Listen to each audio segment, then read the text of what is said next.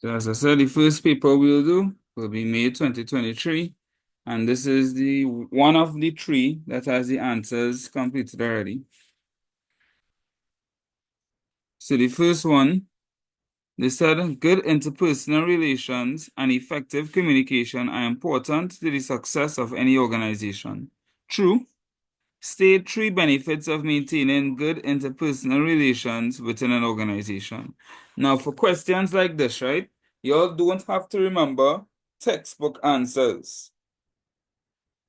If your answer makes sense, you think it makes sense, you can put it. If you can't remember any answer you may have had in your notes or in your textbook or anything like that, but it makes sense based on everyday life because we all have interpersonal relationships. We have classmates. We have family. I'm sure we know how that could help benefit people trying to achieve a common goal. If you have good interpersonal relationships, you'll have better teamwork. You'll have less conflict among each other. You'll have better communication with each other. I'm sure you all could get answers without needing any textbook for a question like this. You all agree? Now you all could Yes. get answers, right? Well, some of the answers I have here, you have a more comfortable working environment, which is good. Teamwork is easier. You have a closer bond between members. There's less conflict, and there's better communication with each other. You know, it's pretty good. Before I show this answer. During a staff meeting, while Juan was speaking, his supervisor used the hand gesture shown below.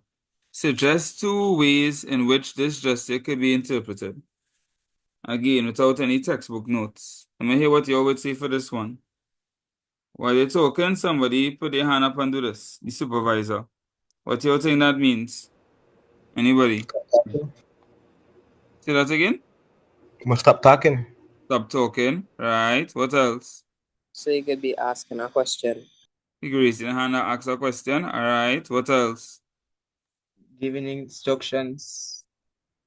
What instruction?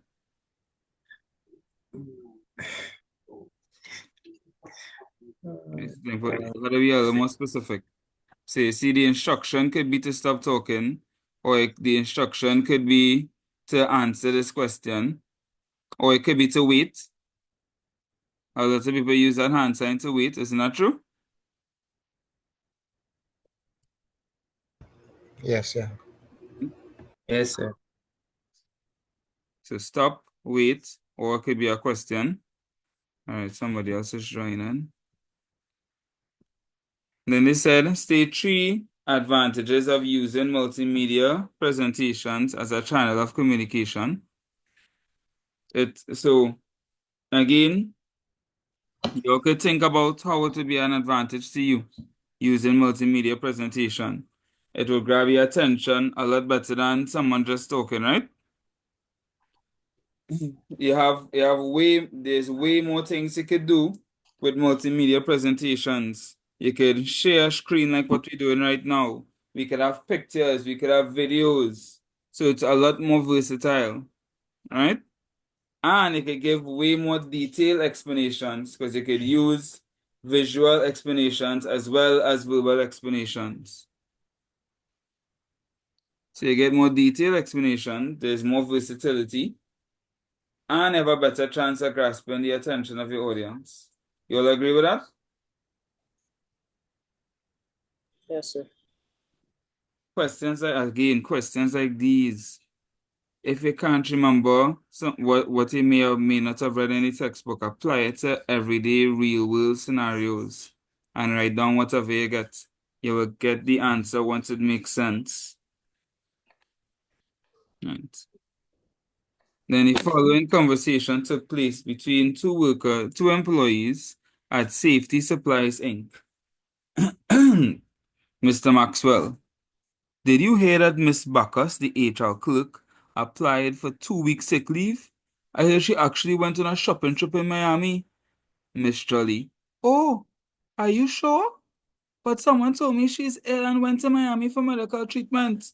Mr. Maxwell, I wonder who we could ask that would know the real story. No one that I ask knows, Miss Jolly. Perhaps someone in HR will tell us. I will ask Lisa, the new girl. HR manager. Colleagues, I overheard a conversation and I would like to meet you in my office immediately. And scene. If teacher no work out, I'll go into theater. Based on the scenario above, suggest 3 actions the human resource manager should take when meeting with Mr. Maxwell and Miss Jolly. Before I show you all the answers, what y'all think? What do you think we should do? First Sir, of try to resolve the problem. try and resolve the problem. What's the issue that you see in there? Sir, they're arguing. The what? I didn't hear what you said. Can you repeat it?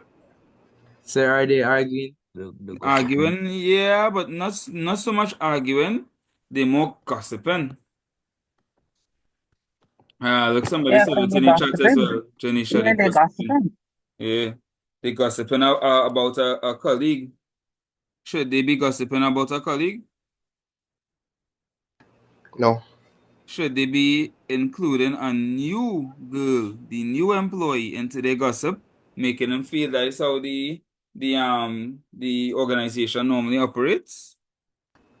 No. No, Nope. right? So the HR manager had to put a stop to that. So how could the HR manager put a stop to that and make sure it doesn't happen again? Calling meeting. Call a Call meeting, Calling a right? call meeting. them into his office and tell them about the regulations and what the company and they are breaking the Perfect. regulations. I love that answer. Remind them about the Yeah. rules and regulations of the company. Yep. All right. The company handbook. They probably have to go over Exactly. the company handbook. Mm-hmm. Jedediah said give them a warning. I agree. You could give them a stern warning about it. Mm-hmm. Let's see. So ask more questions to gather information. Give them a warning for their actions. Remind them of the rules and regulations. Take disciplinary action. I like all the answers, man. I like all the answers. So not bad at all. Then it said outline 2 strategies that the Human Resource Department could implement to improve employee relations in Safety Supplies Inc. So what can HR do to improve employee relations? Sir, Oh, the things for them to HR do. department could put out a survey for them to fill out. Mm-hmm. Or To probably find do a what they could do to contract. improve. Probably give contracts and let them sign stating that they should not be discussing other employees' Well, well, business they and don't so. have to that I understand where you're coming from there, but this part doesn't have to be connected to the answer below. It could be the answer before it. It could be a general answer, like things they could do to improve the overall employee relations. So, for example, they could have retreats where the staff members go out and do something fun together. A They could have, social then. sorry. A Yeah, social do social together. gathering, yeah. Or they could create team objectives where they have no choice but to work as a team in order to meet the goals. So they'll end up communicating more and stuff like that. They could have an open office layout. Okay. Open office layout will have all of them sitting together. That will lead to more communication.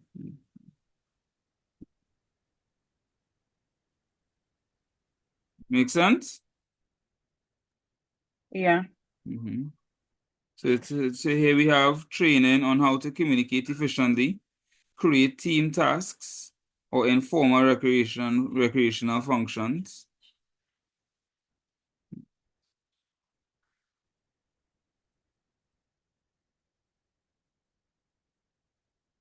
And that is number 1.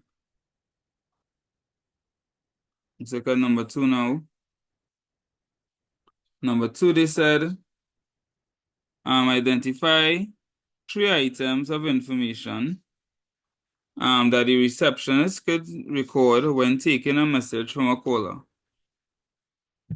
What The can the receptionist say that again? contact information. Contact information, yeah. The caller's name. The caller's Name, name. telephone number, Yeah, well, contact information, yeah. What else? What the calling about? What they calling about? Who do want and who they call to speak to. Exactly who they want to speak to. So name, number, reason for calling, the company they represent, if any, their job title, if it's relevant. Very good. And they said, state 2 reasons why a company would use a courier service. Do you all know what a courier service is? Yes, sir. Yes, All sir. right. All right. They help deliver packages. So why would they hire a courier service? Or It's use less costly. it could be less costly. What else? To It make saves sure the the company item is time. get there. I heard Make it sure saves the the company's package. time. Somebody else say something? Yeah, I it was saves the saying to make company sure the time. packages get there, um, get there safely or securely.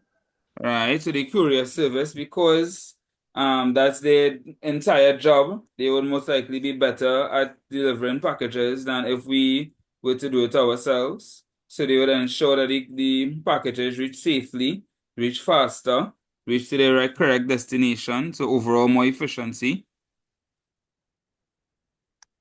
And so faster delivery, ability to track, more options in terms of types of delivery. You also said some others that were correct as well. Someone said saves time and it can save cost depending on how often you deliver. Then he said MG Enterprises has its mail delivered to a post office box at the local post office. State 2 advantages of using this service. So they basically want to know advantages of using the post office. Reliable, Right, so more reliable, safe, safety, right, Cheaper. cheaper, so it could be cost effective, easy to gain access to, can potentially be safer. So not bad at all.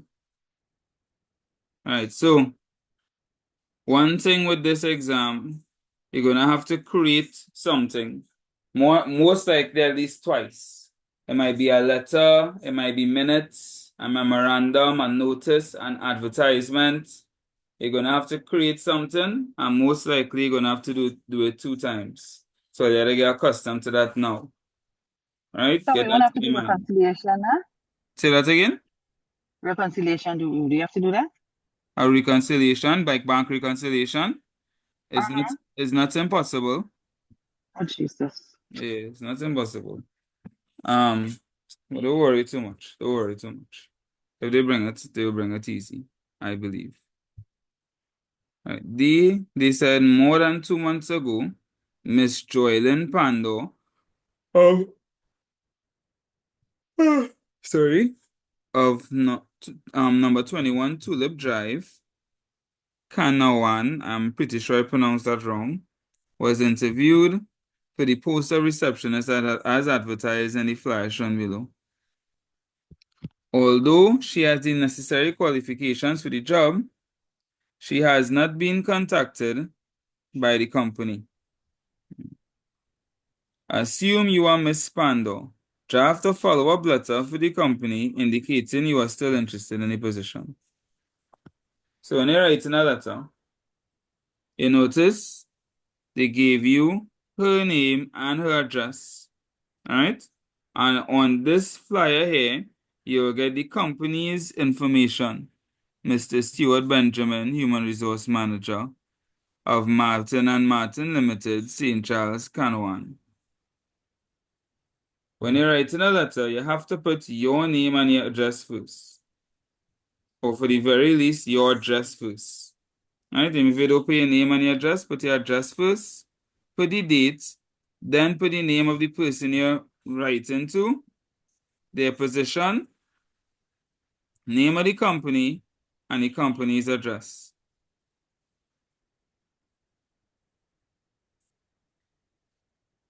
Right? So you have to remember those things, right? Oh gosh, part of this thing is missing. Part of the letter missing. So let's fill it in now. This, I wonder what happened. This whole part. See what have this clear part here? Whole part missing, yes? Anyway. So you'll put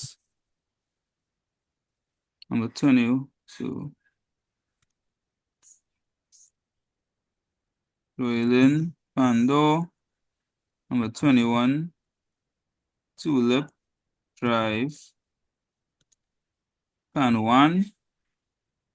You'll put the date. It will be today's date. So whatever date it is, unless they tell you otherwise, use the today's date, right? Boom. Then you put the information who you're writing to. And you'll be writing to the human resource manager. Mr. Stewart Benjamin. Put his job title, human resource manager. And then put the name of the company. Put the name of the company and the address of the company. That is how you start off your letters.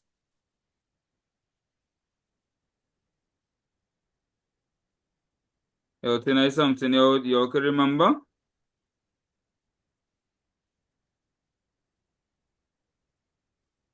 Yes, sir. We were going after the human resource manager.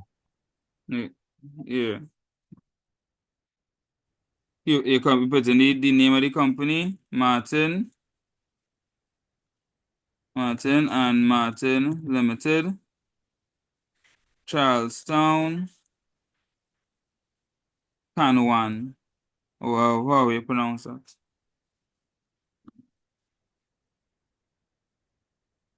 From there, we start off with the salutations. Dear sir, dear ma'am, whatever the case may be. Then you go into the body of the letter. Whatever they tell you to write about, you write about. That should be the easiest part.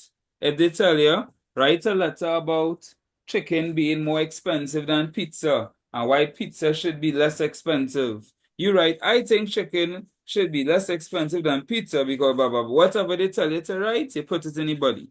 That should be the easiest part to do. Yeah.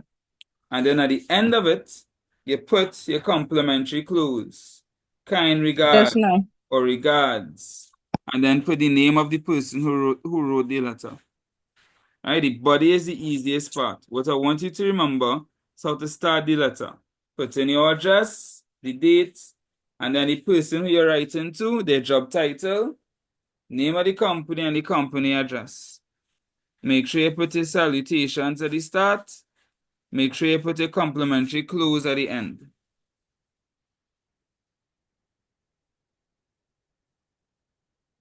So if you all get a letter, I hope you all get this full marks, eh? Full marks if a letter comes. Now, if this was a memorandum, there's no complimentary clues, there's no salutations. Instead of this, you will create a letterhead. So instead of this part on top, you will create a letterhead. The letterhead would be the name of the company, the address, and if they give you the contact information, you put that there as well. So if it was a memorandum and not a letter, there would be no salutations, no complimentary clues, and you would use a letterhead. Because remember, you're communicating internally when it's a memorandum. But in this case, it's a letter. So you put in the writer's information first, the date, who you're writing to, and their information, salutations, the body of the letter, and then the complimentary clues. I have faith in all your ability to do the letter. Oh no, look the letter here. I read the letter twice. Anyway, over. Yeah, like I already let us because look, in this part here, they put in Jordan's information, so we didn't have to write it again.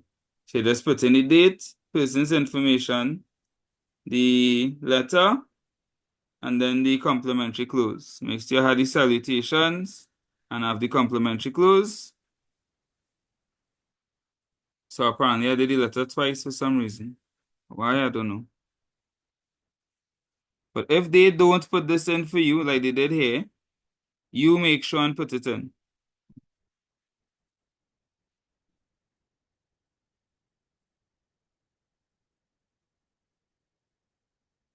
I have faith in all you that if a letter come, or you get in full marks. I believe in you. You can do it. All right, number 3 now. They said state 3 ways in which a receptionist can assist in maintaining a positive image for the organization. And if you can't remember, try and think of how a receptionist could greet you that will give you a positive image of an organization. They could be nice, so they could be kind and respectful.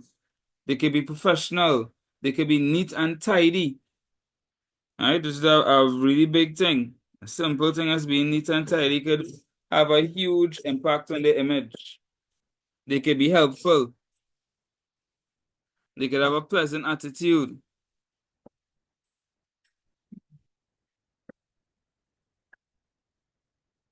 Then they said the filing administrator, Mr. Ricardo Gomez, informed the filing clerk of management's decision to change from a decentralization to a centralized to a centralized filing system. Identify 4 benefits of implementing a centralized filing system. My apologies for the noise. It has some construction nearby. My apologies. What do you think are benefits of implementing a centralized filing system? Before we could answer this, we need to know what a centralized filing system is. Who knows what a centralized filing system is? All the files are in one location. Right. All the filing is done in one location. All the filing for all the different departments is done in one place. How do we know that? What are some of the benefits of doing that? Could be cheaper. Say that again? Cheaper? Yes, it is. Definitely cheaper. What else? Less workforce. Less workforce. I mean, less, well, that falls under cheaper. Yeah, I wouldn't say less workforce because No, I was going to say, less payroll, less persons to pay. all right, so one second, ayo. 1 second. Huh?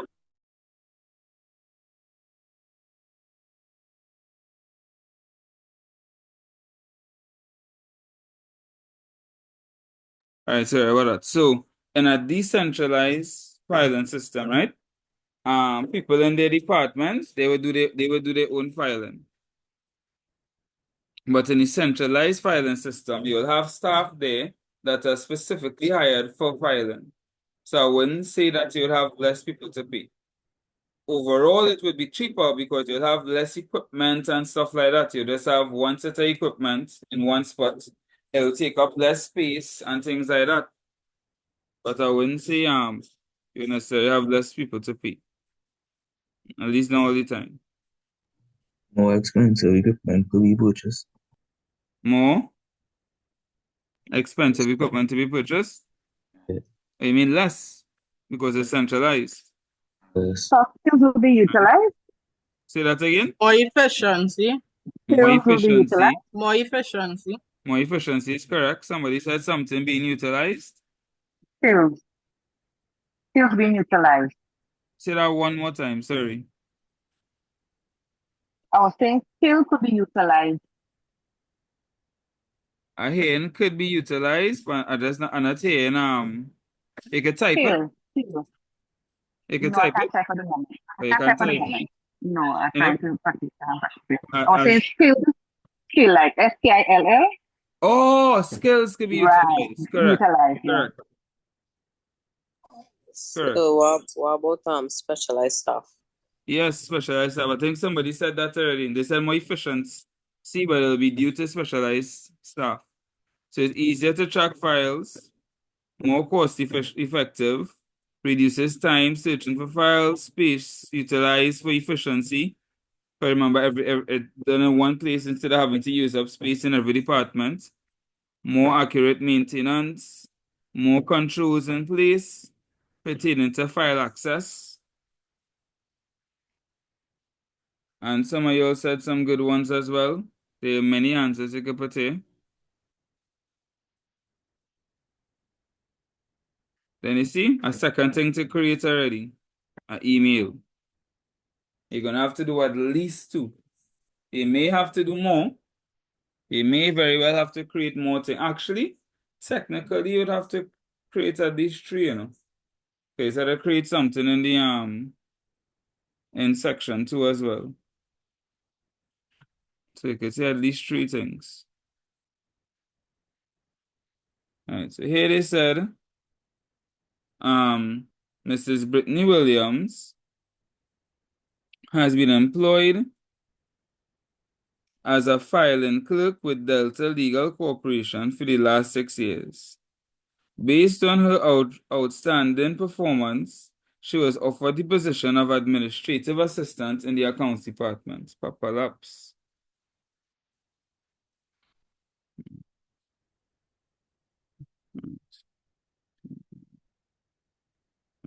Assume you are Mrs. Brittany Williams. Write an email to the Human Resource Manager, Helen Joseph, informing her that you have accepted the offer. The email should be copied to your supervisor, Mr. Ajani Singh. So to copy someone to an email means to add them to the email so that they will see the email as well. Even though the email isn't meant for them, they will also be able to see it. So the CC part here is the copied part. So I would put the form email into, which is Helen Joseph. The information will go in the 2 parts. The CC is the copied part, and I'll put Ajani Singh email address there. Right? Then I'll put the whatever date I'm putting today's date. You see they have current date in brackets.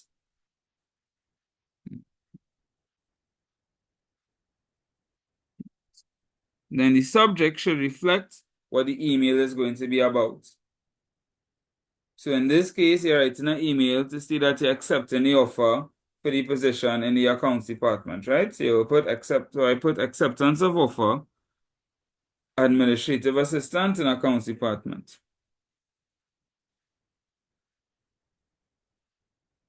And then from there, you go into the email. Again, the body of the email is the easiest part. Whatever they tell you to write about, you write about it. Good day, this email is to inform you that you're accepting the position, blah, blah, blah, blah, blah. That's all. Whatever they tell you to put in the body, you put in the body. That's the easiest part. Right? You could put yourself in the position and write it how you would write it if it was you. So you'll probably thank them for the offer, let them know that you're accepting the position. And that if they need to communicate, contact you for anything else, they can. And that is about it. Then you put your complimentary close and you end it.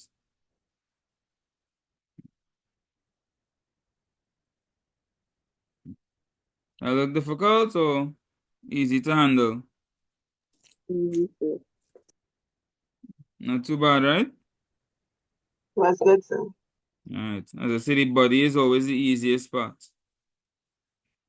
You just have to remember what to put in the other places. You put who you're emailing to. If they ask you to CC somebody, you put that information there. If they say to blind copy somebody, you will look for the part that says BCC.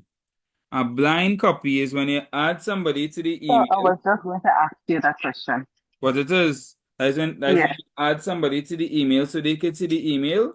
The difference is when you CC somebody, everybody could see the person that you copied. When you blind copy someone, nobody could see except you and the person that you blind copied. So if I blind copy somebody to the email, other people won't know that that person is seeing it.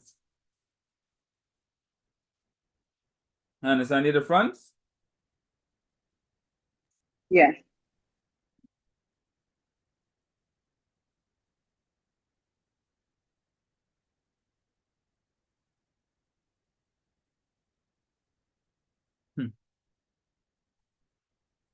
One.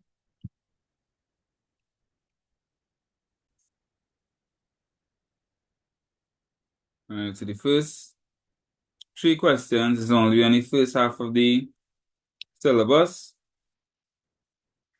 And the last 3 questions is normally about the different departments.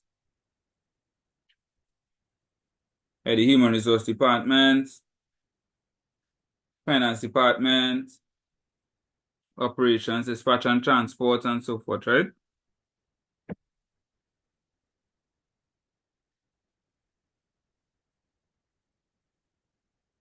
So let's look at the first one. You're talking about employees, so automatically you should know this is probably going to be a Human Resource Department question. Although they can mix it, huh?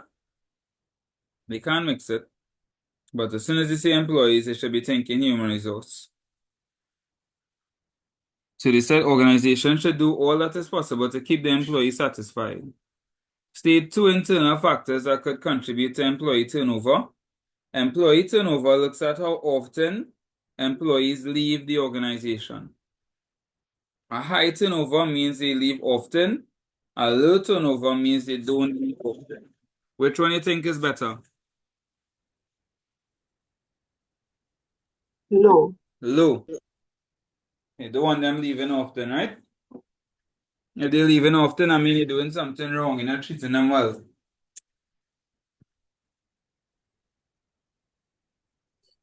Some of the factors that could be a cause of that. One of the biggest ones is salary.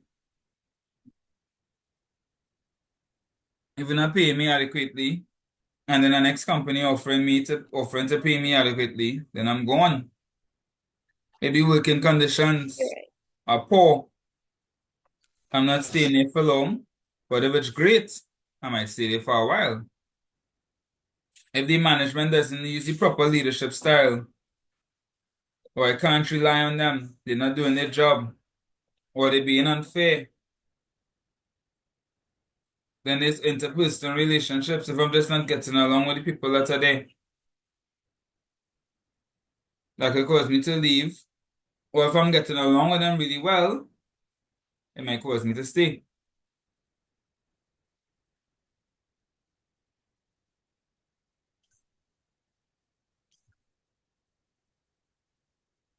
So we could put gossip and conflict. Yes.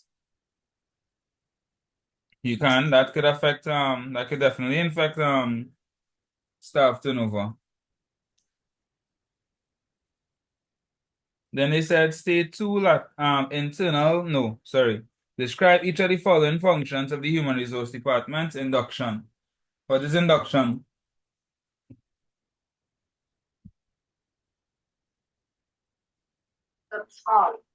So that's where they introduce this new staff to the company.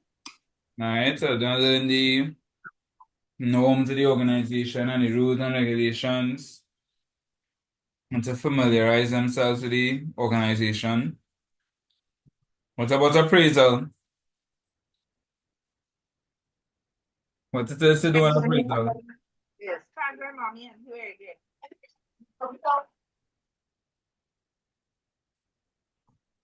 What's to do an appraisal? So that's like when let's say you want to give a staff promotion or so. You do an Well, appraisal in the sense that you find out they like if they always at work, they always absent, alright, so in late, other and words, stuff like that. Grading the that's their performance. Mm-hmm. Grading their performance. Mm-hmm. Exactly. He assessing their performance, he grading their performance. That's what doing an appraisal is, right? Really? Mm-hmm.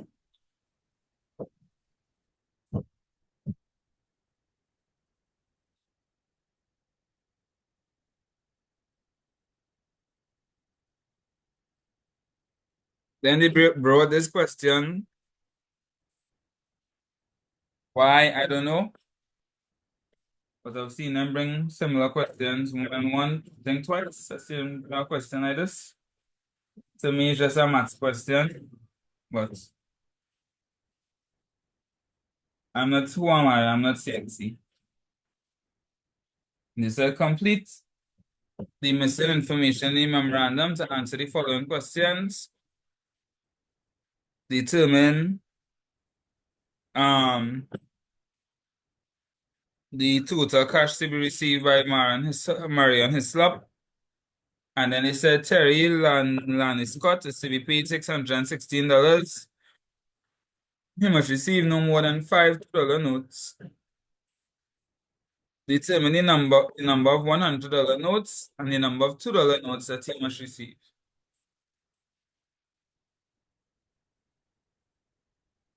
So to get the numbers,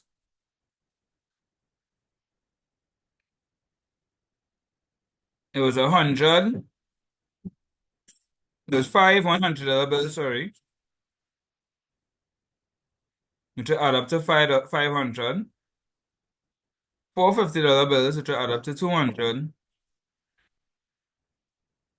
Two $10 bills, which will add up to $20. Then I just add up all of these together and I get my total. Right? Then for the next part, this alone, the numbers that we had here, added up to 160 plus 50, 210. And I needed it to add up to 616. So I got four $100 bills, which will be 400. That brought me to 610. And three $2 bills, which gave me $6. 610 plus 6 gave me 616. That's how I got the missing numbers. To me, it's a maths question, but sakes, you want to give it, you want to give it.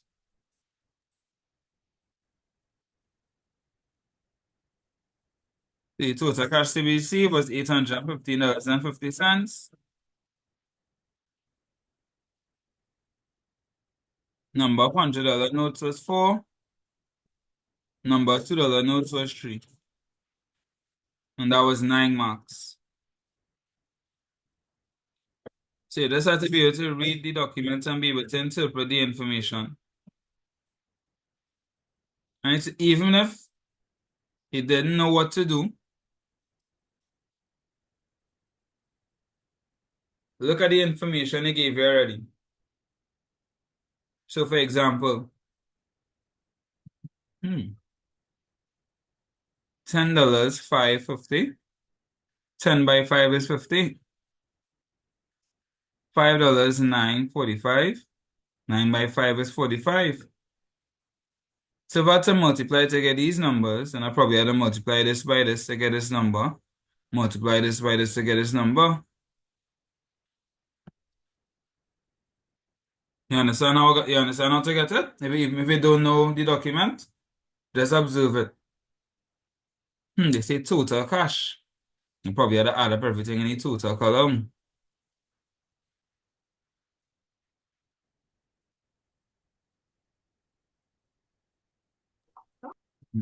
And that is that whole question.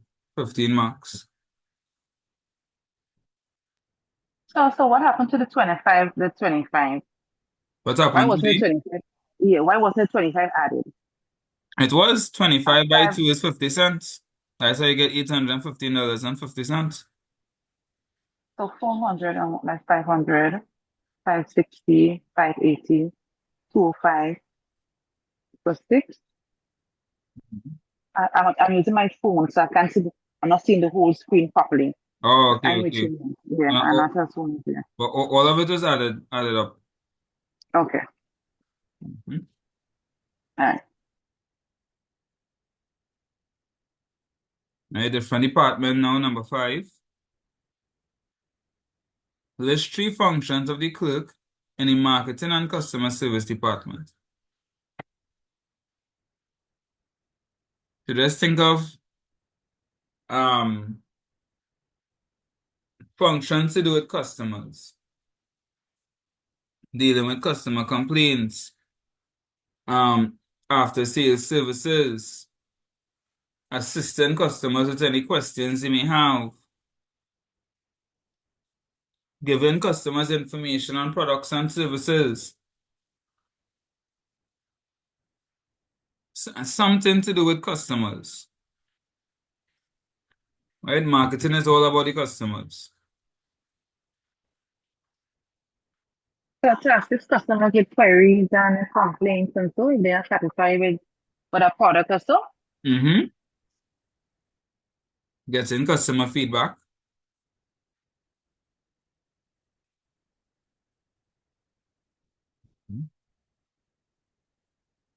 Then they said identify 3 reasons why periodic inventory checks are important to an organization.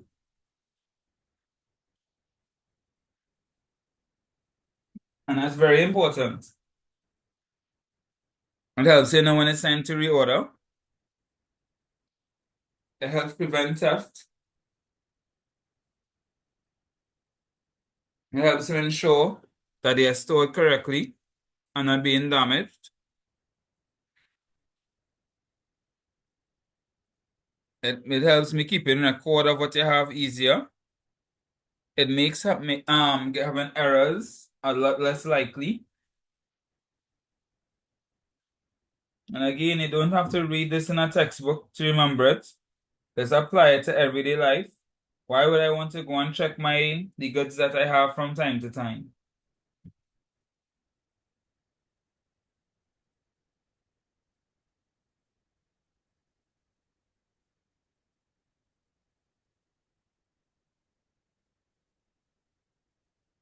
Then they said, during the quarterly stock taking exercise, the purchasing clerk observed that the stock card number 30 for white letter size paper was incomplete. The paper is located on the shelf on shelf 15. Use this information below to complete the stock card provided on page 19. So, stock card number 30, right?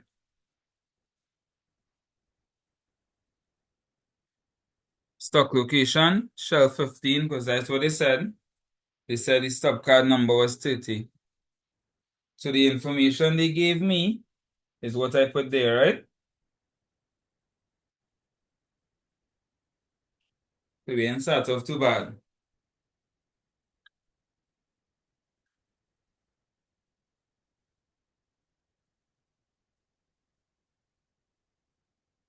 First of November, my balance of stock was 8 boxes.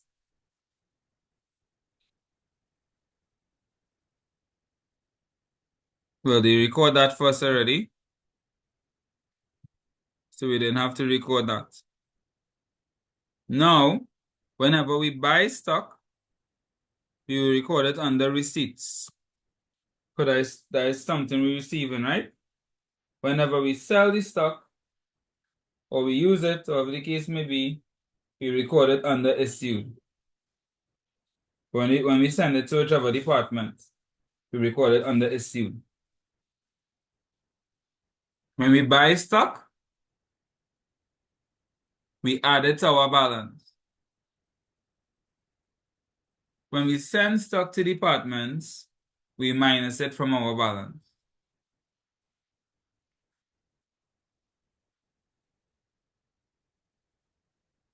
So we purchased 37 boxes.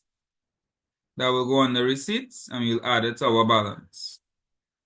So you put the date under date, quantity under quantity, invoice number under invoice number, and the name of the supplier under the supplier.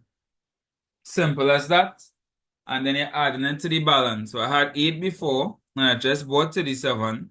So now I have 45, because 8 plus 37 is 45. Everybody following so far? Yes. All right.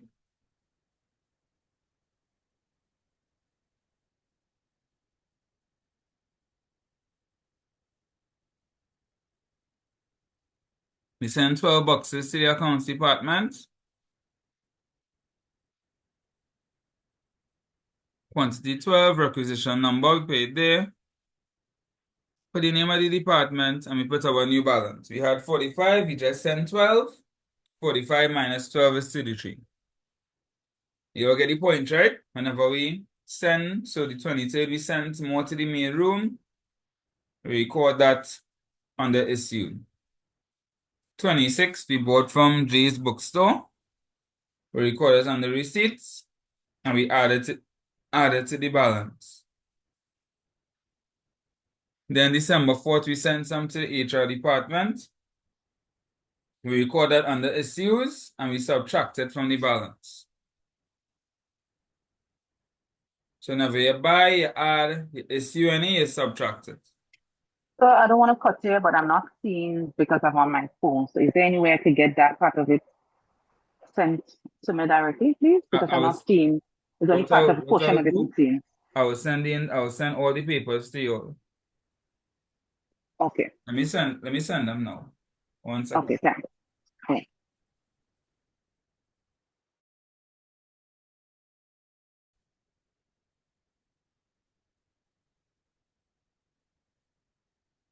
The last question now.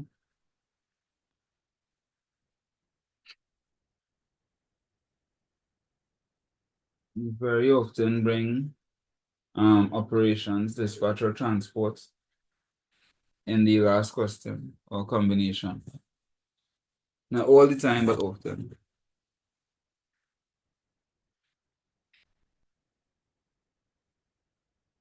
One of the forms used in the factory office is the planning master. Identify 2 items of information that could be included in the planning master. This is some of the information you're putting up on a planning master document here, right? The materials used for production, time frame for production, the labor required, equipment needed, the quantity that can be produced, the cost.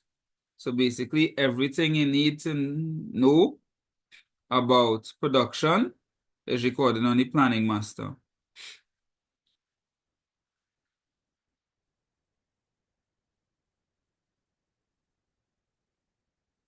It is very comprehensive. That's everything you need to know about production and what you will need to complete a particular job.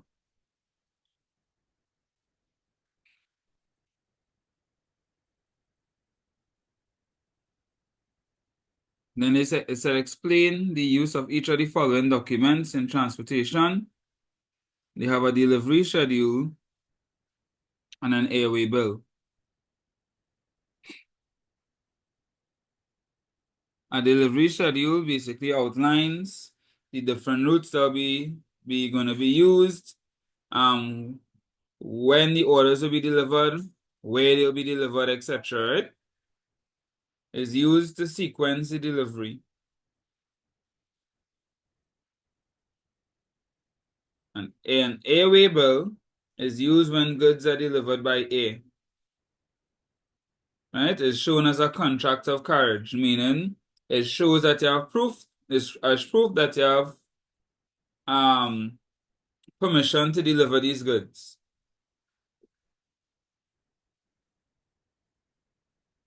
Anybody knows what a bill of lading is? A bill of lading.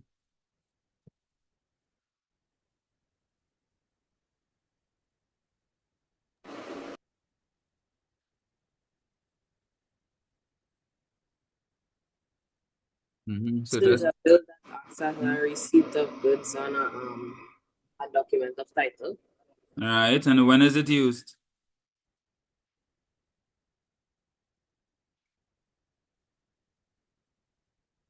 So it's used when you're shipping goods by sea. So the airway bill is used when you're shipping goods by air, and the bill of lading, LADING, bill of lading, used when goods are shipped by sea. So there is one difference between the airway bill and bill of lading. Excuse. The airway bill is used when goods are shipped by air. Bill of lading is used when goods are shipped by sea. It also acts as a receipt of goods in a contract of carriage.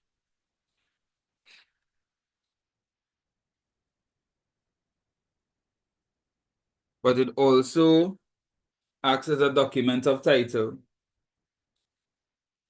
meaning it shows ownership. So if a question comes and it asks to give you two differences between an airway bill and a bill of lading, one difference is that the airway bill is used when goods are shipped by air, and the bill of lading is used when goods are shipped by sea.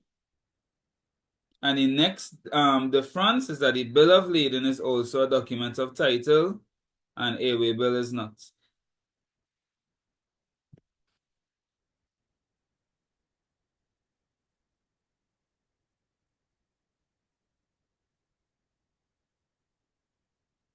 Move on.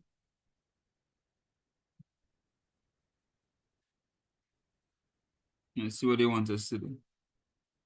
You see, so what I would do on a question like this, when I see something with so much writing, I would read the question part itself first, and then go through the information. Assume that you are Ariel Charles, the operations clerk. Use the notes below to complete the accident report. Okay, so they want me to do an accident report. So they said Sip and Drink Manufacturing Company, heading name and all have accident, is located at number 14 High Street, Rousseau, Dominica.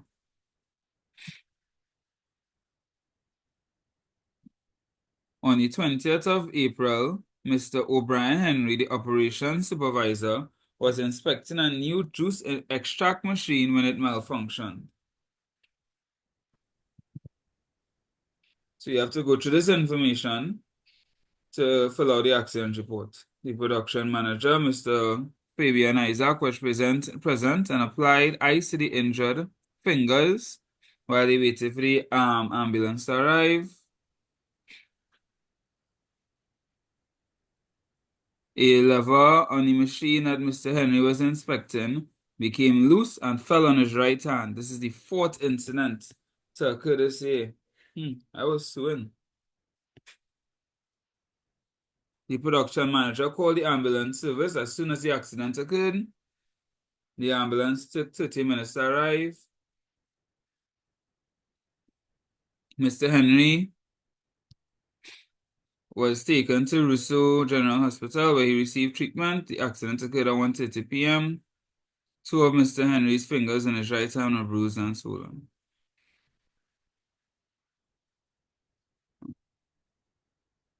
So Mr. O'Brien Henry, accident number 4, 20th of April, the date, time, right. While carrying an inspection level, the machine, Mr. Henry became loose and fell in his right hand. Two of his fingers in his right hand are bruised and swollen. This occurred in the operation room. Witnesses, Mr. Fabian Isaac, production manager. What they should also have here was that the ambulance was called at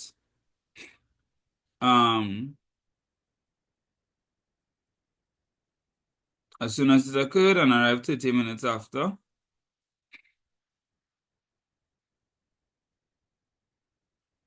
He received treatment at the hospital and was released.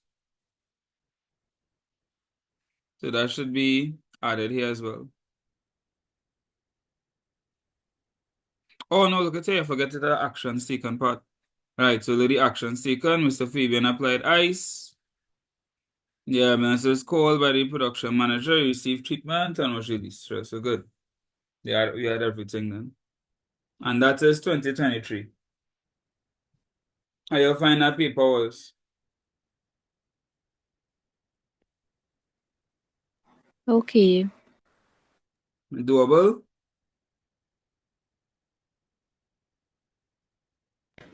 Yeah. Yeah, it was. And now let's look at the paper where we don't have the answers written out yet. And let's see if we could get the answers ourselves now.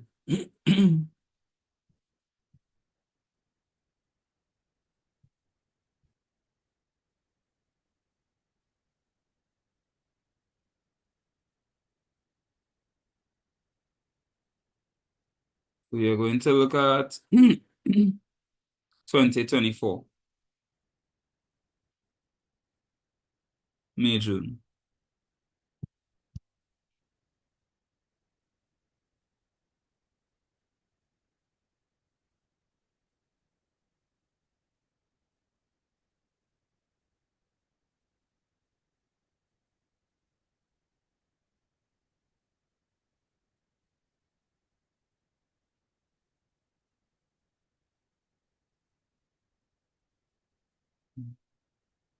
One second, just adding in a couple of people.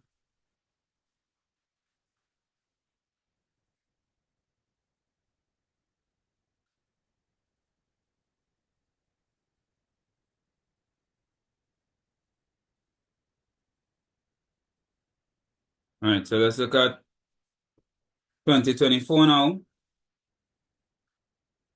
Let's complete this. And now you get all your first little break. Section 1, A, number 1. As I said, if this will be on the first half of the syllabus, not the different departments, right? Number 1 to number 3.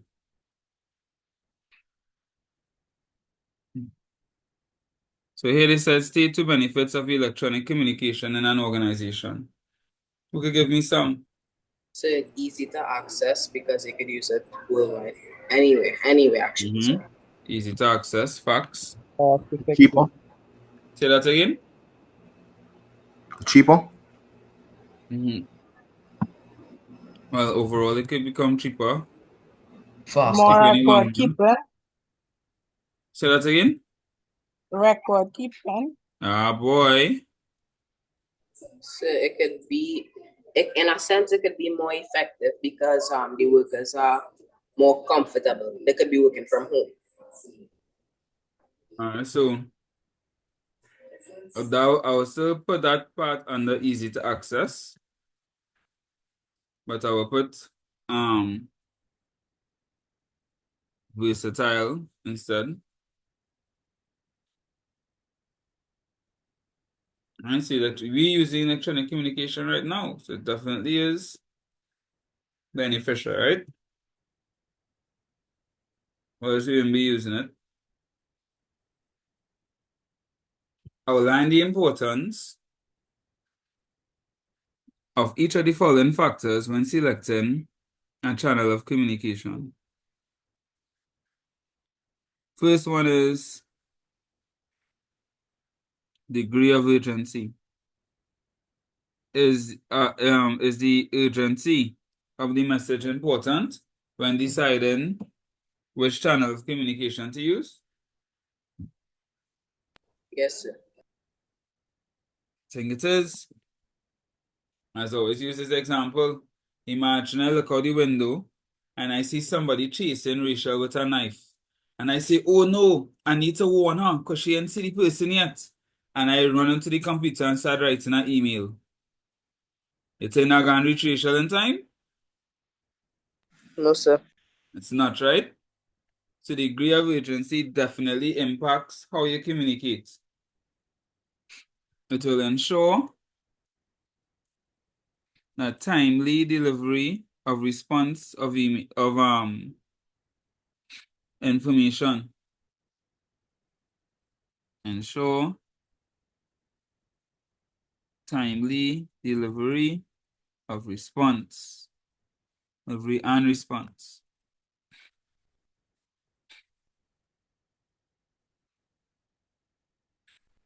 Urgent messages require instant or immediate transmission.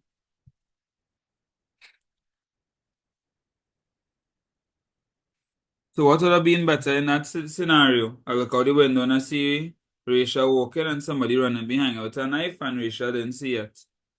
What I should do?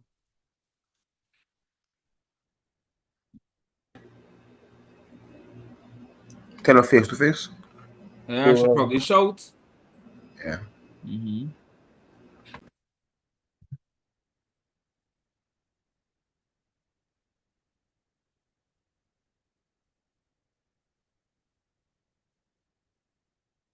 Was instant. So you could have just put one of these, right? Like you could have said like a phone call alone. All right, so the question asks you to outline the importance, not give an example. So you have to, if you want to give an example in any explanation, you can, but state the importance first. Right? So degree of urgency, the more urgent it is, the faster the communication needs to be, right? Then the level of confidentiality.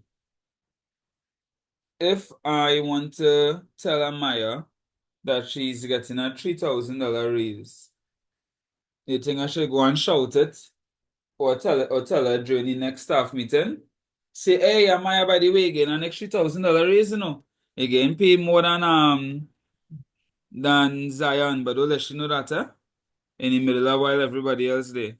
Should I give her that information like that? Nope. Right. If I have the launch codes for all the nuclear weapons that the government has, should I put it in an unsealed envelope and pass it on to somebody to give it to somebody else? No. No, No. right? So the more confidential the information is, the more secure the information has to be, or the more secure the channel of communication has to be. So security,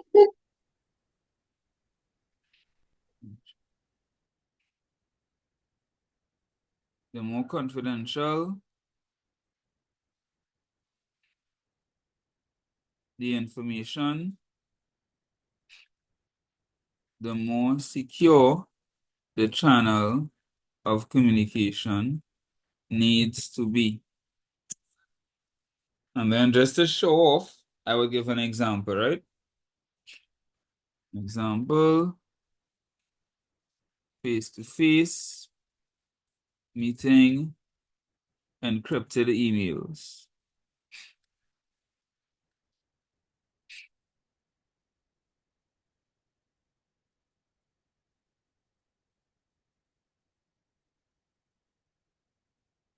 You following so far?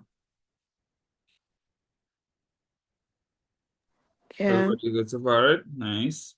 So I Then, kind of lost a little bit, but I drive in to go home, so I'm listening to y'all still. all Yeah. right, so they want to know, the acts outline the importance of each of the following factors when selecting a channel of communication. So when selecting how to communicate information, outline how important these factors are. The first one was degree of urgency. So if the information is urgent, they need to deliver urgent, that will affect your channel of communication because you'll want to use something that ensures instant delivery or immediate delivery of information. So well, it depends on the situation. So you make a phone call because if you send an email, not everybody check Exactly. their email thing. So it's the quickest thing is to make a telephone call. Exactly. So in certain instances, an email can't cut it, right? So you on the way to Yeah. the airport and you forgot your passport. I can't send you an email then, that's urgent. I have to call you and tell Yes. you, hey, you need to get back here now. You forgot your passport. All right, so according to how urgent it is, you'll need an immediate delivery. Then the next one is level of confidentiality. That will make you look at something else. According to how confidential the information is, you will need a secure channel of communication. You'll have to find a way to get that information across without other people getting the information. So the more confidential it is, the more secure your channel of communication needs to be. So for example, I want to tell Amaya that she's getting a raise. I may tell her that face to face when no one else is there, instead of announcing it in a meeting. But can you send it send her an email too? You can send her an Telephone encrypted call? email. Yes, you can send her an encrypted Telephone email. call. You could give her a telephone call once no one is around y'all. You could use all of those. But what they're saying is, how will it affect your channel of communication? So degree of urgency, it will affect your channel of communication because you'll want to communicate as fast as possible. Level of confidentiality, you'll want to find something as secure as possible. And then the third one now, audience size. You'll want to, according to how large your audience is, you'll want to use something that's able to reach a large amount of people at the same time. Something that So like experience man. a bulletin board, like if you have a bulletin board in your office, Yeah. so you put it on your bulletin board. Yeah, or according to what the information is, you could use programs like what we're using right now. I'm Well, yeah. communicating to 18 of y'all. Well, somebody else is joining, so 19 of y'all at the same time. So So anything that has Zoom, a broad reach. Even emails. I could okay. email a large amount of people at the same time. And CC everybody. Yeah. Right. So it depends on what information you're sending out, but the point is you want to get something that can reach a large amount of people at the same time.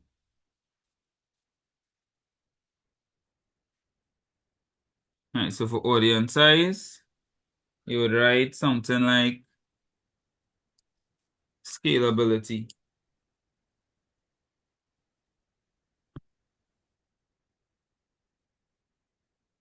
Which the larger the audience,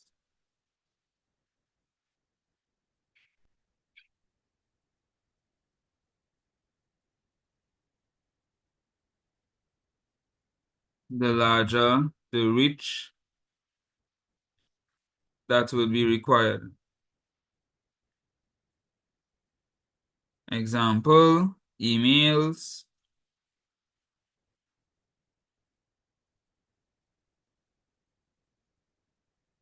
broadcasts,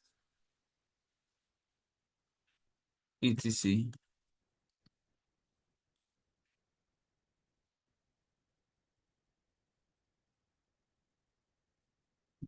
Somebody else is trying to join.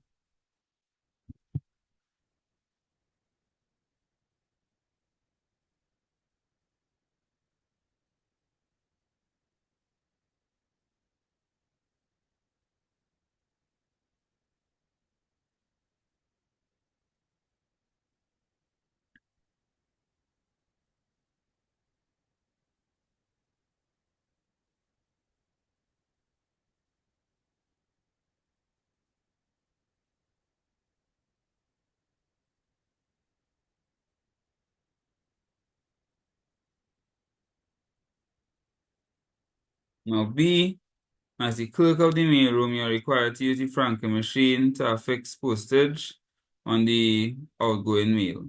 The following information presents activity on week 1.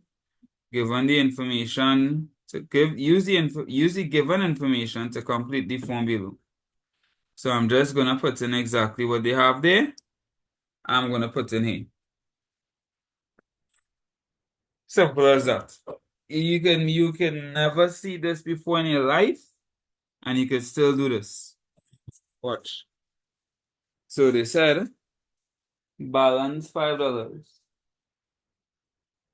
Postage added blank. The question says $300 was added to the franking machine. So postage added 300. Total 300 plus 5 is 305.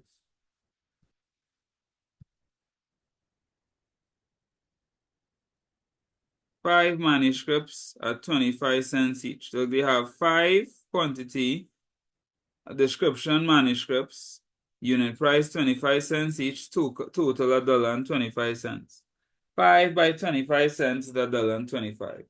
So they gave you an example. So say, all right, I'm going to do the same thing as well. So here they have 450 form letters at 15 cents each. 450 form letters at 15 cents each, 0.15. So the total will be 450 by 0.15, which is $67.50.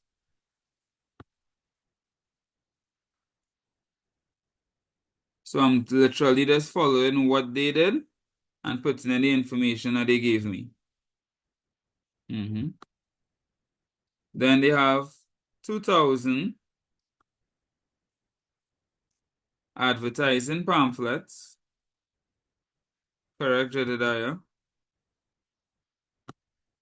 Advertising pamphlets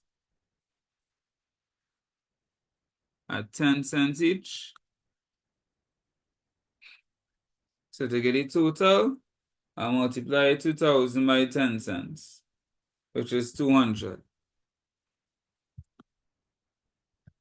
My total usage would be the 200 plus the 67.50 plus the $1.25.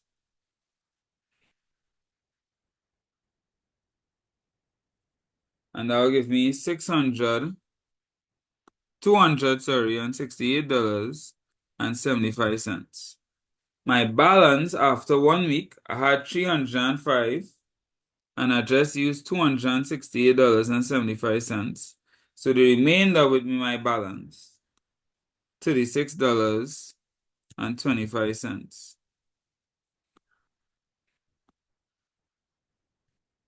And that is 7 marks.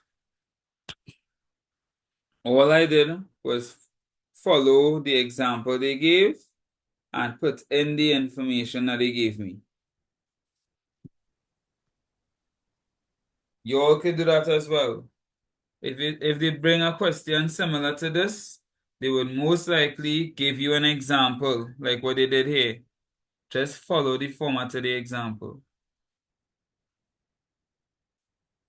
Let's follow it.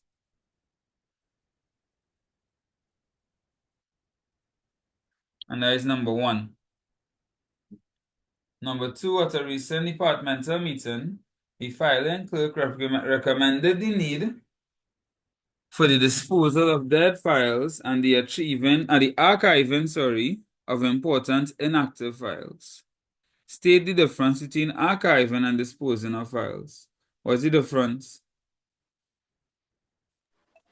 Archiving files is the process of sharing important records that are inactive that can be used for a later date. And disposing of files is permanently destroying files that are no longer needed. All right, correct. This archiving files is storing files away that could be used at a later date. And disposing of files is permanently destroying files. Correct.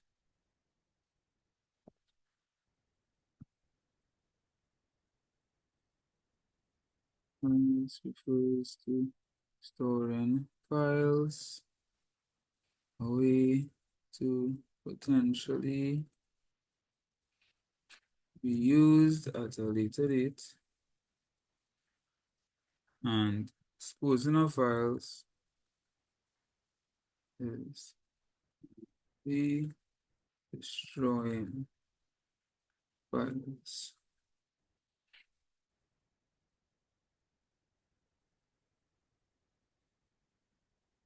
The 2 factors that filing clerk should consider when determining the period of record retention. What is record retention? What are they talking about? Anyone knows? Keeping files. Say that again. Keeping files, right? How long they should keep the file? Correct. Correct. Right. So what two factors should they consider?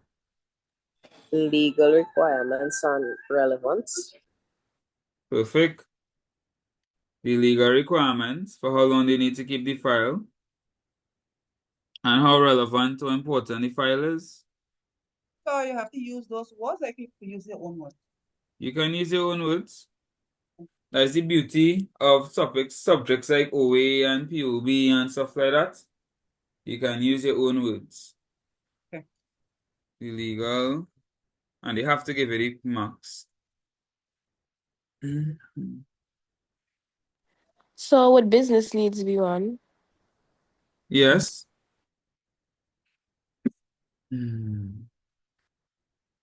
For keeping the files, the relevance of the files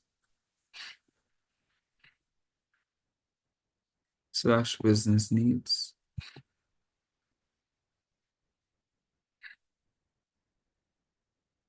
There you go. You go. So look at how often the file is used. Then C, they said, list 3 characteristics of an effective records management system.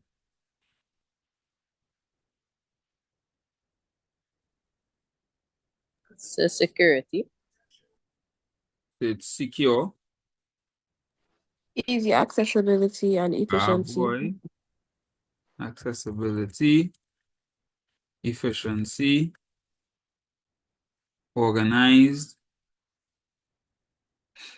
expandable. So if you need to make it larger, you can.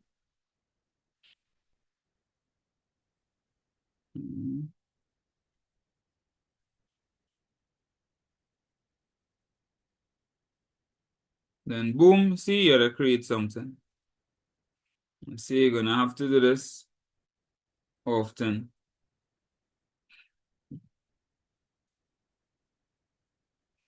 So here they said you work as an assistant secretary in the Human Resource Department at CPK International. Your manager, Mrs. Yana Smith, sent you the following email.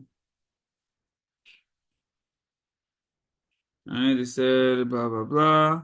In preparation of the orientation exercise next week, prepare a job description for the newly appointed position of sales clerk 2. So here's the thing. Let's say you have no idea what a job description looks like. You can very well end up in a situation like that, right? When they ask you to create something and you don't know what it looks like. They are going to give you the information that's supposed to go into that thing.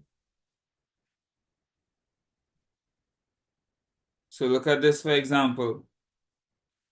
Here they said the position requires a good command of the English language, administrative skills, and competence in computer technology. So you know you have to put that in.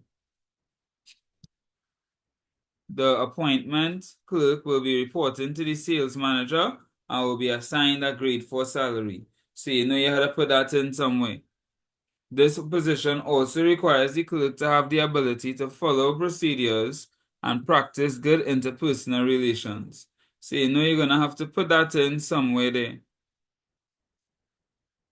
And B, include 4 duties the clerk is expected to perform. So you know you have to put in 4 duties somewhere there. So it's just a matter of taking this information and transferring it here into the job description. So job title, position of sales clerk 2. Job title, sales clerk 2. Salary grade, grade 4 salary. Salary grade 4. Reporting to, who are they reporting to?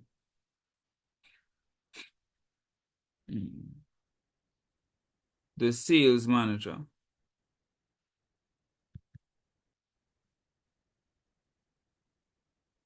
You'll get where I'm coming from?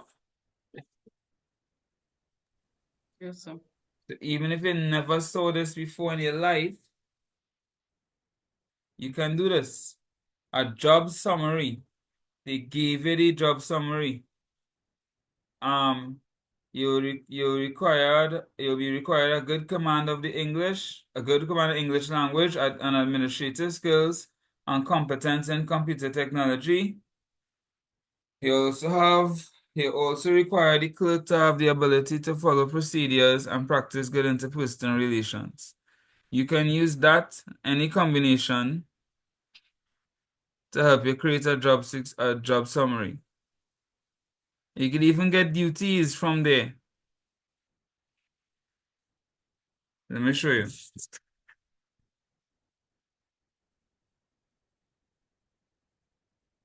Summary.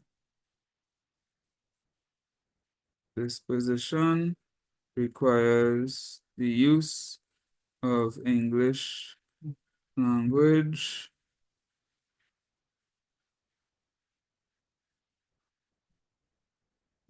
Certain others use a good command.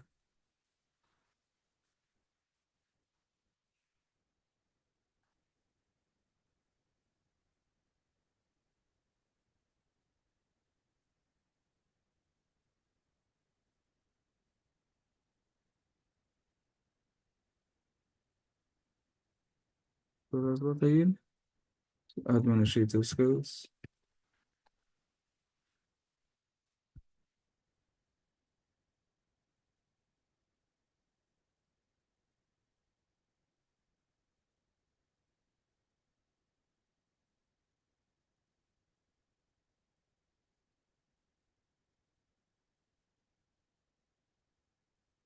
Where the clerk to have the ability to follow procedures and practice good interpersonal relations.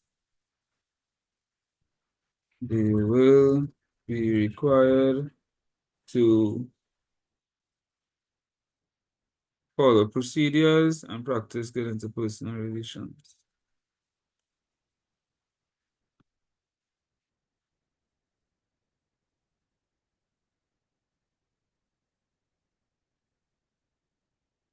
Practice what? Good interpersonal relations.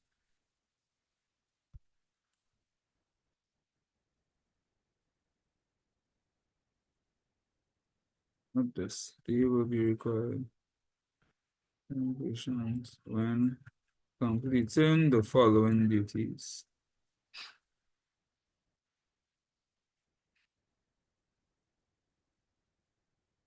From there. Just so? Just so written this up here? Alright. You will be required to, I'll type it again.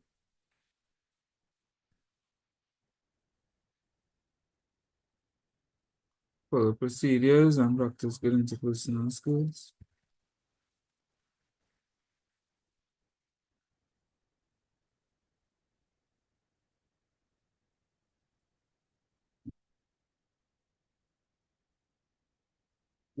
The following duties. Right. So use information from the paragraph they gave us to create the job summary. Now here, you need to be able to list four duties of a clerk in the sales department or a clerk on the whole. So for example, To assist customers with purchasing. all right,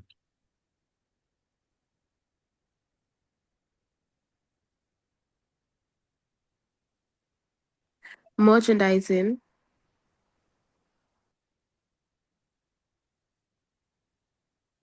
merchandising,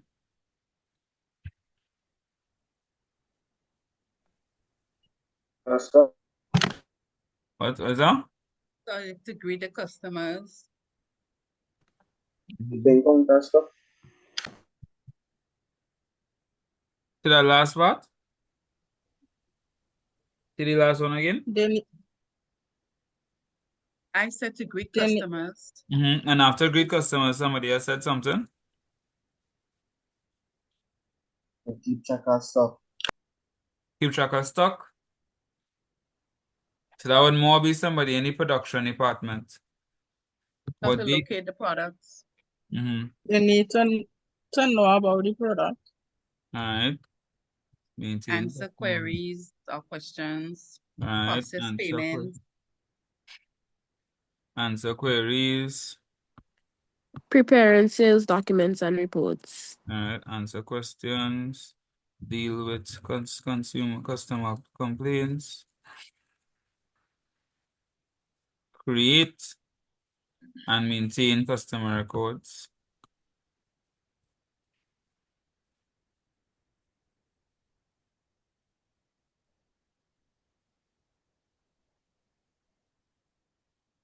That's not too bad. And that was 8 marks. And number 3, we halfway there already.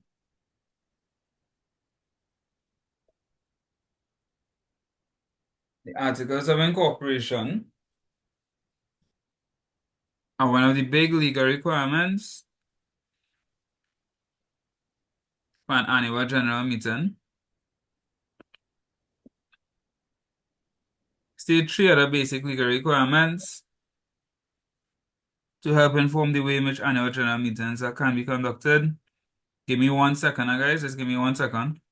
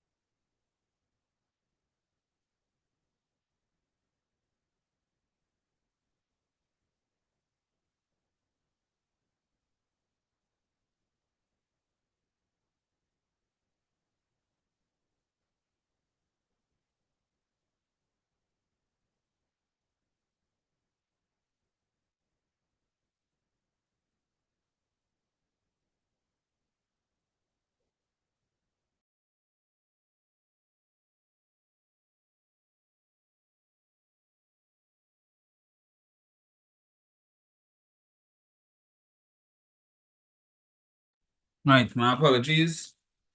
All right. 3 other basic legal requirements for the annual general meeting. For the notice. All right, you have to send out a notice. Must be sent. Agenda. Shareholders. What else? Agenda created. The minutes of meeting. The quorum. The quorum. All right, agenda created for the meeting. Minutes about of meeting time. recorded. Minutes of meeting recorded. There must be the quorum present. What is the quorum? Not besides the person who said quorum. So that's the minimum number of members who must be present in order for Right. the meeting to start. Correct.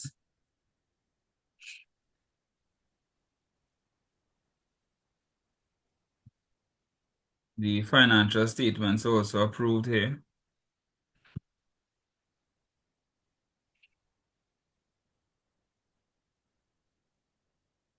So the time and date is not, no? No, not really. So once this happens annually, so I guess you could say it must happen annually. Okay. Then it said Miss Jane Nolan was recently appointed to the post of marketing manager and will be traveling to North America to conduct business on behalf of the company. Two important documents she'll need to travel. Passports. So her passport, her medical or health card. A traveling ticket. Passport, health card, ticket, visa. Based on where she going. No, she going to North America. Oh yeah, so she need a visa. She'll need a visa.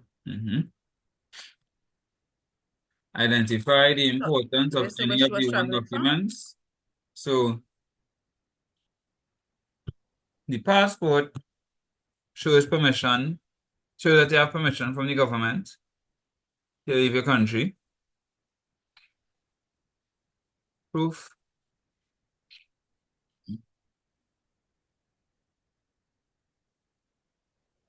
Visa, proof that you're allowed to enter the country.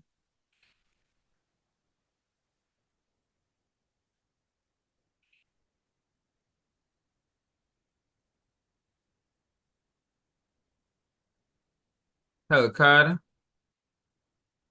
has all your immunization information.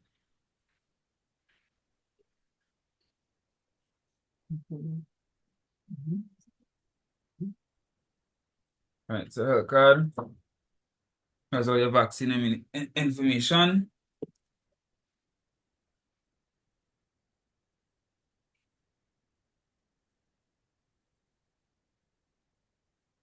And a ticket allows you to get on the plane.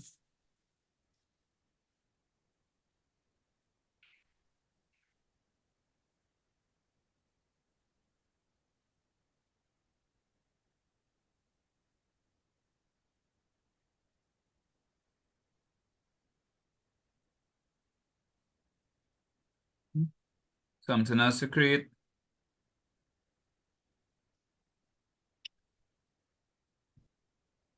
So you have an action sheet to fill out. Okay, fill out the action sheet. Again, even let's say you never saw action sheet in your life. Like me. Just follow the headings. Action required. You put what the person is supposed to do. Person assigned, who's supposed to do it, completion date, when they're supposed to do it by.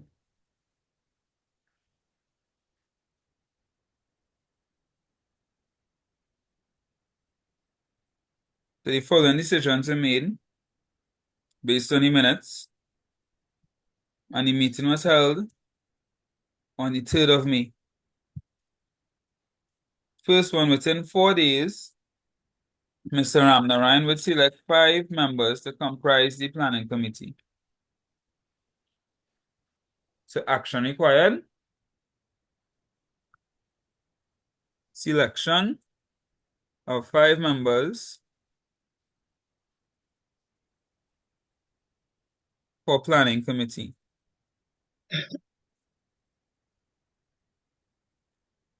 Who was assigned it? Mr. Ramnarayan. Mr. Ramnarayan.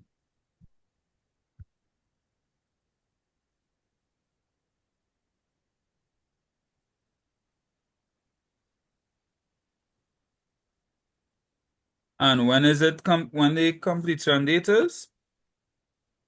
Well, you say within It's 4 days, so I 7th guess of May. May. Right, because the meeting was the 3rd of May, and they said within Yeah. 4 days. So by the 7th of May. See? You don't need to have seen an action sheet before to be able to do the question. In 1 week's time, the parent representative will source equipment for the relays. If you read on, you will see that Mr. Tomlin Adams is the parent representative. Tomlin. Why not just Tom? Anyway, so the action required is sourcing of equipment for the relays.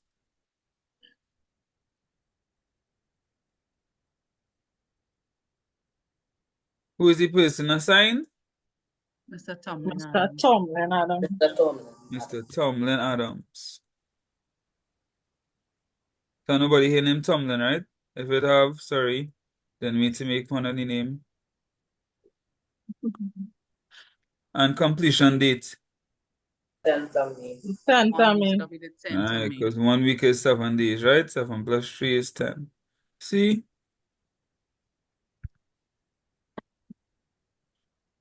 It's doable, isn't it hard?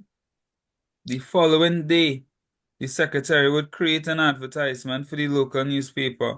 So is the action needed? Advertisement for newspaper. Alright, Create advertisement. creation of advertisement.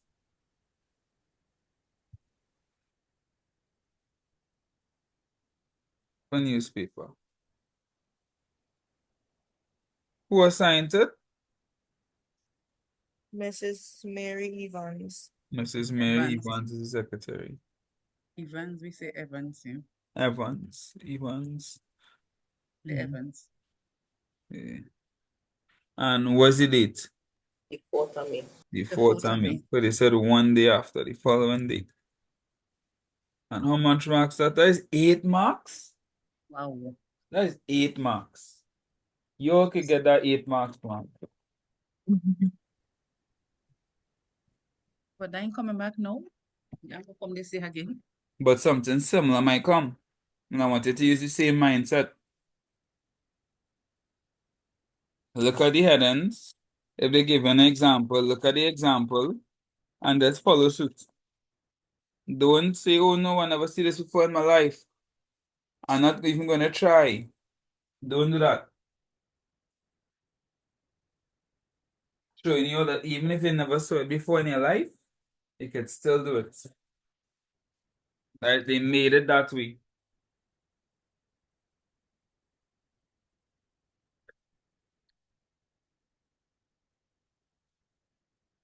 Now for the second half. And as I said, the second half, we'll look at various departments.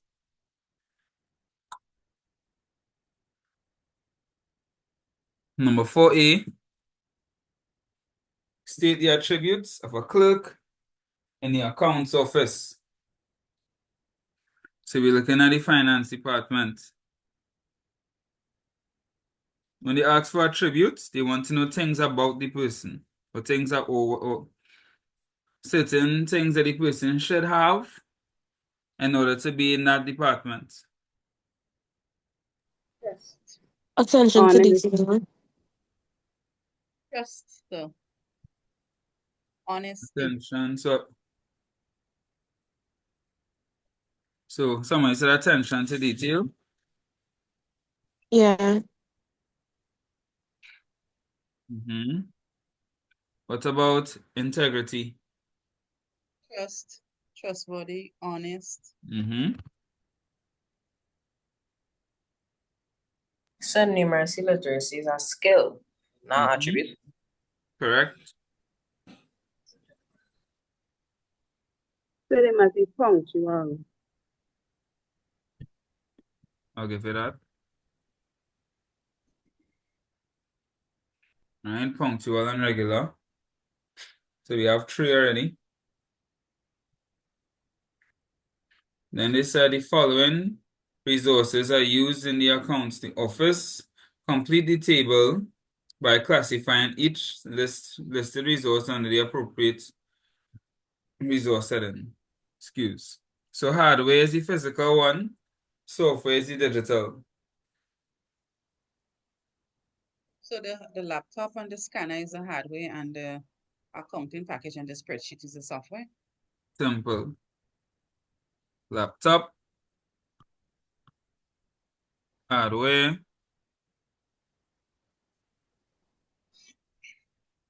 Scanner. So scanner, not Gosh, I hardware. mean for hardware, oh gosh, sorry. Scanner.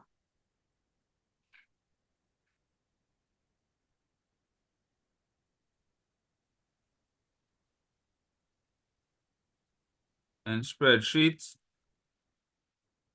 accounting package. Boom, 4 marks.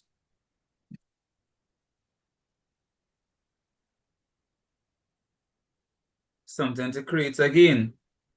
Check. Oh no, I've never seen a check before in my life. Just fill in what they give you. And this for 7 marks. Yo, just give me one moment. Sorry for the pausing. Just give me. Right. So as I was saying, oh no, never saw a check before. What am I going to do?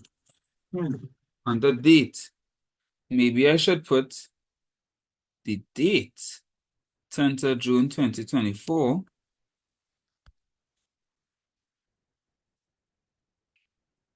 Paid to the order of who are paying this to? The accounts clerk at Joe's Enterprise has been asked by the accountant, Mr. Derek Gratson, to prepare a check 10,500 to be paid to T's R Us Limited. I guess I should put maybe T's R Us Limited here.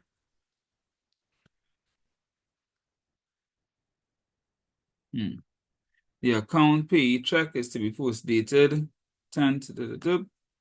The amount is how much? 10,050.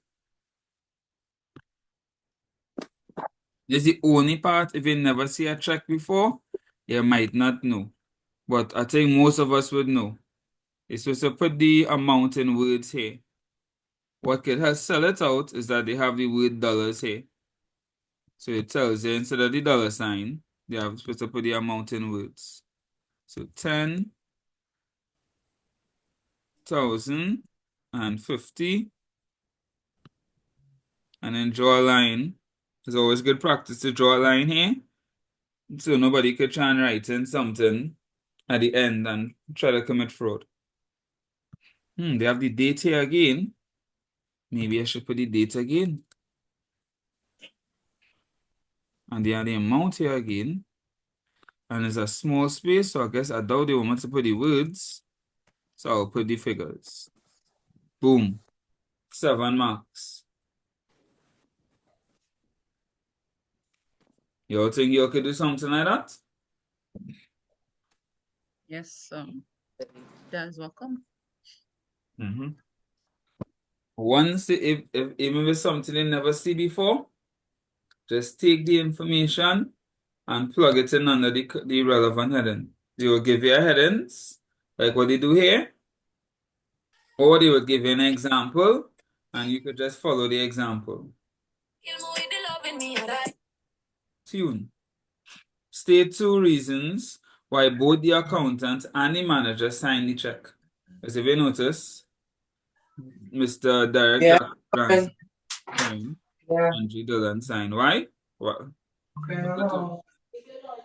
So is a counter sign something to the counter sign? No, I don't know what. Sign the check would not be able to cash without the other person's signature. I don't know. Just 1 second. Huh? Yeah. All right, so you can say that again? I was saying, one, the check cannot be cashed without each other's signature. I don't know why it's like that, but... Well, why you think they do that? Well, I guess the account probably has 2 persons on it. All right, so that could be one reason, maybe. There are 2 account owners. A joint account, sir. But one of the main reasons they do it, right, is for as a form of internal control. Because let's say I am the accountant and I am allowed to sign checks. I could You could sign do a your own check for thing. myself, Right. or I So could sign a check for one of my friends for for extra security zero. reasons, sir. For security Right. reasons. For internal control, security reasons. To help prevent fraud and to help prevent errors.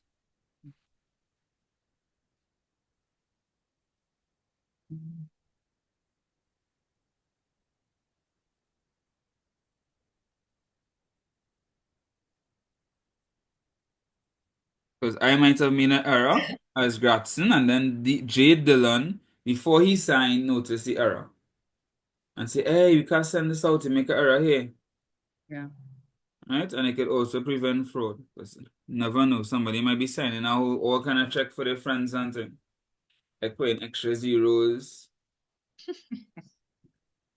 They show the accounts with verified accounts. Yes.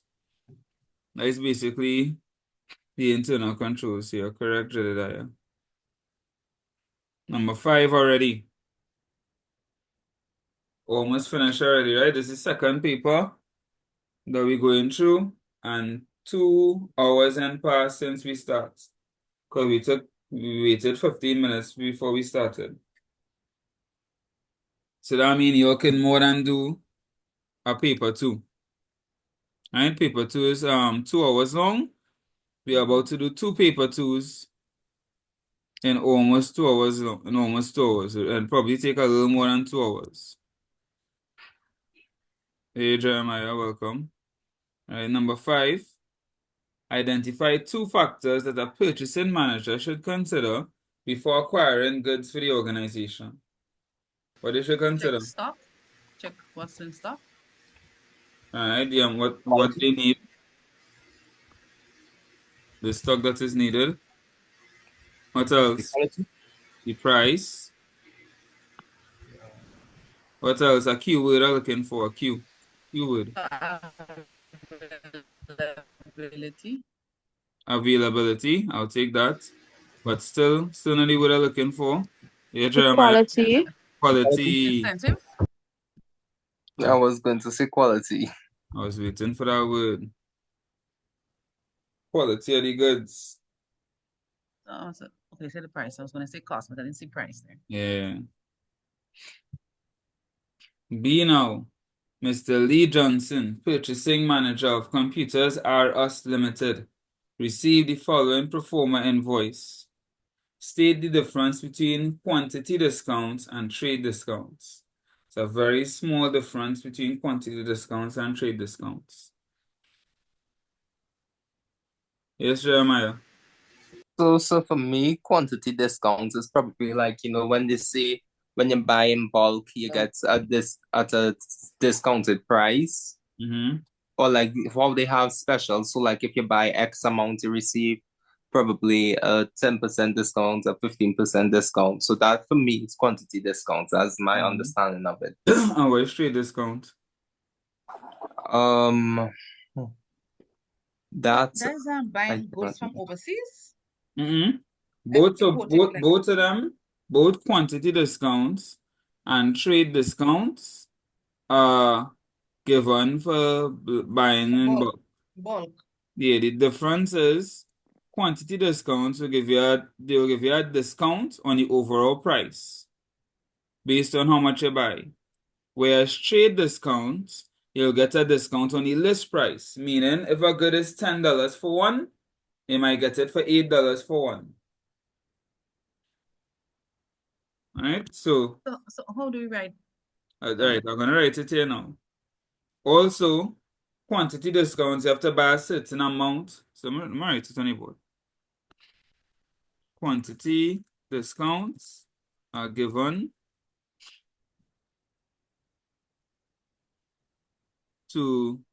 on purchases of bulk orders. It is a reduction of the overall price.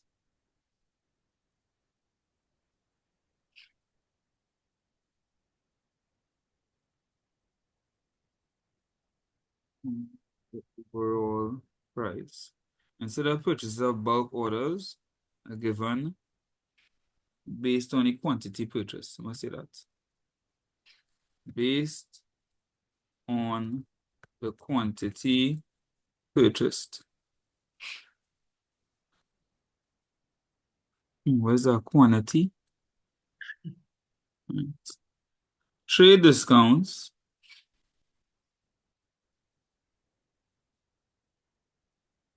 is a reduction of the list price of the product ordered.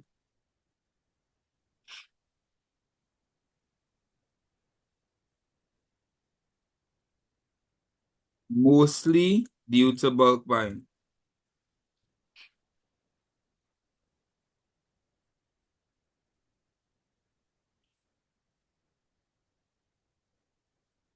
So it doesn't have to be because of bulk buying, right? For example, let's say Zion always buying from me. I could decide to give Zion a trade discount. I say, hey, well, he buying 100 pens from me. It's normally $10 for one. For you, I'm giving you for $8 for one. Because Zion always buying from me. It doesn't have to be. So what you call a customer loyalty discount? But it kind of like that here. Right, but it's a reduction in the list price. So the price is normally $20, you get them it for 19 or 18. Whereas the quantity discount will be a percentage discount of the overall cost.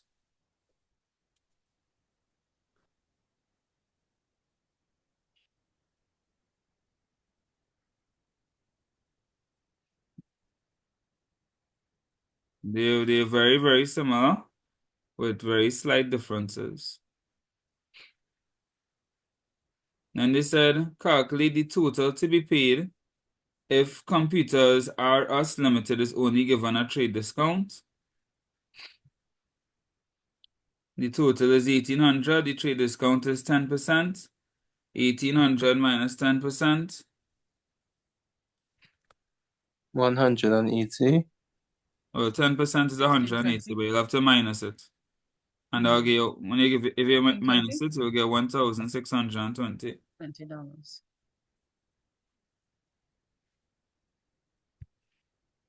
Right? So if you all want, you could write out the whole thing. You could say 10% of 1,800 is 180, and then subtract it. We don't have to show the working though. No, you could do like this.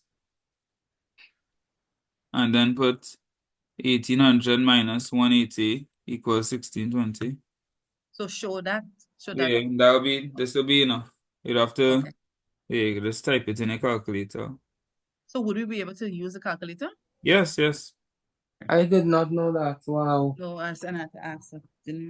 So here's the thing, Just right? didn't know. For paper 2, you're allowed to use a calculator. For Not paper 1, and I recording myself saying this. For paper 1, I have not seen any written document stating that you can use a calculator. What I suggest you do is go into the exam for paper 1 with your calculator in your hand, clear for the invigilator to see. If the invigilator stops you and tells you no calculator, put it away. If they don't say anything, use your calculator. Okay. All right, but do not hide it. Yeah. Because if you hide it and then it really is they're not supposed to use the calculator, you'll get yourself in trouble. So hold it clear for them to see and just walk in and normal. Don't ask them anything. As if you ask them, that is when they will have to go and check. And if it is they can use a calculator, that will be a hard luck for you. And I find it strippiness because OA clearly has things where you need to use a calculator. Yep. So I find it's nonsense. So is it allowed for maths paper 1? Maths paper 1, that they're not allowed to use a calculator. I can understand that one. Because maths, the whole purpose of maths is to test your ability to do computations. So I can understand why they say no calculator for maths paper 1. But for OA, the purpose of it is not to test your computation. So why can't you use a calculator? Then doesn't make sense to me. C1, Global Tech is a leading communications organization in the Caribbean. Recently, the company has experienced issues with customer relations. Suggest 2 ways in which each of the functions of the corporate communications clerk can help to improve customer relations at Global Tech. First one, interface with media houses. So they are interface with media houses, upkeep company websites, and coordinate events. How can these things help improve customer relations? Firstly, you'll need to know what these things are or what these things mean. What do they mean when they say to interface with media houses?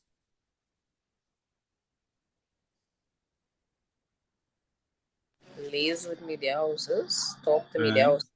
right.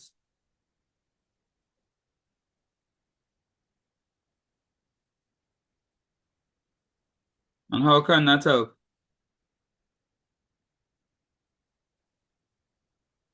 So if you interface with media houses, that's like is it in a sense of advertising? Right. And but in this case, they have issues with customer relations.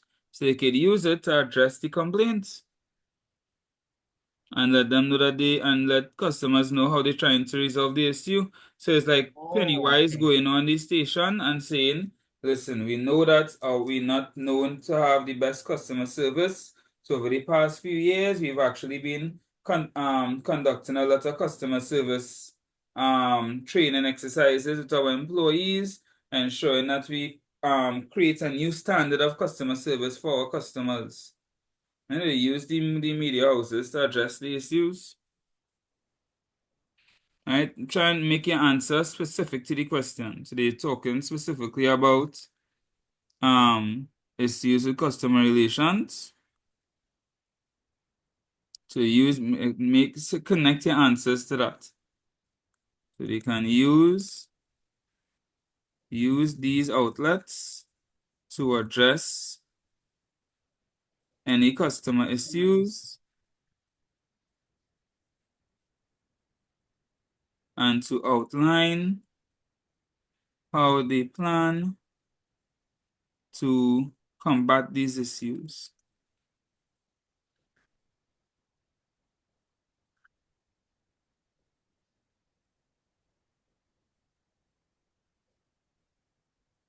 Make sense?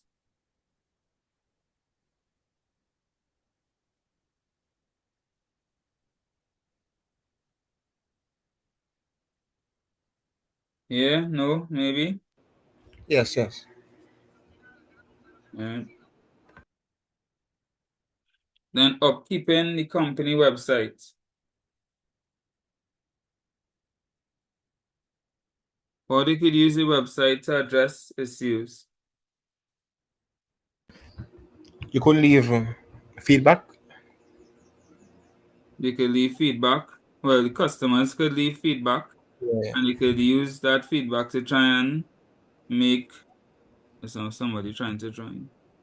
To try and make improvements.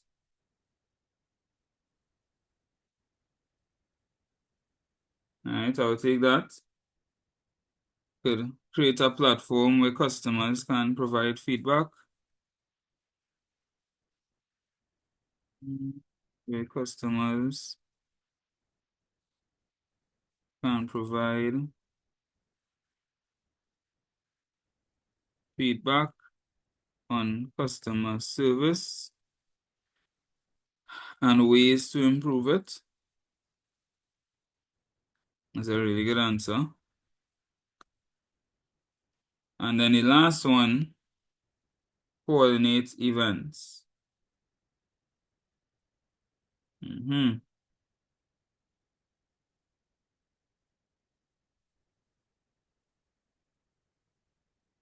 Or next thing you could do on the company website. You could also have a live chat option.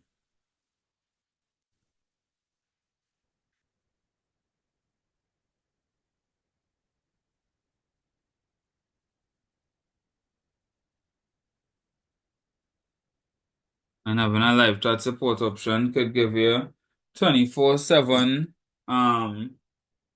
support. So whenever you have any issues or complaints, there's somebody you could talk to all the time to give you assistance.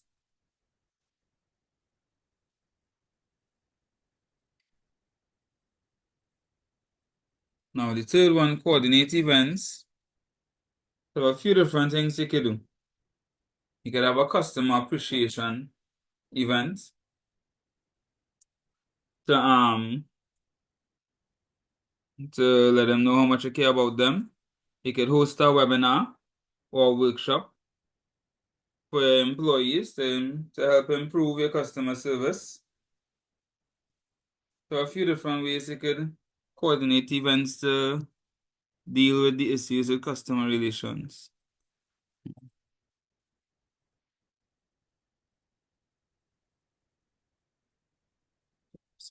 Appreciation event.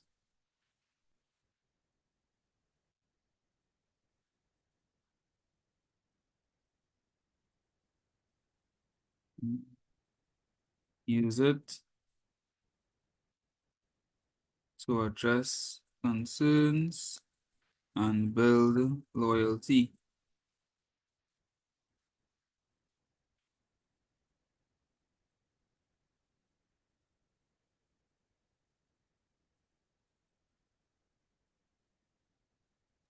They could run promotions. For electronic coordinate events, well, yeah. Yes. Yeah.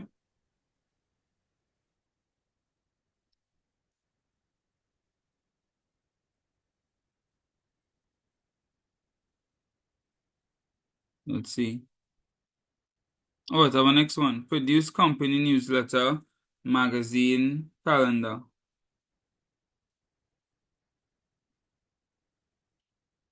Excuse.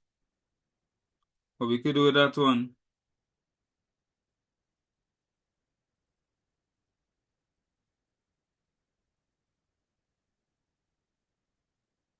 Don't you rush at once? It's not somebody else trying to join. Somebody said they could advertise. But since we specifically looking at dealing with customer relations, we could probably advertise how we plan to deal with customer issues. So advertise how the organization plans to deal with customer issues. You can advertise like here, service improvements, showcase service improvements, product upgrades.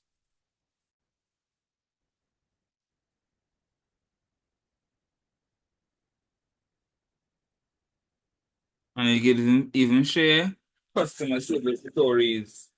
So somebody say, you know, I used to be vexed with so-and-so company, but then they started implemented ABC and things got so much better, blah, blah, blah, blah, blah. Then they said the management of Global Tech has decided to host a family event and has asked the corporate communications clerk to plan the event.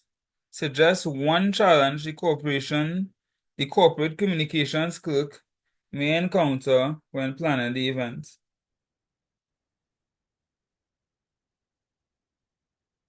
There's so much challenges you could encounter while planning an event. I'm gonna get one from somebody. Anyone. Venue. What's that? Venue? Difficulty choosing a venue or finding a venue. A lack of attendees. All right. Potential lack of attendees. What about your budget? Not enough funds. As soon as I say that, somebody said not enough funds. Not having enough funds. Nice. Somebody else joining. Right. I wasn't too bad.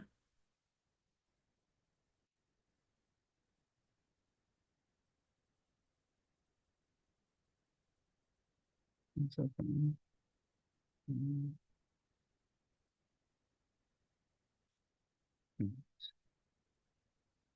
Number 6 now.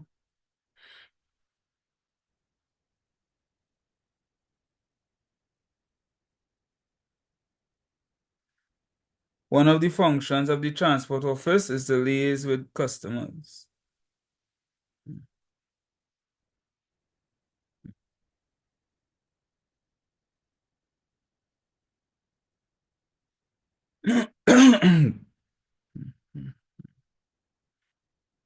Identify 2 effective ways in which the transport office can stay in contact with their customers. How they can stay in contact with them? Telecommunication and email. Telecommunication, email. So, at time the other time was something about the liaison with customers that you can use it for other answers. Yeah, so I was saying, not customers, other departments. I was saying a function of every department is to liaise with other departments. So if they ever ask you to list 3 functions of so-and-so department, it doesn't matter what department it is, one of the functions you could list is to liaise with other departments. Right? Literally any department they ask you that question for. And they have to give it correct. Because it is a function.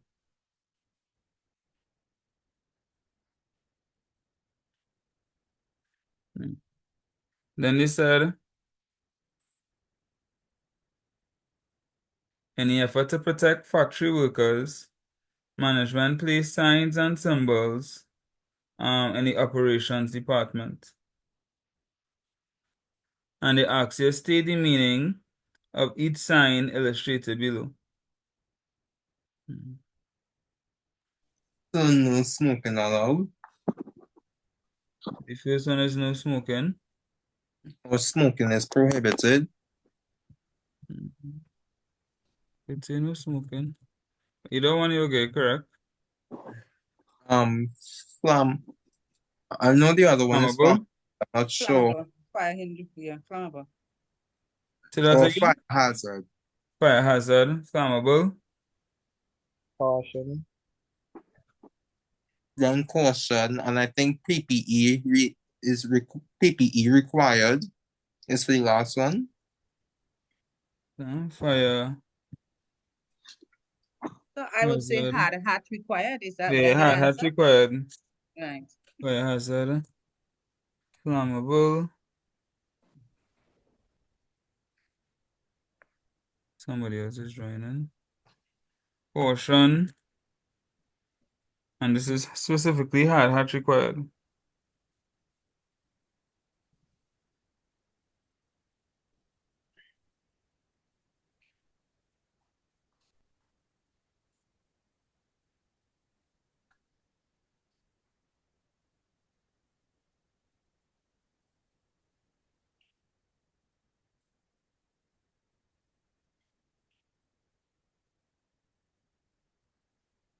Then they said, in the last month, the dispatch manager, Miss Pauline Hughes, has received numerous complaints from customers about their dissatisfaction with the delivery of goods to the establishment.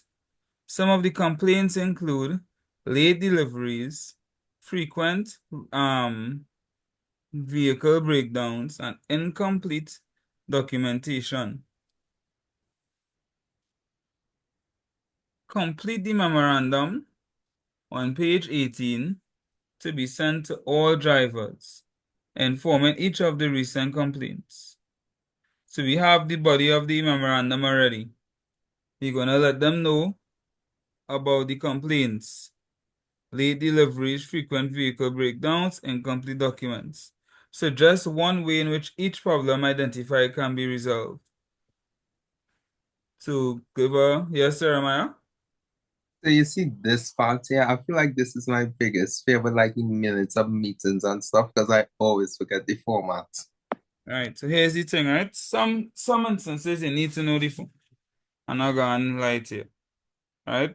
But in some instances, they will also make it easier for you. So like to, from. If you had a copy anybody, they'll tell you who to copy. The date, unless they give you a date, is the date, today's date. The subject should be something surrounding this issue, complaints, or anything like that. And then for memorandums, there is no dear sir or dear ma'am, right? Memorandums have no salutations. And there's no yours truly at the end. There's no complimentary close. So just remember that for memorandums at least, right? So letters have the dear sir, dear ma'am, and all those different things. Memorandums do not. So we just can't fill in the information. So it's supposed to be to all drivers, right?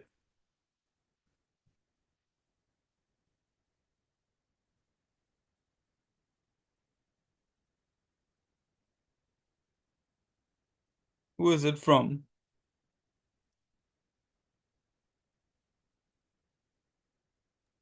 Miss Pauline Hughes. Pauline Hughes. Miss Pauline Hughes. Dispatch manager.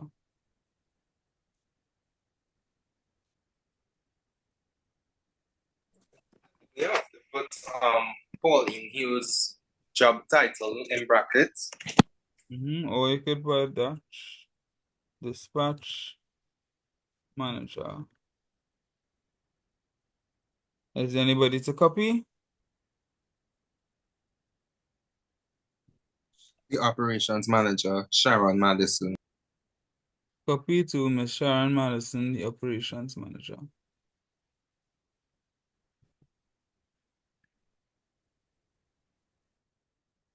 So you see again marks already, you know, by putting all these things in. Dash operations manager.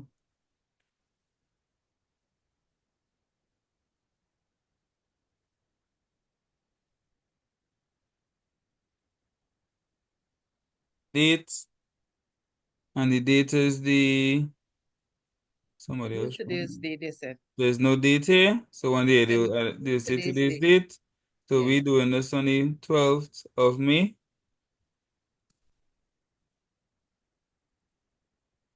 2025. And then the subject should have something pertaining to the issue.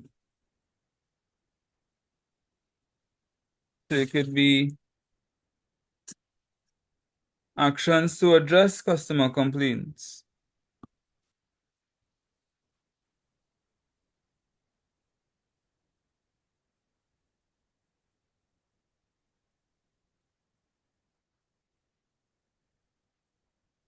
So we have received numerous complaints from customers about the dissatisfaction with the establishment.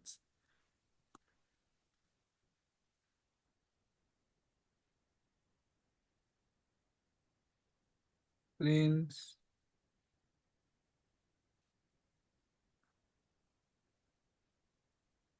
from customers about their dissatisfaction.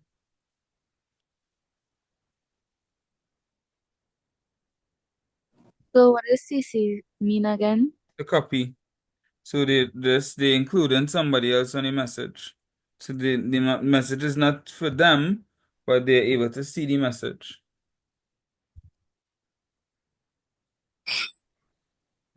So you will write the person in that space who is seeing Yeah. the message, or Yeah, because it said send a copy to Miss Sharon Madison. So that is for them to get a copy. Miss Sharon Madison, operations manager. Right.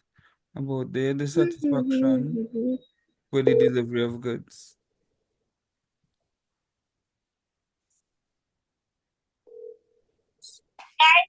Anthony, you didn't see me trying to call you today? I'm sorry, I just got home. Oh, gee.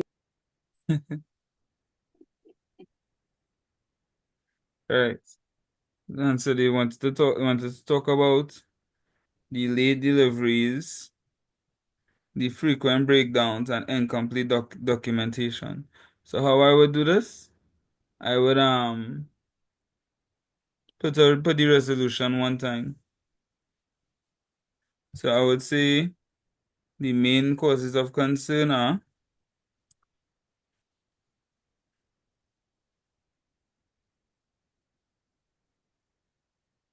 number one,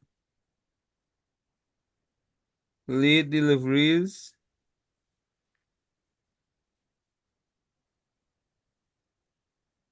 Resolution. And how we could solve late deliveries? We could have earlier departure times.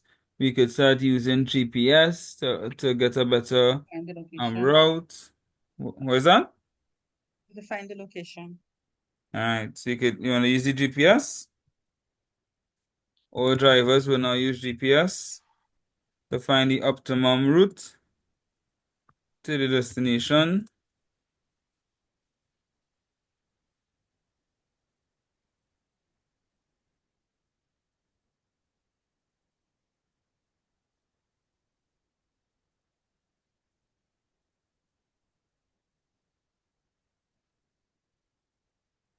The second issue was frequent vehicle breakdowns.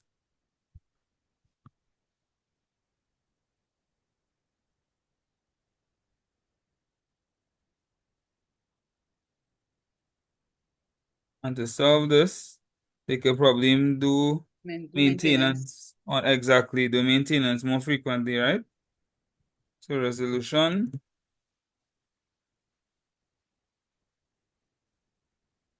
Mandatory maintenance on vehicles.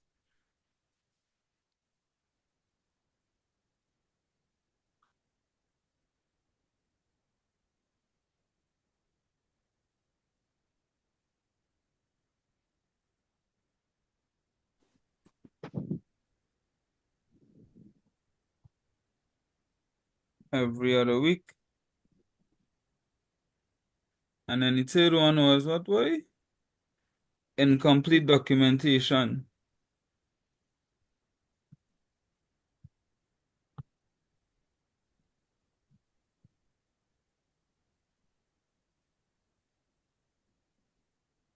And you say maybe drivers are let them complete the paperwork before leaving.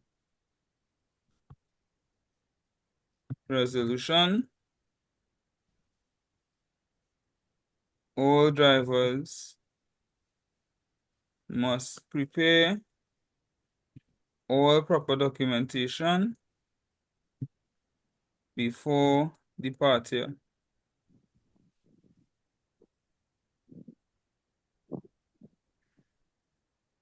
These measures are to take place immediately. Thank you for your prompt attention.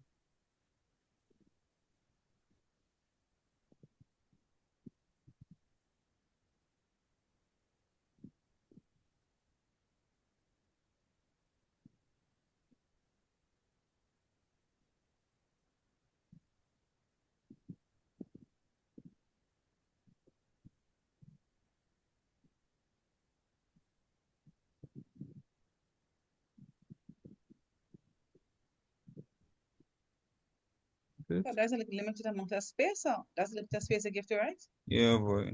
They write too much. Apparently. If you're putting stuff in different lines and being fancy.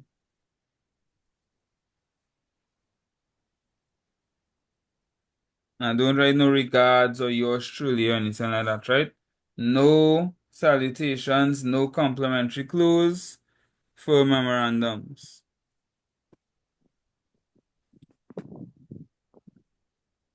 And that is 2024 completed. So now we will take our first break. Let's say 10 minutes, well, 12 minutes. We'll start back at 5 to 7. And we'll do 2 more past papers. How you find it going so far? Okay. Good.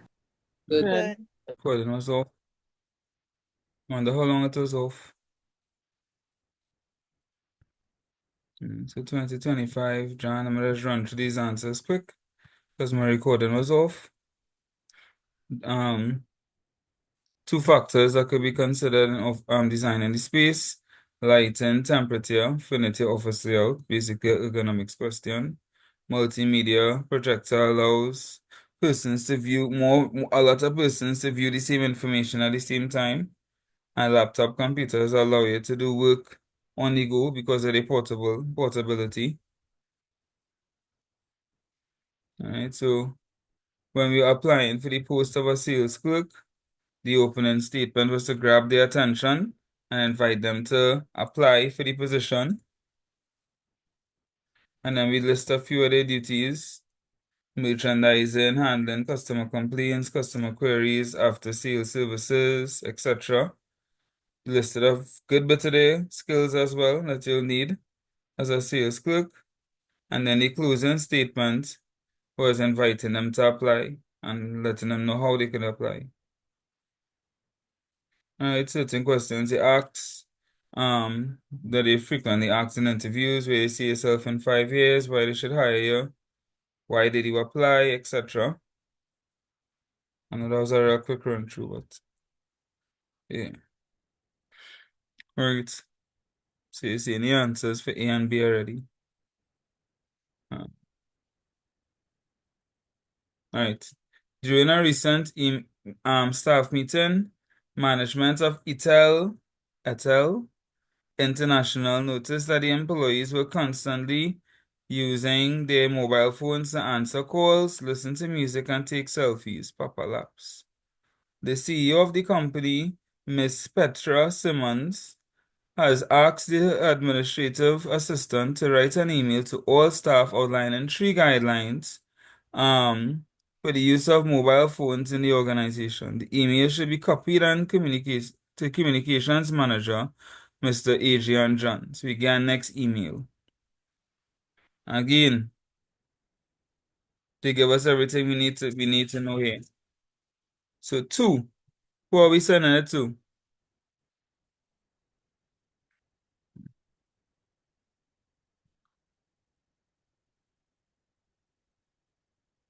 To all staff. The all staff, right? So in most organizations, they would, in their email system, they would create groups. So if they would most likely have a group for all of their staff. When it's time to send an email to everyone on their staff, they'll just click on that group and they'll be able to send one email to everybody immediately. So for 2, I'm gonna put all staff. I'm assuming that'll be the name of the group. I'm going to CC Mr. Adrian John. So they said to copy.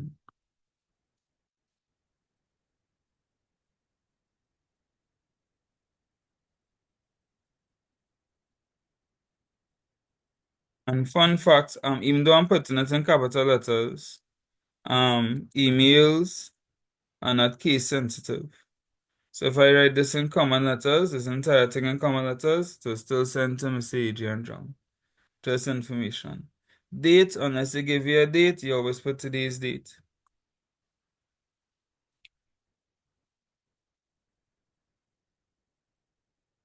And then the subject should be something that surrounds the information that is going to be on the email. It's a little mini summarization of the email. So what is the email about? Guidelines. Guidelines for the use of mobile phones in the organization. Perfect.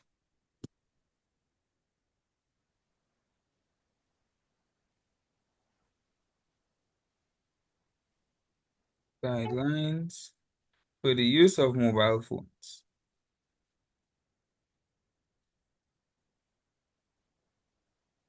Good day, staff.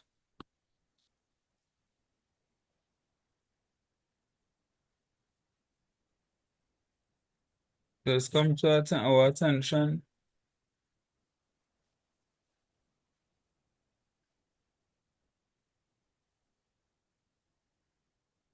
that employees are using their mobile phones inappropriately. Mainly, they are answering calls during working hours, listening to music, and taking selfies. Where did I get that information from? Did I just make that up? Any passage. No, it was in a scenario. Exactly. Right?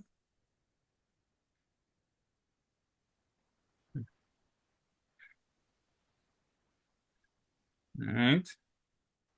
So now they want me to write 3 guidelines for the mobile use of mobile phones. So we have 3 issues and they want 3 guidelines. So each one of my 3 guidelines is going to address one of these issues. So please note the following guidelines.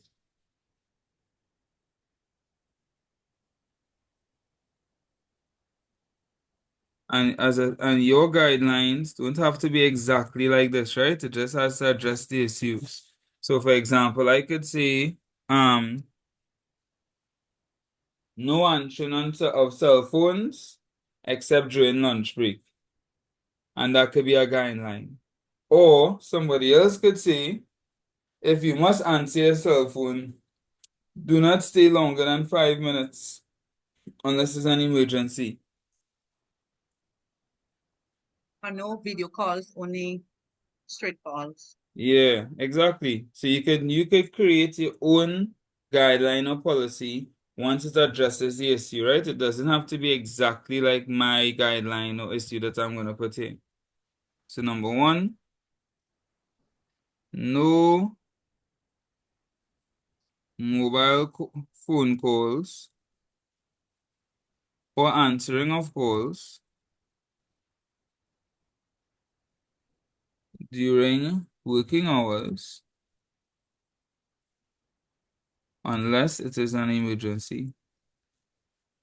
And if it's an emergency, you can use the company phone. Mm-hmm. True. So you see, you could put that on all. Yeah. So the second issue was listening to music. So you could say no listening to music, or you could say all listening to music must be done on a headset, or no use of headset by the computer desk. Whatever you want to use, you could use it once it addresses the situation.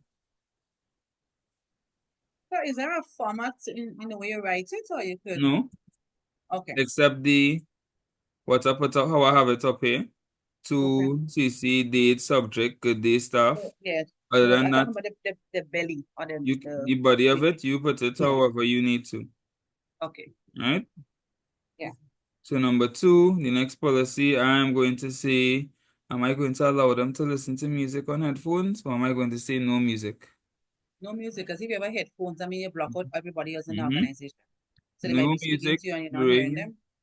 no music allowed except during lunch break, and all music must be played via headphones.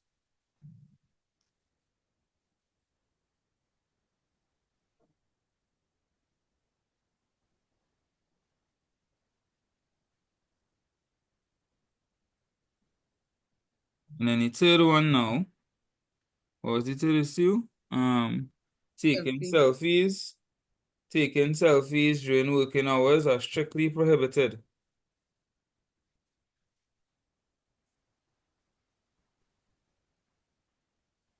For security reasons. You could put all of that. Prohibited for security reasons. We trust that you will take heed of these guidelines and act accordingly. Thank you again for your continuous service.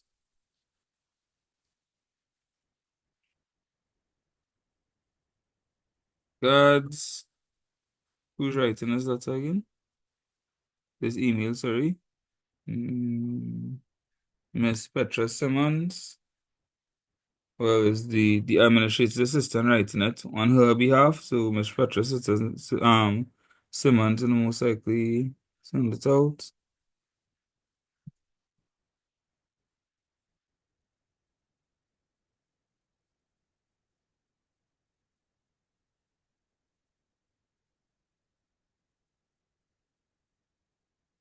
Or you could put regards, administrative assistant, on behalf of Miss Petra Simmons, CEO.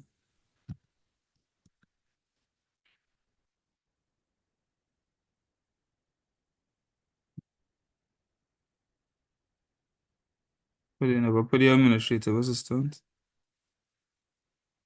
name.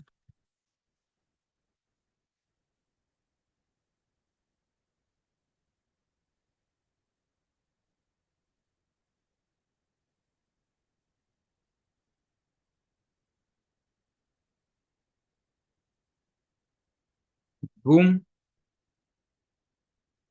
Who needs all that space? 8 marks. Number 3. A functioning reception area can promote a positive image of an organization. List 4 ways in which a receptionist can maintain the reception area. So have comfortable and sufficient seating. Comfortable and sufficient seating. All right. A tidy reception area. Tidy reception area is 2. Moderate temperature. Moderate temperature. All right. So that's comfortable. Comfortable and sufficient seating. Tidy reception area. Then he said, what do I say about the temperature? Moderate. Like not too hot, not too cold. Moderate temperature. Adequate ventilation. Right, so we're going into ergonomics. Adequate ventilation. Right. What about having a filled water cooler?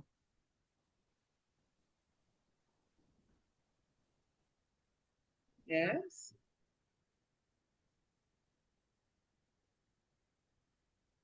I'm sorry, I'm one of those people who, when they had to wait long in the bank, they filter by the water cooler.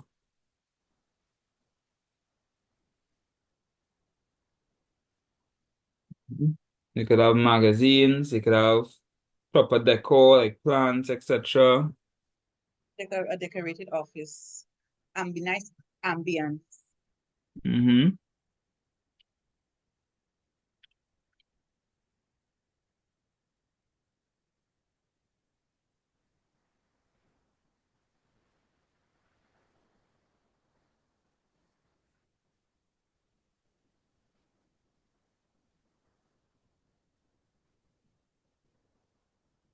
Right.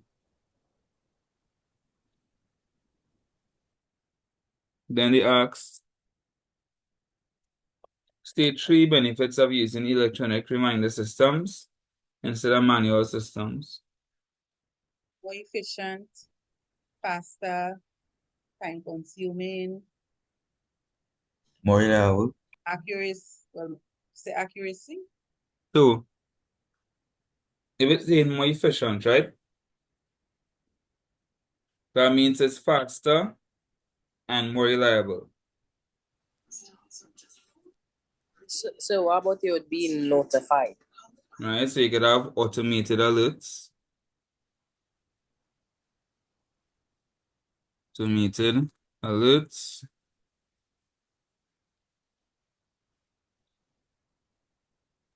And it's easier to store. Right. Less what? Easier to store.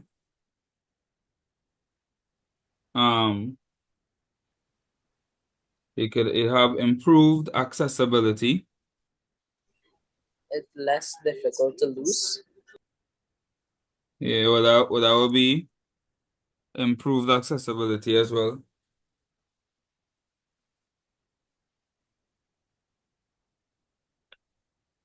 I could store the world of reminders right on my phone and access all kind of different reminders again from my phone.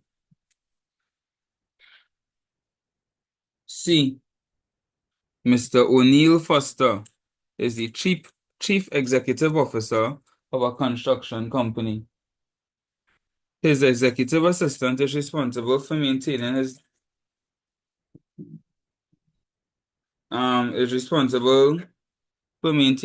diary business. His business diary, sorry. Oh gosh, I put him on in the business of selling diaries, sorry. Assume you are the executive assistant. Use the following notes from the week commencing the 26th to complete the diary provided on page 15.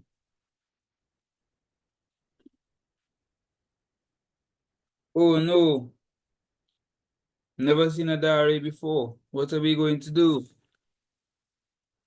Literally just fill in the information here.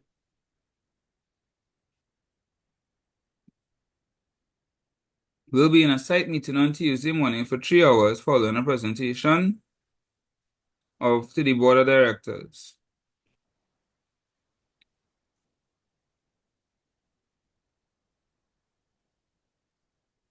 So site meeting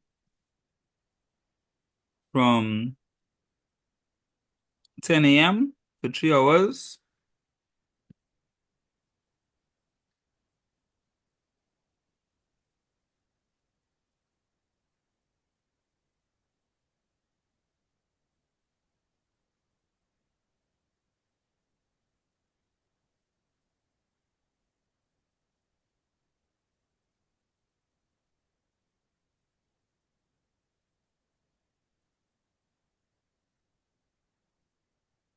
So 3 hours will be 10 to 1.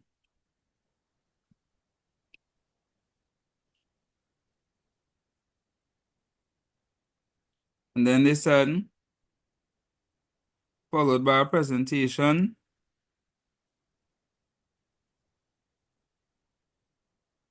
So I'm gonna go back. I'm gonna stop to some neck.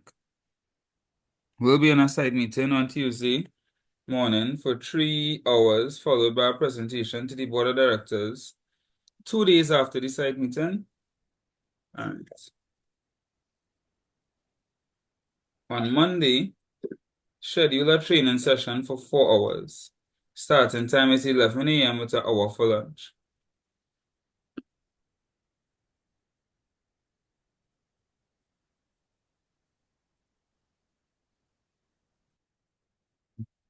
Take one. All right. Just over. Okay, back. Training session is for 4 hours, starting from 11 a.m. with an hour for lunch.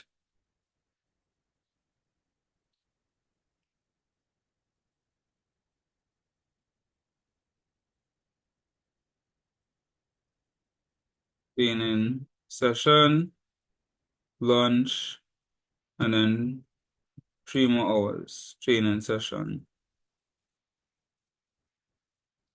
Training session.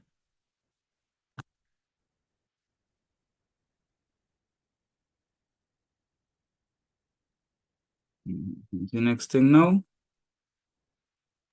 So you can't just write it across the spaces? Yeah, you could. It's just Okay. Instead of writing it 3 times, you just slant it and write it. Okay. It just let me type in this easier.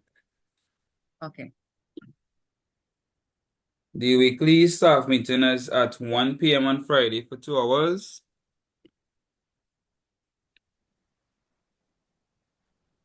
The meeting with the executive assistant Starts 2 hours before the staff meeting. So the staff meeting is Friday at 1 for 2 hours.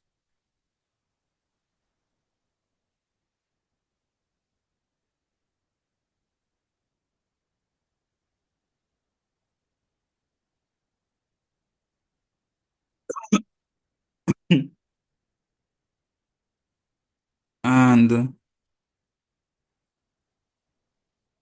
the meeting with the executive assistant starts 2 hours before staff meeting. So 2 hours before the staff meeting will be 11 o'clock. Yeah.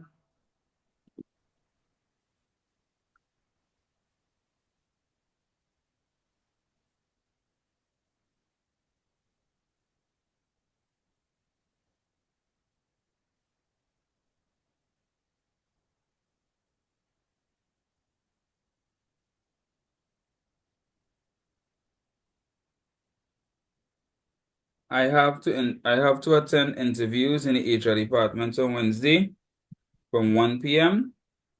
to last 3 hours.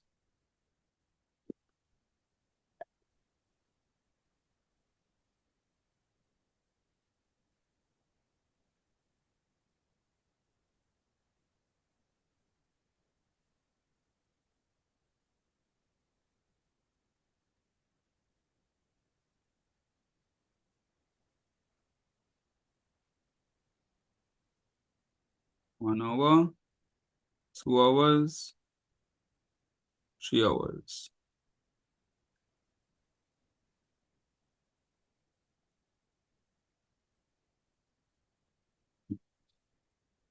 That's it.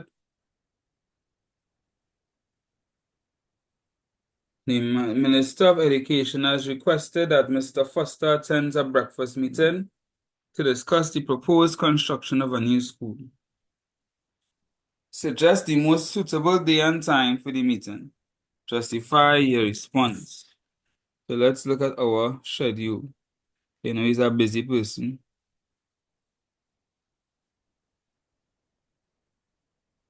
So the first part, we will be at a site meeting on Tuesday morning, blah, blah, blah. That's in the thing? Yeah, Tuesday Teacher? morning, side meeting. Okay, okay. So when they said something about 2 days after a Right, you presentation. didn't put that in.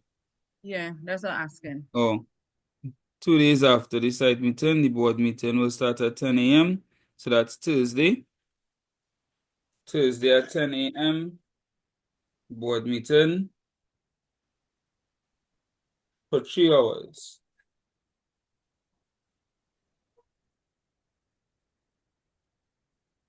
I read 2 weeks after, you know.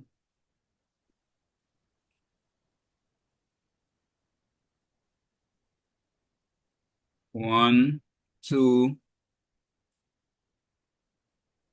three. Put a break in for lunch.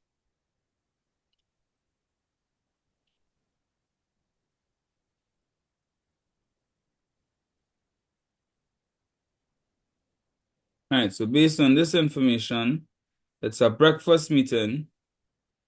What is the best day and time and why? Wednesday morning. Wednesday morning, because that day, the entire morning is free, right? Yeah. So everybody At might what be time? available between 9 and 11. 9 a.m. They probably could go until 12 because nothing happening lunchtime. You probably could But overlap a little into lunchtime. since it's a breakfast meeting, 9 a.m. might be the most appropriate. Yeah.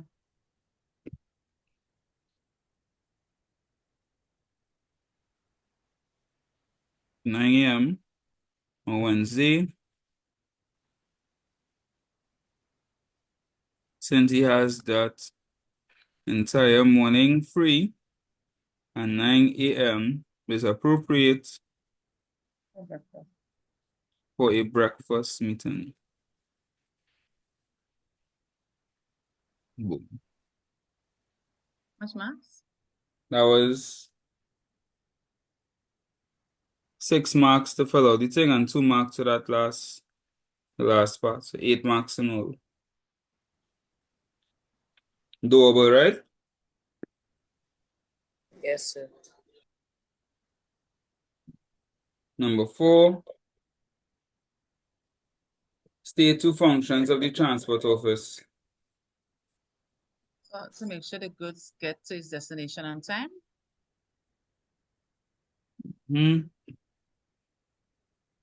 To book flights and hotel rooms. There's transport. There's travel. So to possess a package from the point of origin to the point of to the final destination. Right. That's kind of like the first answer. So like a POB answer there.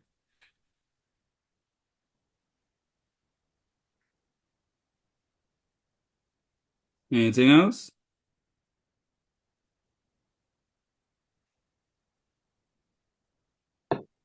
Several packages will get damaged.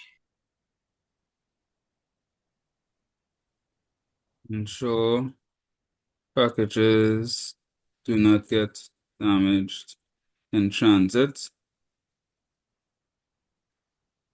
Alright, so just to be clear, the packaging of the packages, as in packing them and getting them ready for delivery, is dispatcher. Yes, So transport so is the name of the last section of the OE syllabus is operations, dispatch, and transport, right? Operations is about making the products. Dispatch is about getting the product ready for delivery. And transport is about delivering the products. That's why I can say to liaise with customers as one of the functions. Liaise with customers about delivery. Still liaise with the rest of the departments.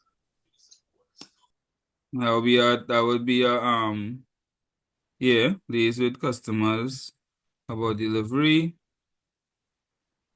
Liaise with other departments. So what's about to keep records of the vehicle or the driver? Keep transportation records. All is starting to cook. Then they said, Or vehicle schedules too, could be one. yeah, all that will be transportation records. Okay, all right. So explain the use of each of the following documents in operations, dispatch, and transport office. A destination sheet, and then an import license. So is a destination sheet a document given to, well, the driver or with the goods that is being delivered? Something like that. So I could kind of write it. I think I could write it to make sense when it comes to writing it. Mm-hmm. And I think import license is giving a supplier permission to bring in goods or something like that. Yeah. Exactly what it is. Yeah. See destination sheet. This contains information on clients such as addresses, contact information,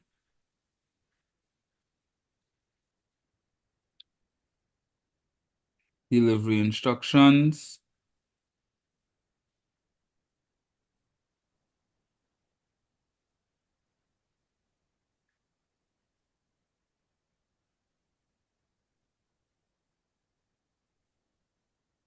see, and handling instructions. Alright,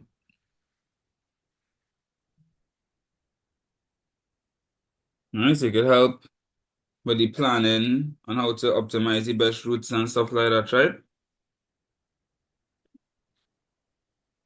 And then the import license is government issued,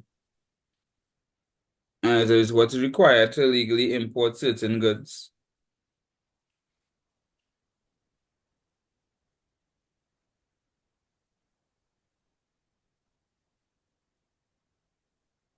So like you need an import license for pharmaceuticals.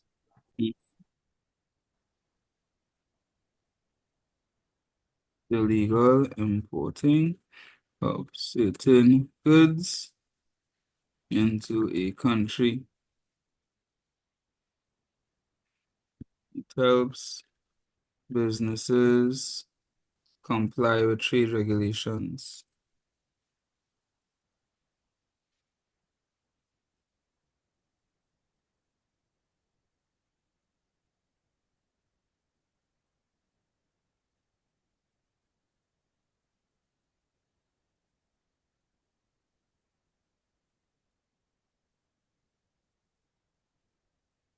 Oh no, what's this? Never seen this before.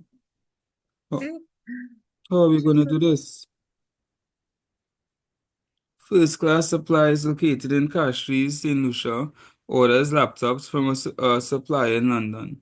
On the 5th of January, FCS placed an order for 200 laptops. The laptops may be shipped by Fast Link or EcoShip. Study the table below and then answer the questions as follows. Complete the table by inserting the missing entries labeled A to C. Fast Link. So that is $6 by 1,800. Is 200 laptops. So They order 200 laptops and it's $6 per laptop. 200 by 6. It's 200 by 6. Which will be how much? 1,200. 1,200. 1,200 by plus 1,800. 3,000. 3,000. Boom. Somehow we were able to figure that out. But what about the others? So 1,000 total, 850 shipping costs. What will be the total cost? If it's 1,000 total for insurance and shipping cost is 850, then what will be the total cost? 1,850. Okay, we get that one. Third one is $3 per laptop. And it's 200 laptops. How much is that in total? $3 per laptop and it's 200 laptops. What would I do? 200. 200 by 3 is how much? 600 plus 700. And then 600 plus 700, 1,300. 1,300. And that is 5 marks. Well, you can more than get that 5 marks. That's the fastest 5 marks I've possibly gotten in the history of school. It's not even 5 things. I'm not even sure how they marking this for 5 marks. It's 3 answers. But 2 marks for the first one and the last one, and 1 mark for the middle one because it didn't have a multiply.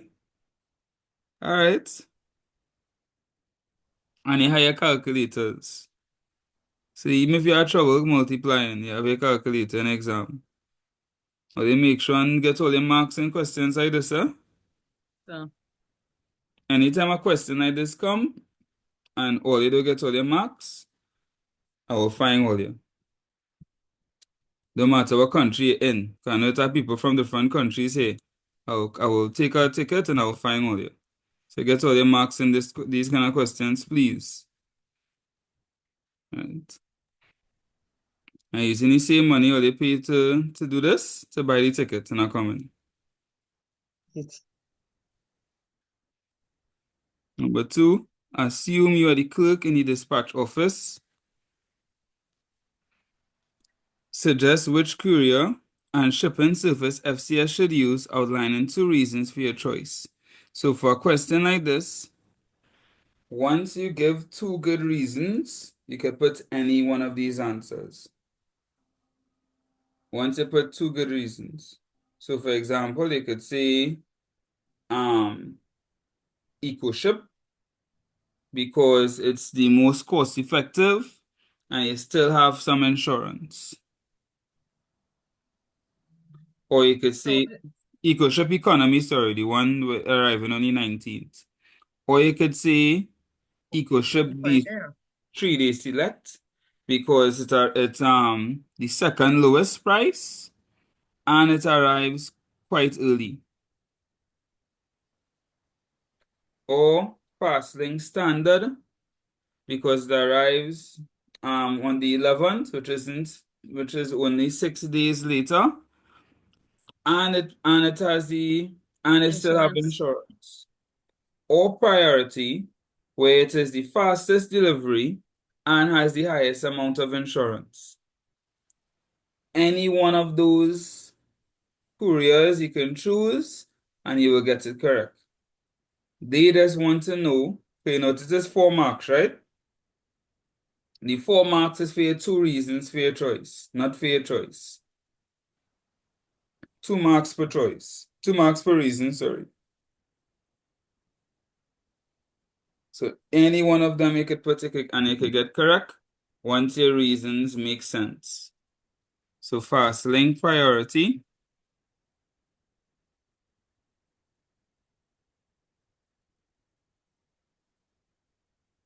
Fastest delivery and highest amount of insurance protection.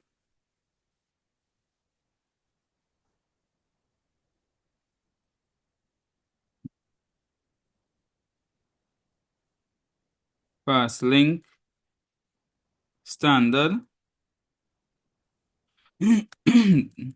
Only 6 days delivery. Low cost and still has insurance protection.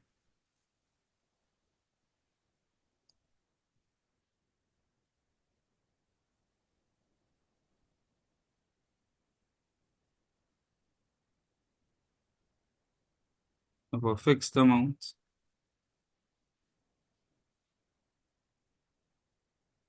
EcoShip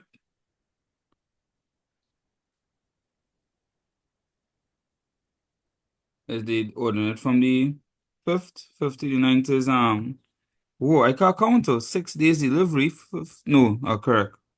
It's the 11th, right? So 5th to the 9th is 4 days delivery.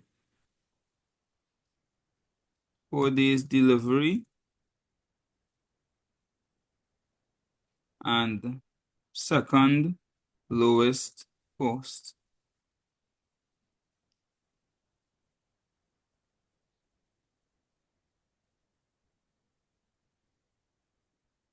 EcoShip economy. Still some insurance protection and lowest overall cost. You can put a reason for any of these and get the marks.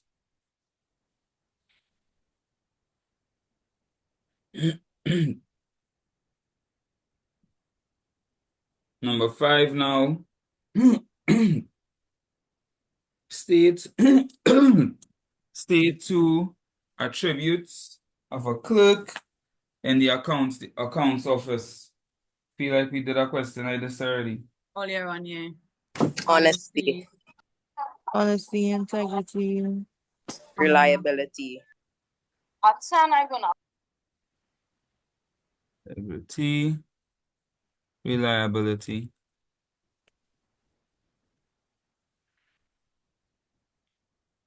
Then the ask. 1 second, huh? Sorry, just give me 1 second. Sorry for the pause. Right. Describe each of the following duties of a clerk in the accounts office. They have reconciliation and writing up the cash book.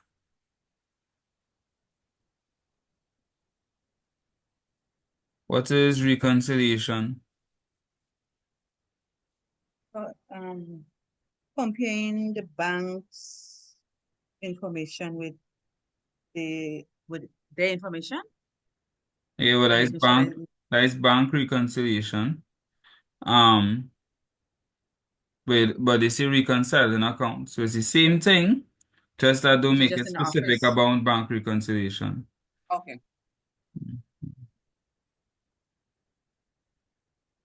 All right, so you could say the process of comparing two sets of accounts or two sets of financial records to ensure that they match or are accurate. Okay. Okay. Process of comparing two sets of financial records to ensure accuracy. Writing up the cash book. Any account students say? No, sir. Yes, sir. What do you use the cash book to record? To record cash and bank and well, sales and No, you're correct. All cash and bank transactions.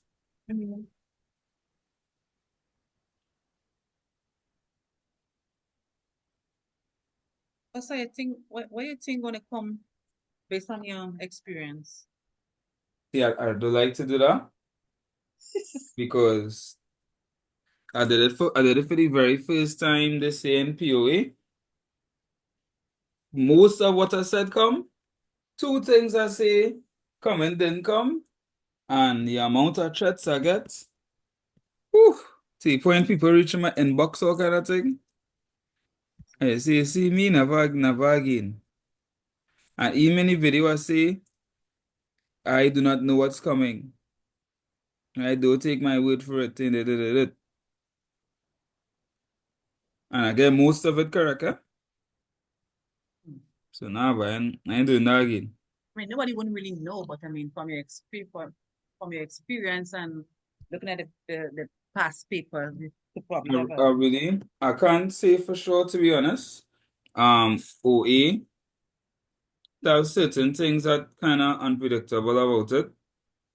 It's difficult for me to say. What I can say is things like you will have to do like a notice or interview or advertisement or something. And you'll have to do probably two of those. I could say the first half, the first three questions will come from the first half of the syllabus, like reception, travel, meeting, stuff like that. The second half will come from departments. I could say number 6. A lot of the times, not all the time, does have a question on either procurement, sales or production. But that is the most I could tell you. I can't tell you what topics coming. I don't want to take that guess with OE. I quicker do it with POB or POA. Not as well with OE. If I'm gonna do economics predictions easy. The first half, if earlier, not sure if you could pass economics, say what to do. Study the first half of the syllabus real plenty. If you get in trouble with economics and you're struggling, study the first half of the syllabus only as much as you could. That is the first three questions. The first three questions in economics come from the first half of the syllabus. Right? It basically will be given up number 4 and number 5. If you're really, really struggling, master the first half and get your full marks in 3 questions and you pass automatically because you're getting 3 out of 5 correct. And then answer what you could in number 4 and number 5 if you're struggling with economics. Right? That is, to me, that is a real easy strategy to pass econ. The first half is the easiest half in my opinion. Just master that and you have 3 questions answered. what you What think should I about the OA? study for OA? For I have OA, the exam tomorrow at 9. for OA, I would just say use common sense, you know. I know it sounds cliche, but apply the questions to everyday life. Just look at it and just, because they put hints on how to answer the questions in the questions a lot of the times. Just pay attention to it. Right? So it's just example. like social studies, or we would use common knowledge, like Yeah. If you ever worked before, that'll be even easier. All right. So here now they have a bank statement, right? So there's something you need to know. For cash books, when you get money, or your money increasing, they record it on the debit side, right? Which is the left side, right? When you get money, you debit for the cash book. When you It's on the spend left side. money, you credit. This is for the cash book. For bank statements, they are the opposite. Opposite. For bank statements, when you get money, you put it on the credit side. When you spend money, it goes on the debit side. Because think about it this way. The bank is recording for themselves, and that money is not their money. So when you put money in the bank, that is just more money that they owe in you. So they increase their credit side. Right? And when you take money from the bank, there is less money they owe in you, so they debit it. That is how they see it. Right? I know account students, that might make more sense to you all. But yeah. So here now, we credit. Remember, we said credit increases. So if our balance was 300 now, and we just get 50, how much money we have now? 350. 350. We just debit 150, so we spend 150. How much money we have now? 200. 200. Then something happened to bring us from 200 to 390. 190. So you minus the 200 from the 390 to get what was there. What's supposed to be there. 390 minus 30. 360. 360. 360 plus 60. 420. 420. 5 marks. Jesus. Now they said, don't panic. I said additional transactions were made on the 17th. Complete the bank statement to show the following entries and the closing balance. 21st of November, dividends received, $50. So for the date, 21st of November, detail, dividends received. If you receive it, where you going, debit or credit? Credit. You was on 420. How much are you on now? Plus 470. 470. A loan repayment of 250 was made. We getting money or spending money? Spending. Right. So which side? Which side? Left. Debit.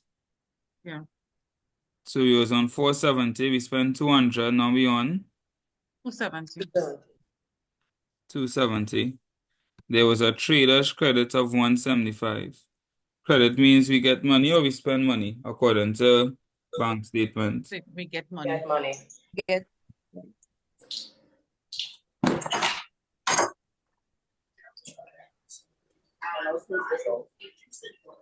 Trader's credit. So we put in that.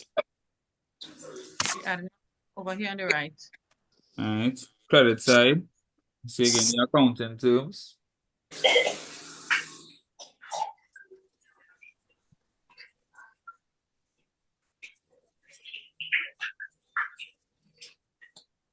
So how much we have now? 445.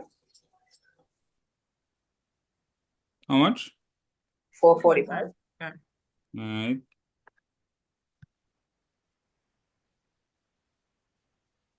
And that is it. So the extra 4 marks went with that 5 and make it 9.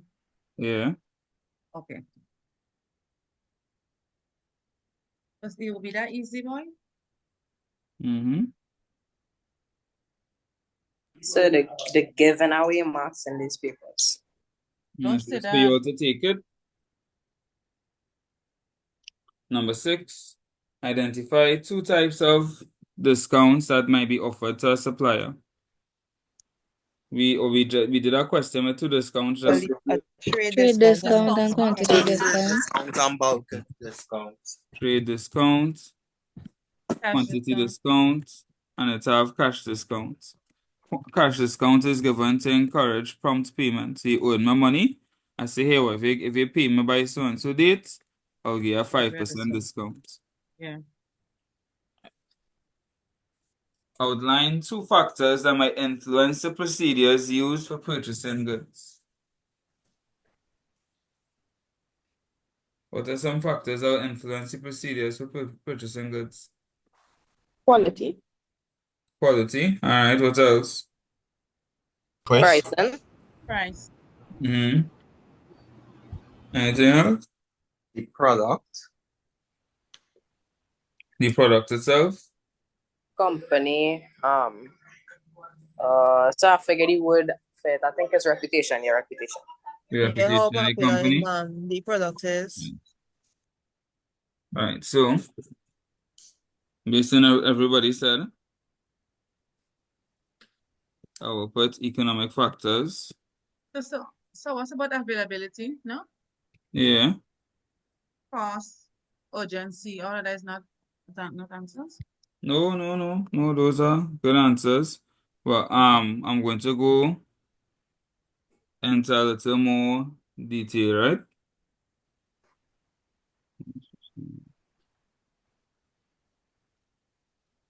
One second, sorry.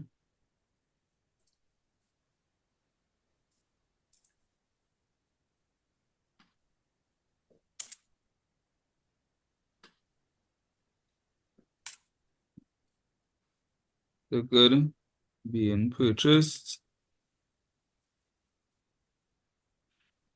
urgency,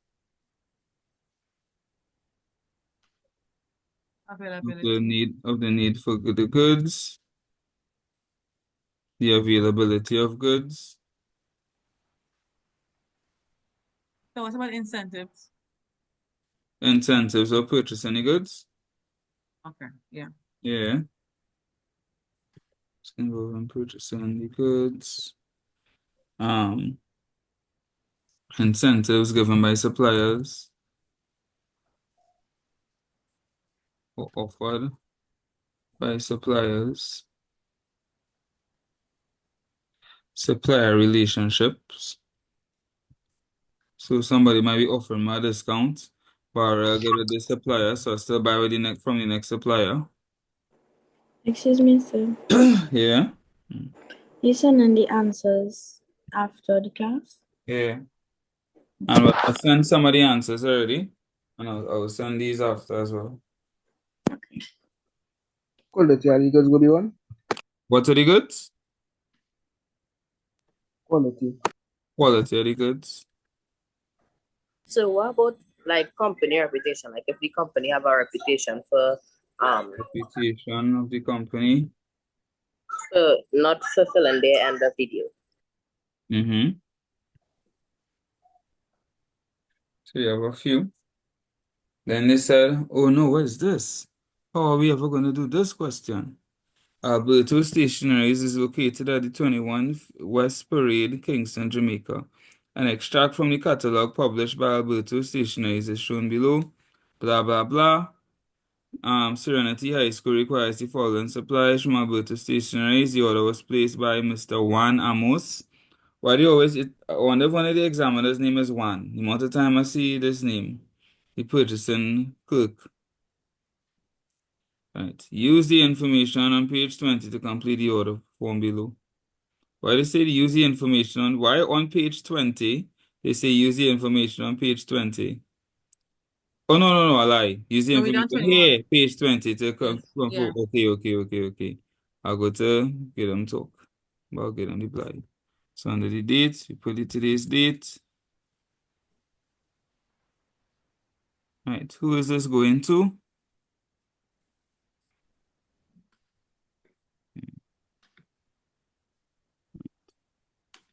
Order form, Serenity High School. Right, who is this? Alberto Supplies. located on number 21 West Parade, Kingston, Jamaica.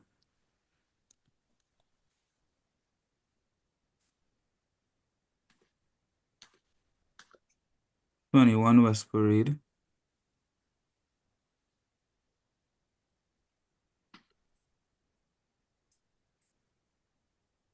Kingston, Jamaica.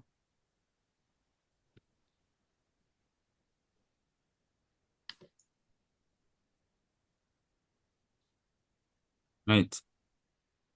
They need 8 dozen ballpoint pens. Quantity 8. Yeah? Alberto stationaries. Oh gosh, stationaries and supplies. Thank you.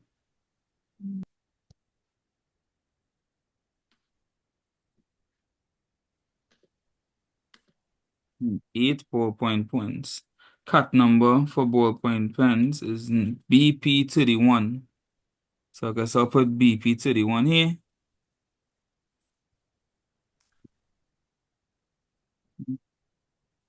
Description, I guess they are called ballpoint pens. Yeah.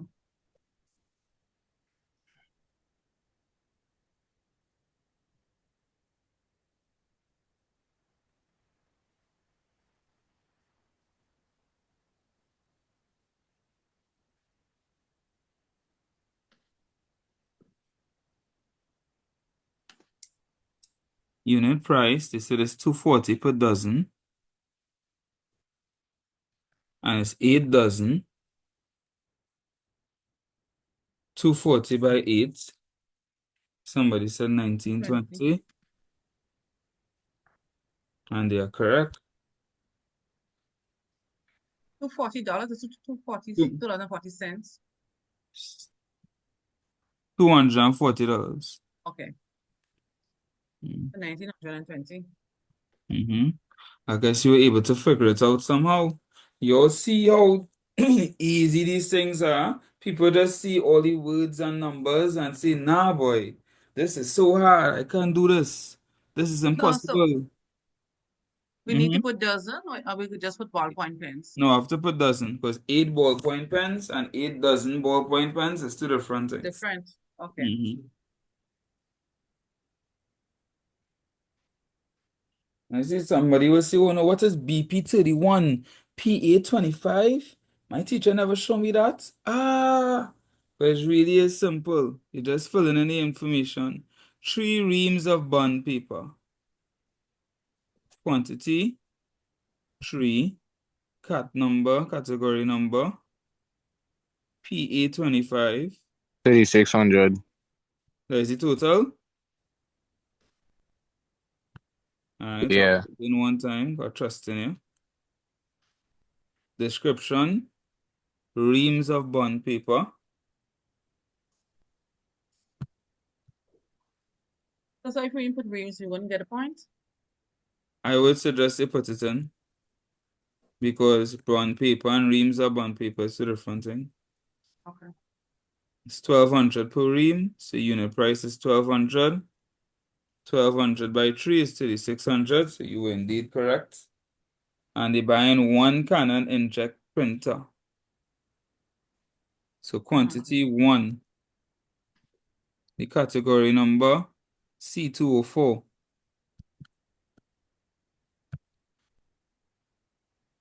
The Canon inkjet printer.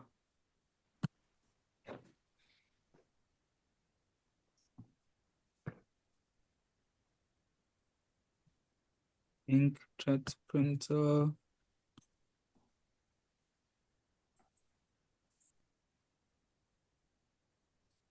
The unit price for 1 is 1,500 and there's only 1.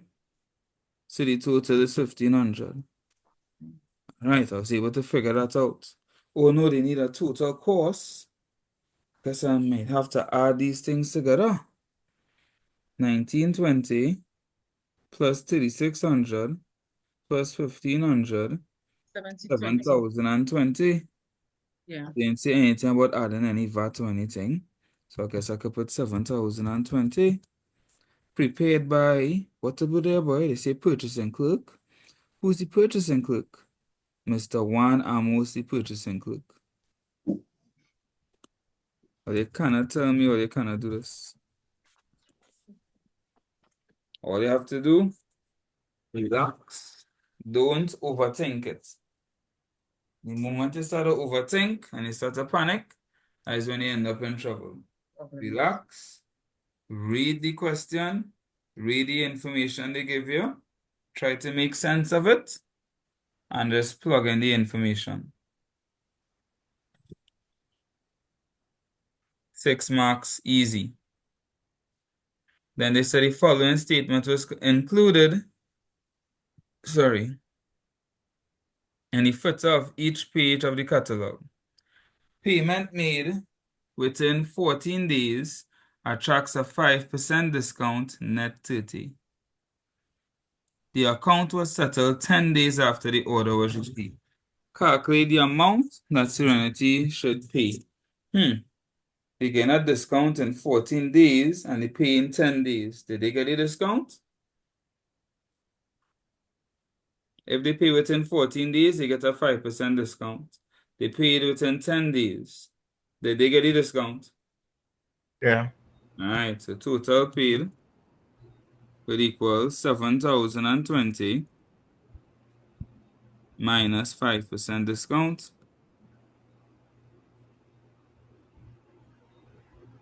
7,020 by 5% is equal to 351. 351, I think. 351? Yeah, 351, yeah. So total 669. paid 6669.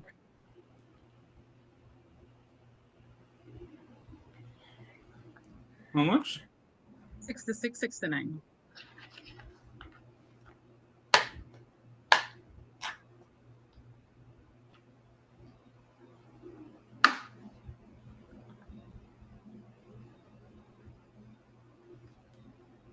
End of exam. Oh, Jesus. It's doable. You can do this. You can pass this exam. Just need to relax, keep calm, and answer the questions. If you can't remember a topic from class, just apply real world knowledge to it.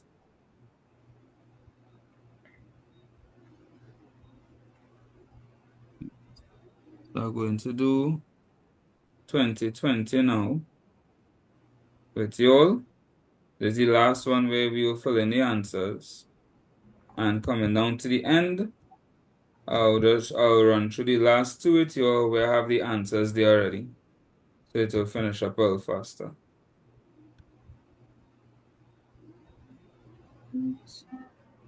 One moment, and we'll start this one.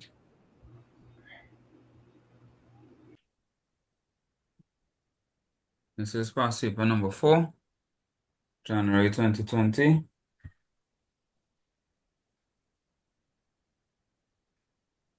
Let's see what this one's saying. A major role of an office is the collection, processing, preservation, and storage of documents, both manually and electronically. List 3 types of internal documents in which information may be collected. Account statements. What's that? Account statements. Account financial statements.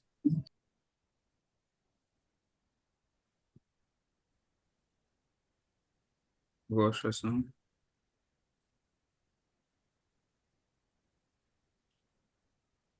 Employee files. Employee files. And one more. Somebody else.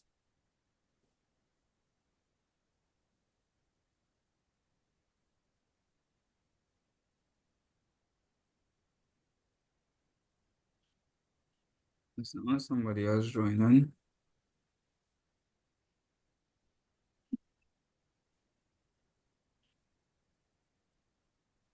Anybody? One more? One more internal document that we get information from. So auditing documents. That will be kind of like the same as a financial statement.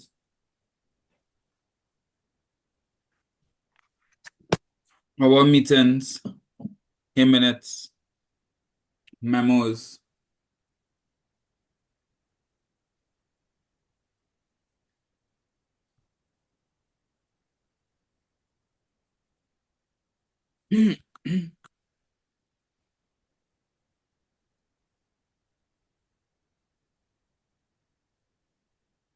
Reports.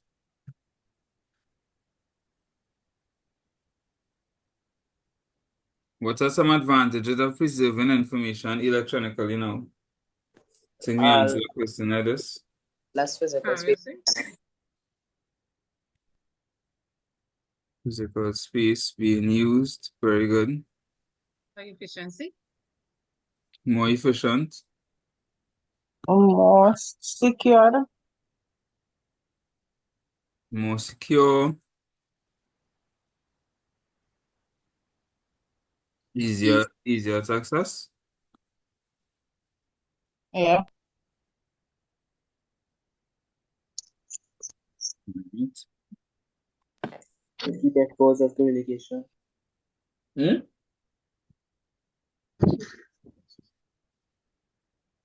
then here the last one. To keep records of communication. To keep records of communication. Well, yeah. Well, you could keep records of communication electronically or manually. You want to know what is the advantages of using it electronically? But we have 4. C. State 2 ways in which an organization can ensure its legal obligations are fulfilled.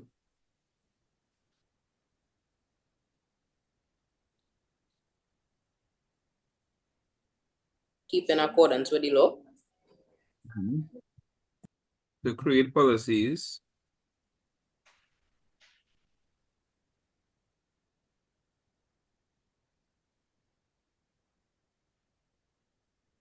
that are in accordance with the laws and regulations.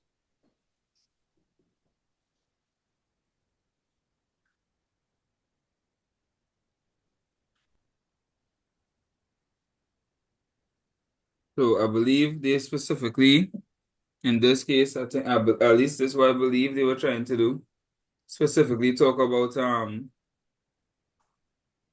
the legal obligations when it comes to keeping record keeping. So they could adhere to the record retention protocol or policies.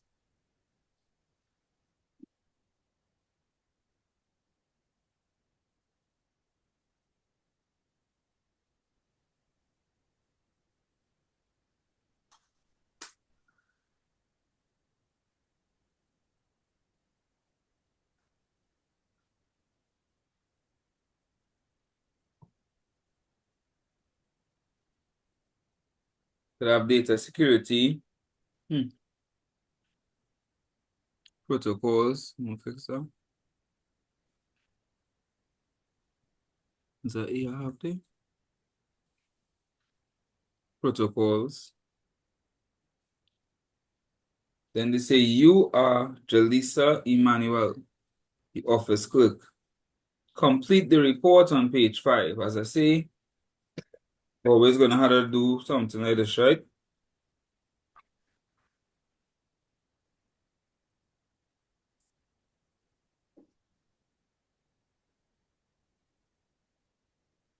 Right, so they need us to fill out the missing information.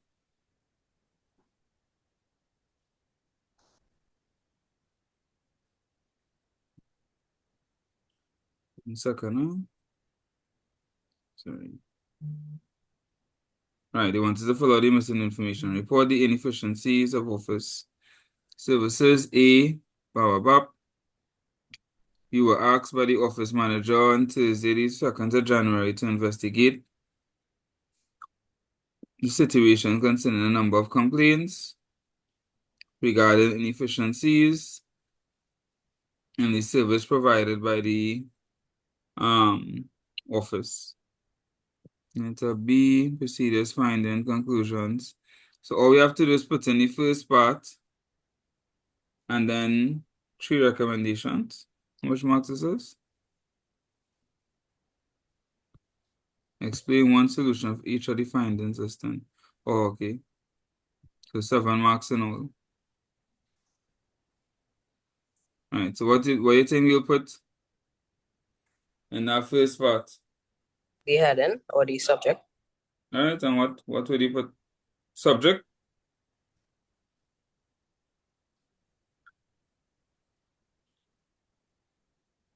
What you'd actually like, this is the exam now? You have to write a word there. What would you think you'd write?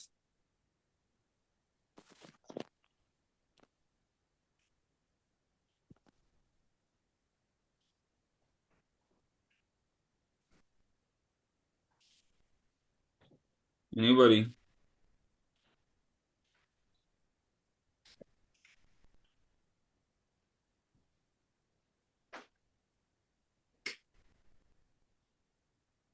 $1 million to the person who get correct.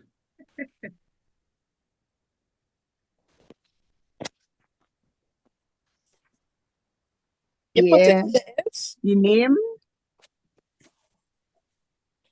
The name? The name of the company. Mm-hmm. Mm-hmm.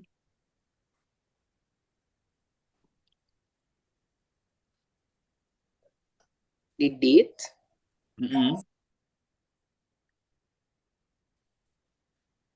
The person writing it. Mm-hmm.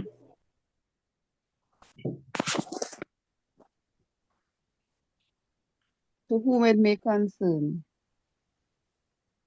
Mm-hmm.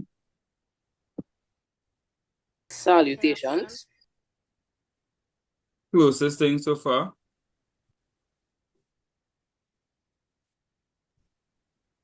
Closing. The The person you're sending it to? introduction. And somebody is now going to see it. Somebody is now going to see it. Introduction.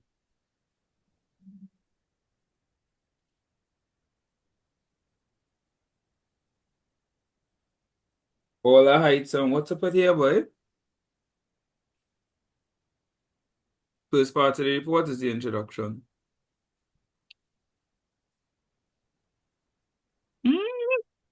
Oh yes, because everything Am I? is top literally.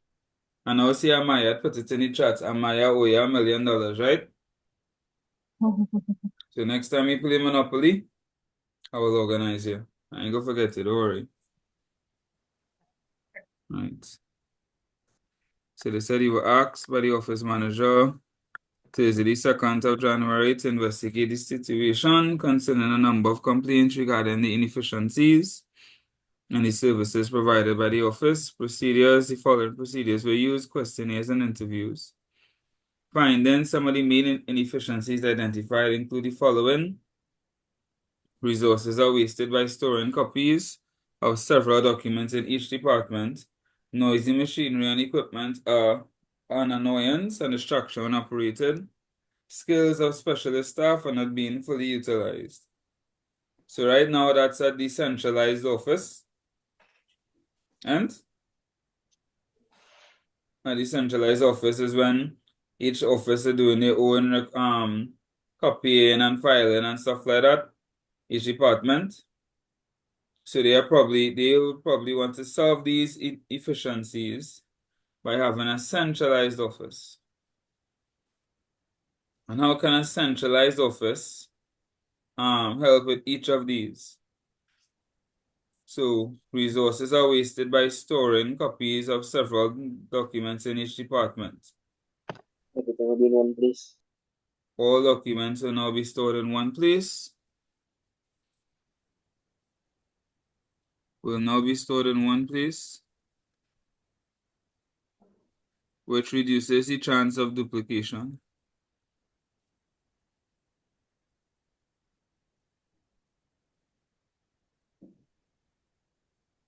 Noisy equipment and noisy machinery equipment are an annoyance and distraction when operated. What's There will happening? be in one place. Right. All noisy equipment located in one place.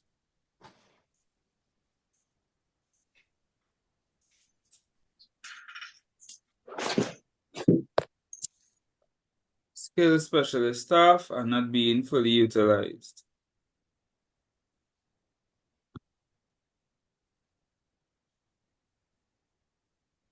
Specialist staff can now be used in the centralized system, allowing other staff to focus on their duties. So your duties.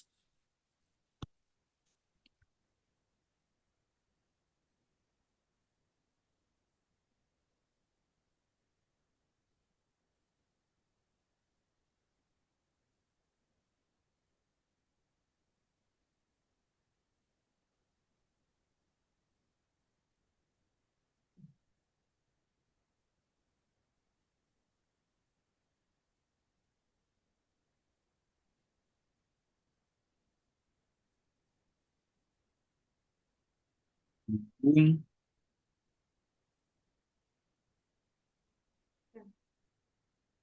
This one completed. 15 marks. Number 2, you're in the process of applying for the job of filing clerk at a medical facility. State 4 factors that could contribute to the positive image of an organization.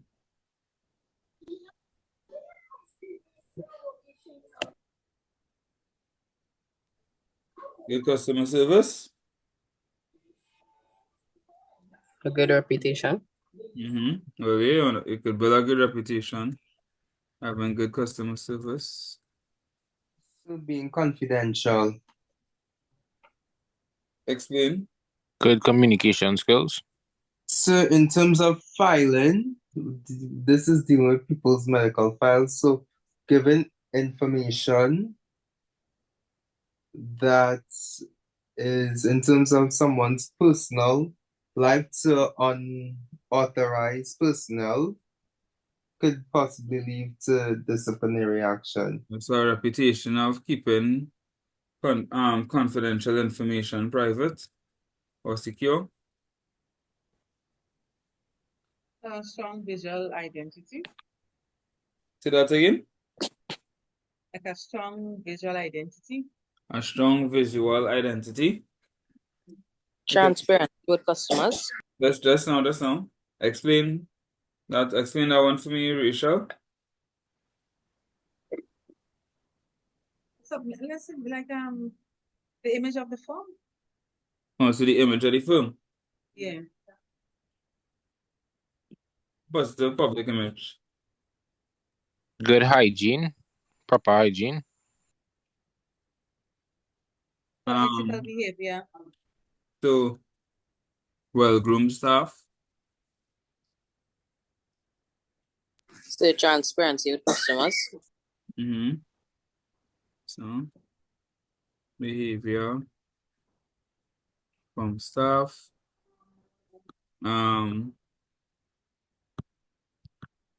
Transparency with customers.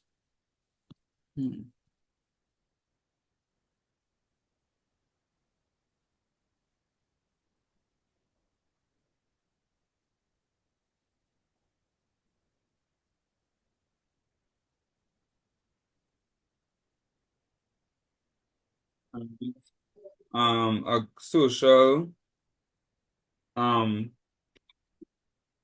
corporate social responsibility. They doing stuff for the community. Good public relations. Think I have that already. So ethical behavior. It's a professional behavior and ethical behavior will be the same thing. I just saw it. I just saw it. Yeah. Positive public image and public relations.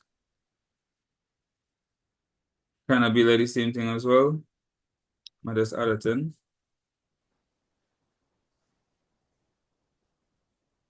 Alright, then it said list 3 benefits you would enjoy from the on-the-job training which you will be expected to undergo.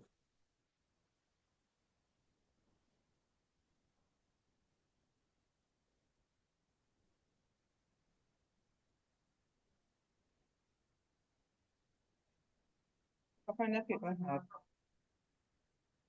What's that? I know what kind of difficult people kind of difficult. Think about it. When you do on-the-job training, what are the benefits? Work experience. Alright, you get work experience. Yeah, get New integrated skills. into a work environment. You get what? Integrated into a work environment. Integrated into a work environment. What about new skills? Say that again. New skills. You get to use skills or New develop new what? skills. Yeah. Develop skills through practical experience. I find all the and say the most important one. Like the most important one, you're getting paid to learn.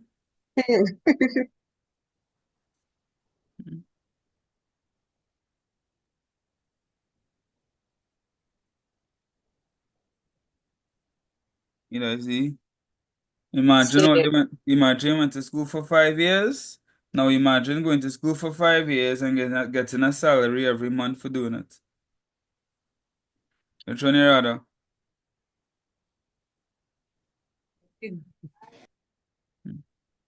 I might have still be in school. So I guess technically I am.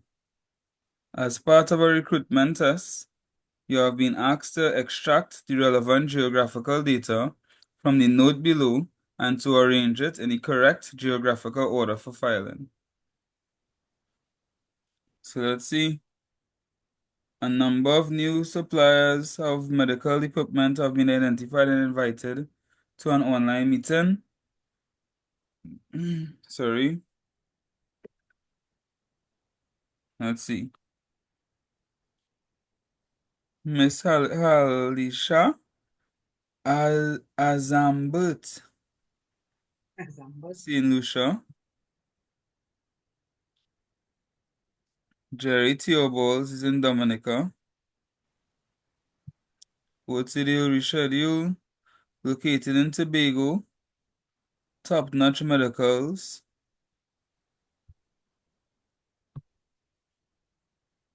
While Mr. Shane Boyce is located in Barbados. These invitees both responded that they would be able to meet at the scheduled time. All suppliers will need to be added to our filing as soon as possible. So we filing them based on their geographical location, right? Barbados first. So Barbados,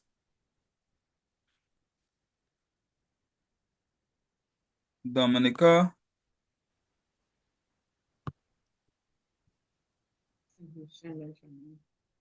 St. Lucia,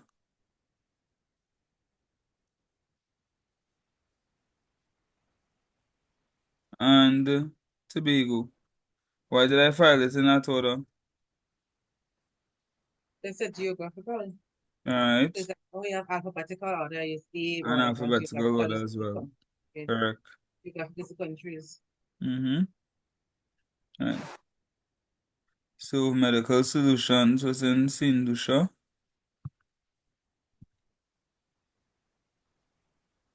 Was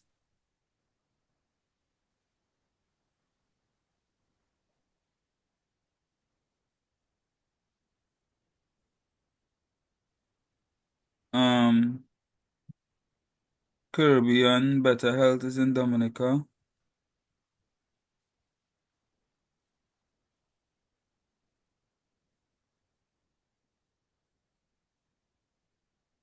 Top notch medicinals.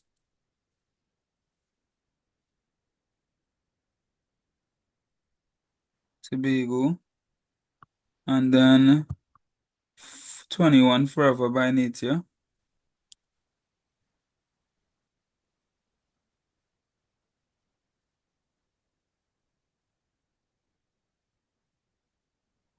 In Barbados. It's over.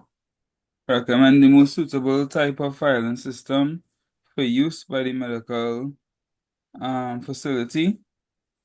Filing cabinets. That will be, so it's not a filing system per se. That is a place to file the documents.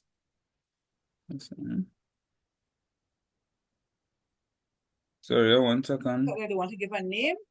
Yeah, just give me 1 second, huh? Sorry. Right, sorry about that. Right. So it's not a filing system per se. It's just a place to file it. Filing systems will be like alphabetical order, numerical, chronological, geographical filing, etc. There'll be alphabetical order, so because that's names. Alright. For use by the medical facility, alphabetical, and give 3 reasons for your recommendation.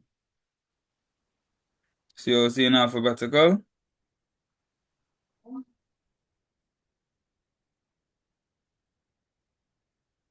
Alright, you could say anyone once you could back it up.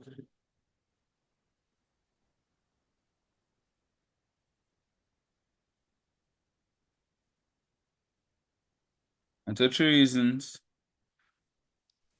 Alphabetical order is easy to use.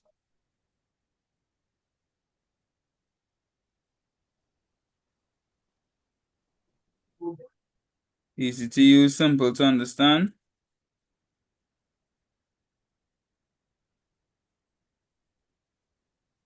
Better organized. You could say, well, any filing system, it will be organized, to be fair. Yeah, they organize you, sir. See that this somebody said easier to find patient information.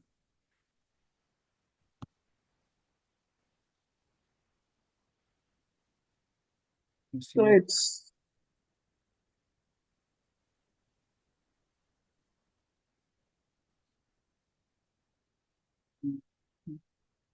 But that was kind of like easy to use, to be fair.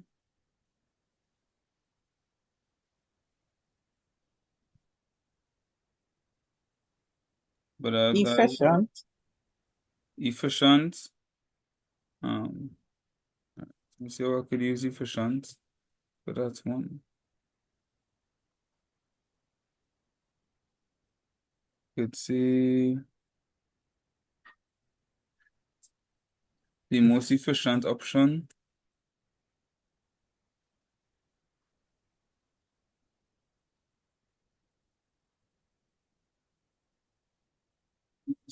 Is very versatile, and it can be used with other filing systems. So, for example, if you use geographical, you can still put it in alphabetical order. Let's say you had other multiple countries under, but multiple suppliers under Barbados, for example.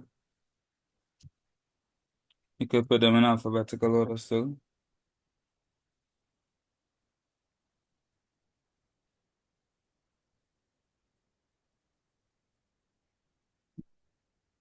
Number 3, Mr. Martin Smith, Managing Director of M&M Enterprises, will be traveling to Port of Spain, Trinidad and Tobago on the 10th of February to attend the Board of Directors meeting. Suggest 3 items the Secretary should include in his travel portfolio. Ticket. Passport, his medical card, his ticket. Well, you have it. Visa. Well, not you going to Trinidad, so no. You need a visa. His So passport, his card. you're traveling to Port of Spain, so you will need it. So you could have his passport. If they say suggest and it does say something that's mandatory, then you could say itinerary. Yeah.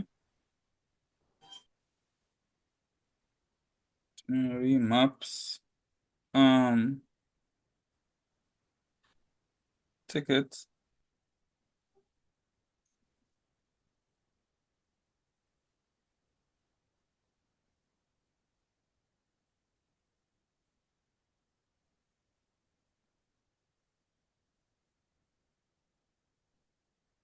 Then they say define each of the following terms as relates to meetings. What's a casting vote?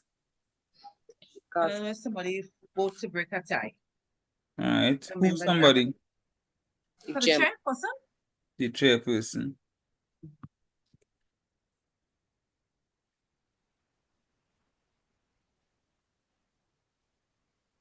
To decide the outcome. Tie. What's an amendment? So is that like a formal change or addition to a legal document or something? A contract also?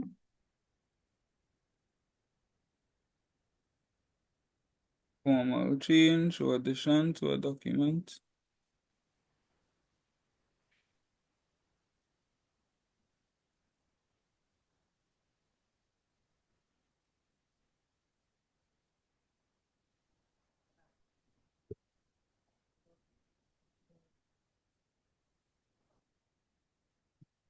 I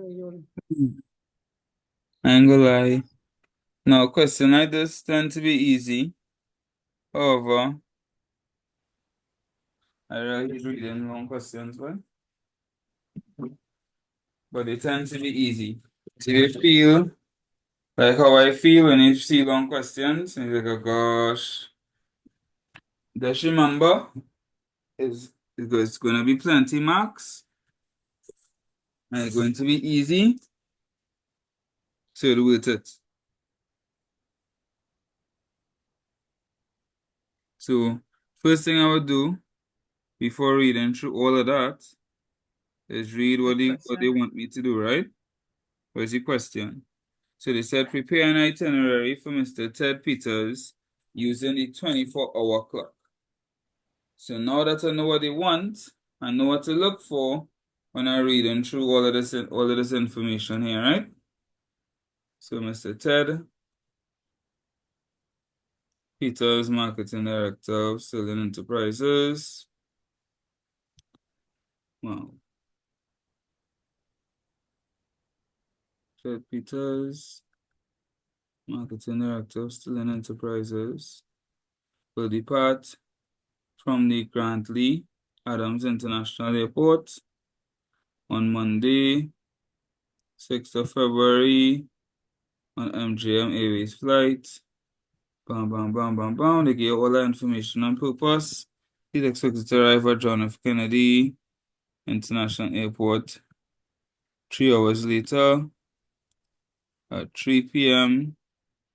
Mrs. Ann Ashley will meet Mr. Peters at the airport and transport him to Clay Dock Hotel in Manhattan, New York.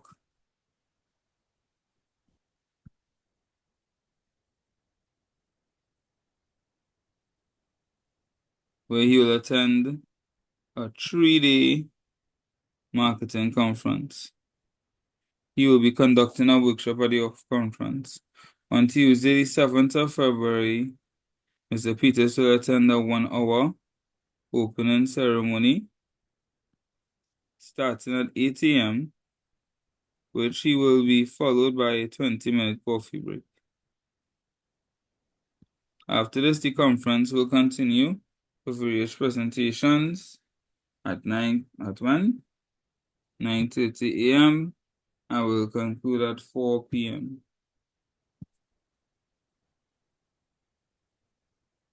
On each day, lunch will be served from 12:30 p.m. Sorry. All right, so before I continue going on, I'm going to start filling in information. So itinerary for Mr. Ted Peters.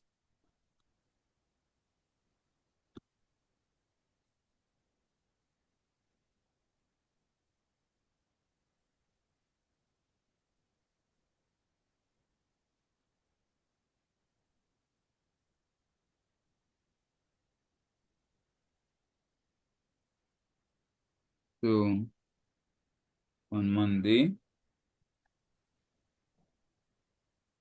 6th February 2022, 2020, sorry.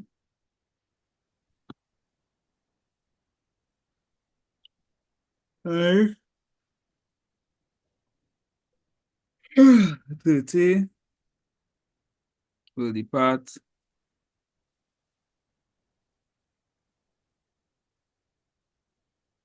concurrently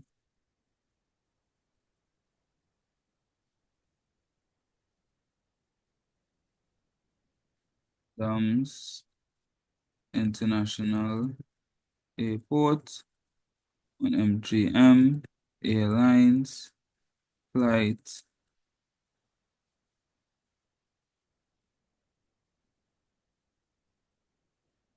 MGM 455.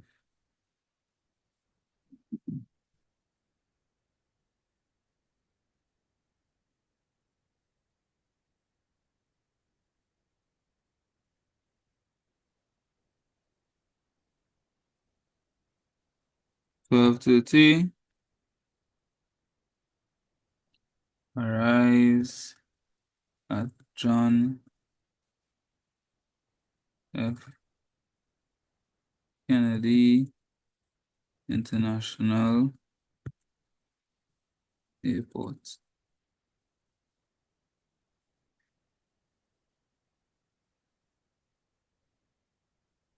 Oh. So they say using a 24-hour clock, yeah? Mm-hmm. So after this will be 1300.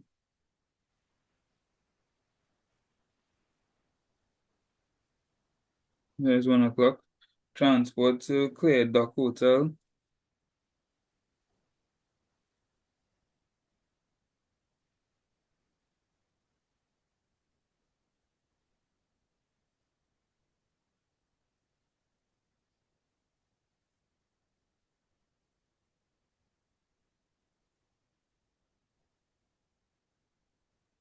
I'm gonna ask if we could draw a table to put in the info.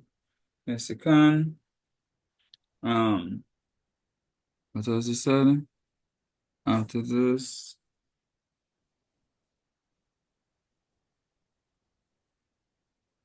where he will attend the 3-day, he will also conduct workshop. So Tuesday now.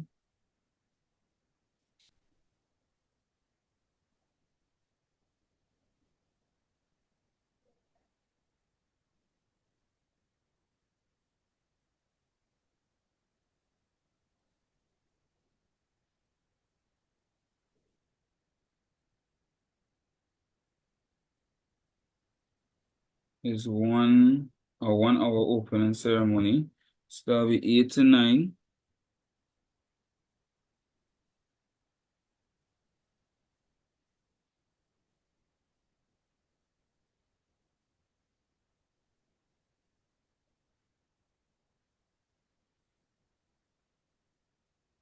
Then from 9 to 9:20 is a coffee break.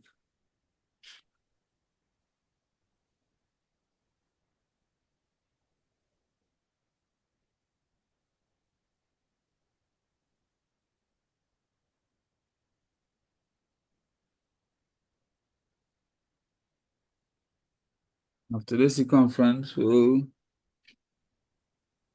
continue various presentations from 9:30 and will conclude at 4.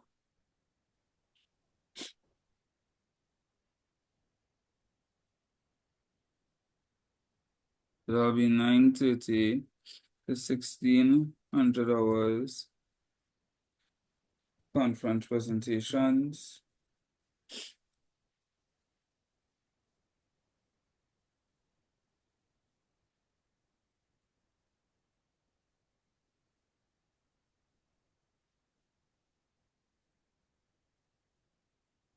Then there's an hour break.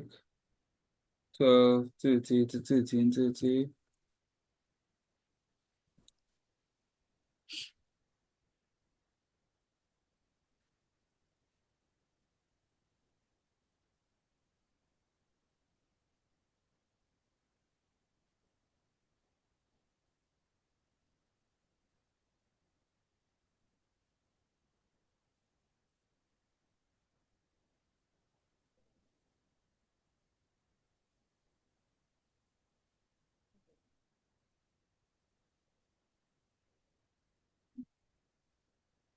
Wednesday, but you get the picture, right? I just putting in everything that happened every day. So the following day, the conference, there will be a conference 8 a.m., 8:30 a.m. on Tuesday and ending 5 p.m.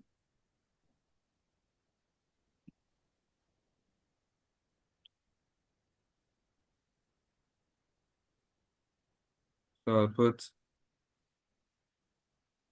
Wednesday 20.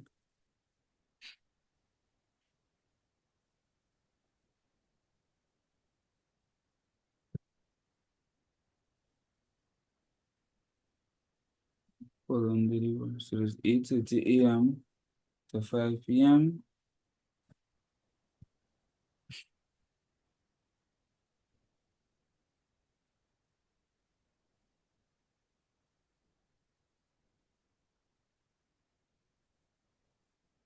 Oh, not 5, what am I saying?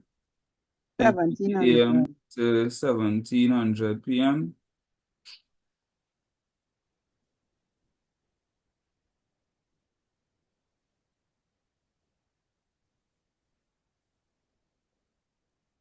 Conference sessions, but I have to make note that 12:30 to 13:30 is lunch break, and 13:45 resumes.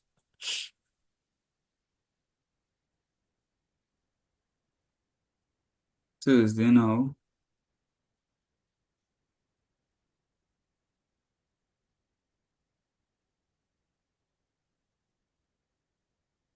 The 9th, Peters will conduct a marketing workshop from 8 a.m. to 12:30. So 8 to 12 to 8 to 12:30 marketing workshop.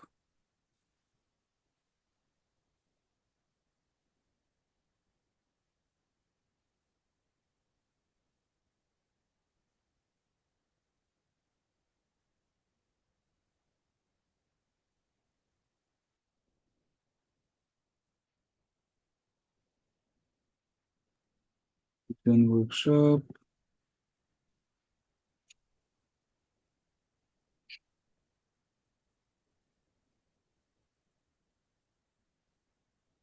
Then you have lunch break.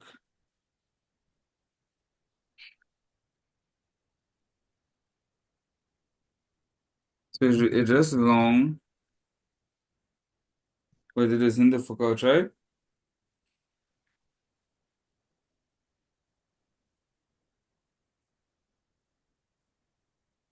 Final conference sessions.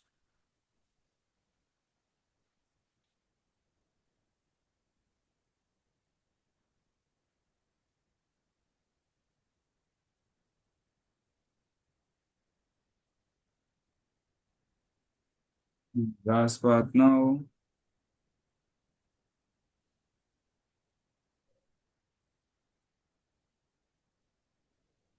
Departing JFK 6 a.m. It's 11 a.m.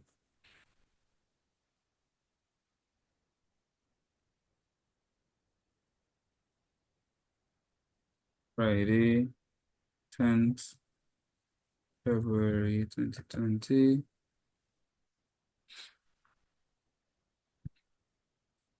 Six, departure from JFK, from JFK,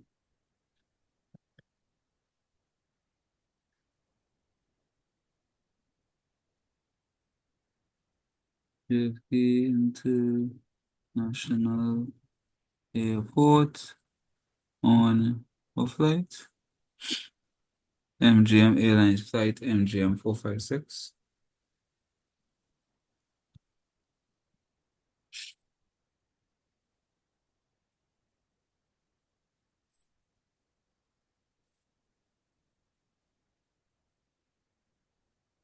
MGM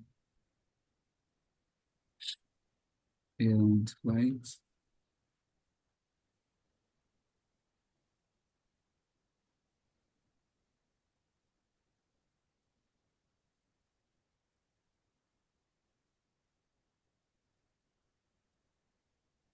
Airlines flight MGM 456.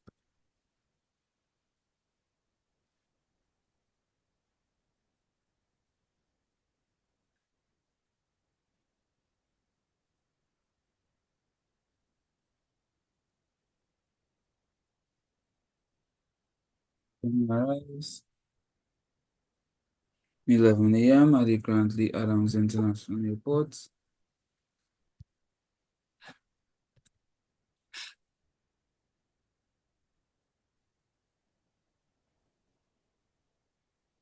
Yes.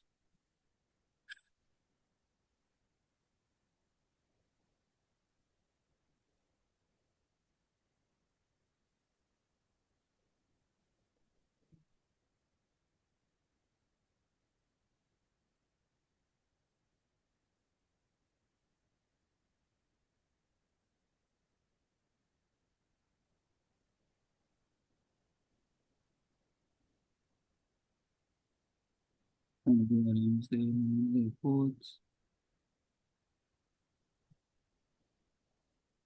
Is it? Just long. That is about it. Just long.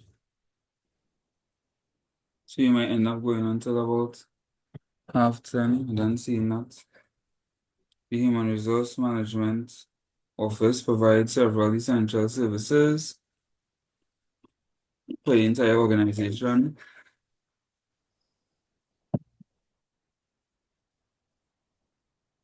All right, y'all. Hey, what?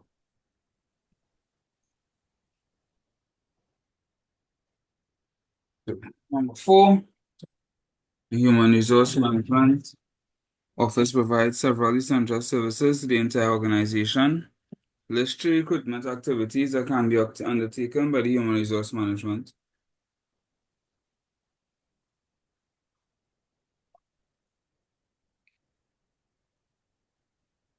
What do they do to recruit? Job fairs. Mm-hmm. What about training? What about advertising? Advertising. Interviews, shortlisting. Training, sir. And training will be after you recruit them. Okay. Advertising, job vacancies, shortlisting, applicants, interviewing potential employees. List 3 pieces of information that can be found, that usually found in an organization's employee handbook, which is prepared by the Human Resource Management Date of Office. the mandate of vision. What is that? The mandate of vision. The mandate. Of vision. Statement. Policies. All right. Yeah. What else? For the day they start the job. Not really. You wouldn't find that in the handbook. So the handbook could be like a kind of one book for everybody. Office layout. So the rules and regulations of the company. Right. Of the So company. you'll find rules and regulations, code of conduct.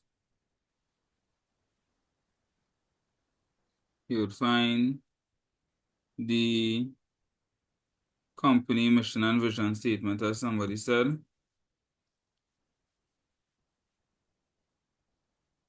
No, you wouldn't maybe find the the office layout, but you might find the company structure, the organizational structure.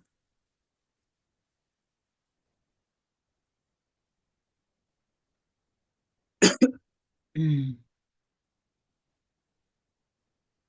may find leave policies, you might find safety and security briefings, stuff like that. What about the benefits? Yes.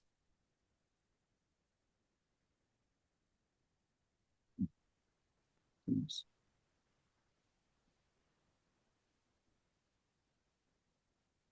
Then it said the memorandum below was sent from the accountant, Ms. Hilya Patel, to the accounts clerk, Mr. Jaran Harrington. Use the information in the memorandum to complete the task assigned to the accounts clerk. Alright, so you have to fill out the statement of accounts.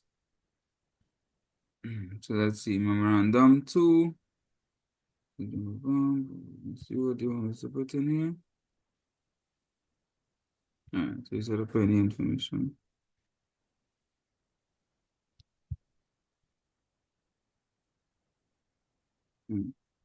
Kindly complete the statement of account number 672 from Ms. Ricarda St. Hilaire by correctly entering the transactions identified in the balance for each day. Show all working for the balances entered. As shown, her balance on the 1st of December was 4,300.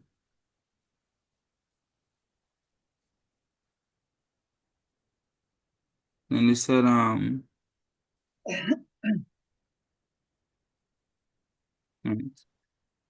When she came by on the 10th of December to make a payment, the system was down. So she left the check for 3,300 to be entered. In addition, she was issued a debit note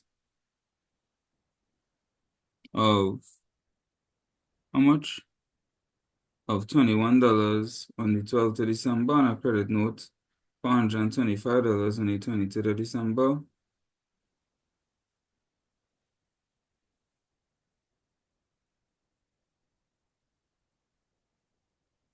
She purchased additional items on the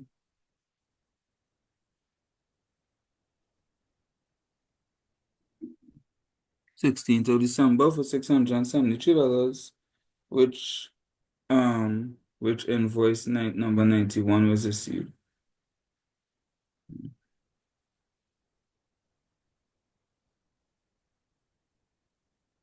Finally, please remind her of the latest date on which she should settle her account in order to benefit from the 5% discount. All right. So let's start off by putting in the figures. So the first thing was a check for 3,300.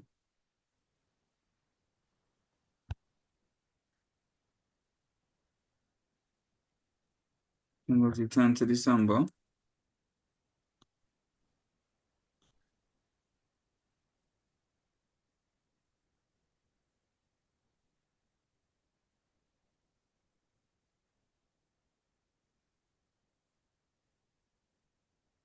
So after paying the check, she now owes less. How much would she now owe? 1,000. 1,000. 1,000.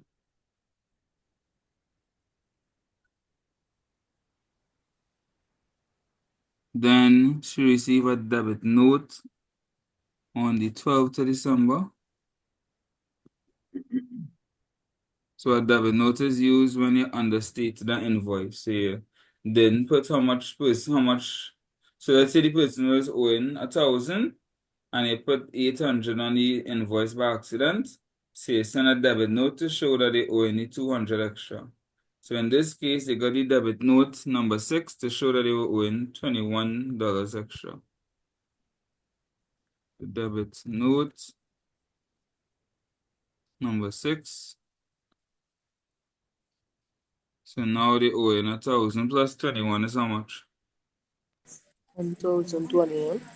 1,021. Then credit note is when you return goods. So if she return goods, she owing less now. 2022 December credit note 125.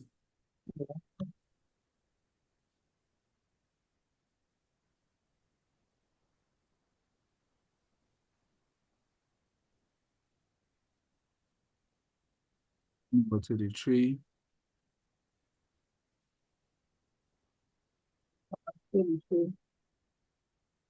So how much is her balance now? 896. How much? 896. 146. 896. No. 896. 1,021 minus 125. Wait, it's correct.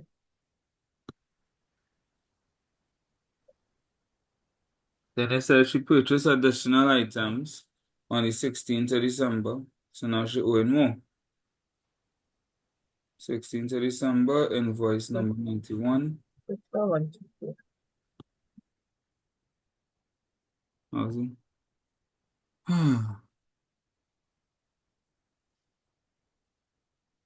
I'll change this up because I have to put it in order of date. This has to, even though they listed it in the different order, this has to go in the order of the date. So 16th of December.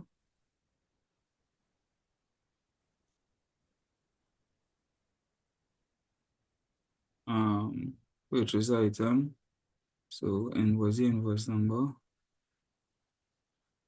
91.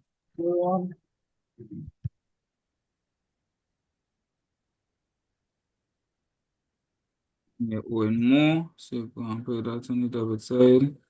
637. 673. 673, sorry. So now it went from 1,021 15.6. Wait, no. I to didn't. 1694. And then I'll minus this 125. And I'll give me 1,569. 69.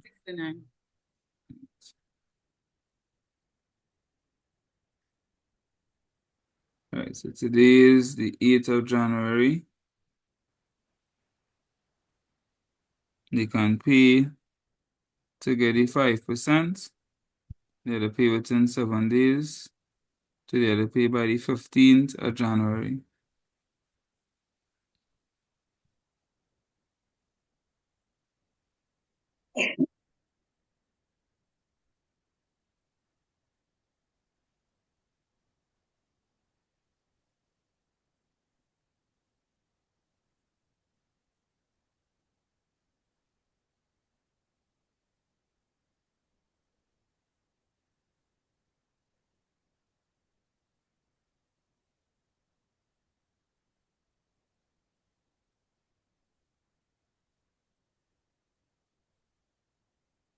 Number 5.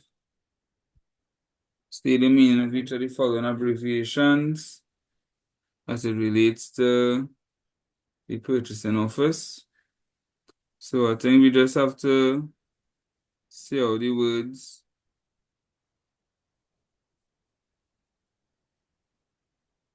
so CWO stands for cash with order.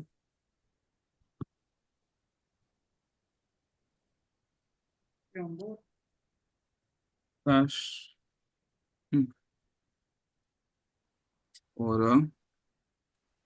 And yes, FOB means free on board.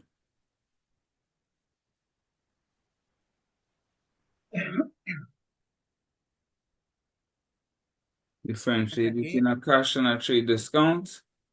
Cash discounts are given to encourage prompt payment and are recorded in the financial accounts. If you want to go through all that, trade discounts are given usually for bulk purchases and are not recorded in any accounts.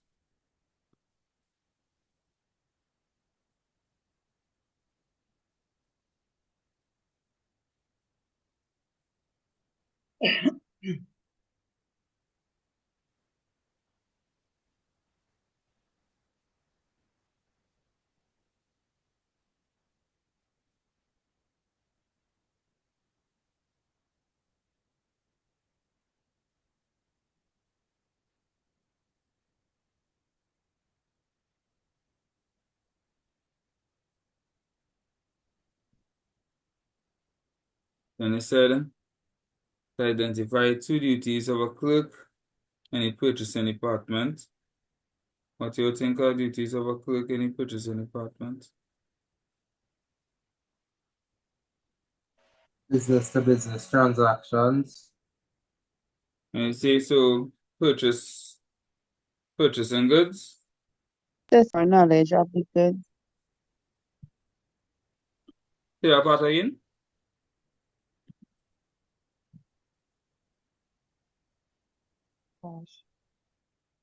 So I was saying that to have a thorough knowledge of the goods and services that you will be providing. Remember, that might be more marketing. Oh, they do need to have some information on the one. Remember, they buying it, huh? Or to purchase, They do to need to have process the some purchase orders. process purchase orders, right?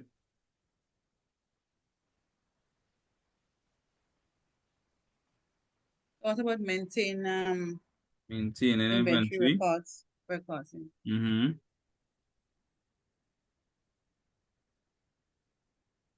Completing stock cards. Completing stock cards. Mm. What about tracking orders? Yeah. So the stock card would more be done with by the production department.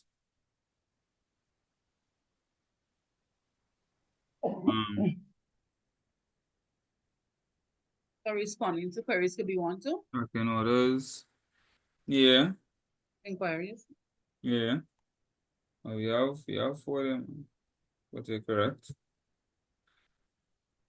Then they said the marketing clerk has asked you to help promote the new miracle product a company has just developed. This product is an all-natural pill which guarantees the consumer will lose 15 pounds in 2 weeks, but without muscle loss.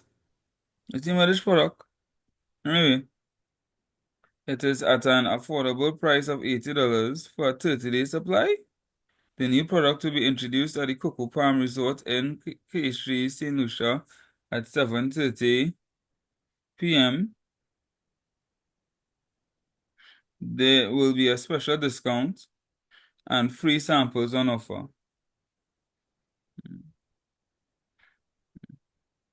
Suggest an appropriate name for this product and draft a suitable advertisement for the local newspaper. Be creative. So this one, you just gonna talk out because it's 9:44.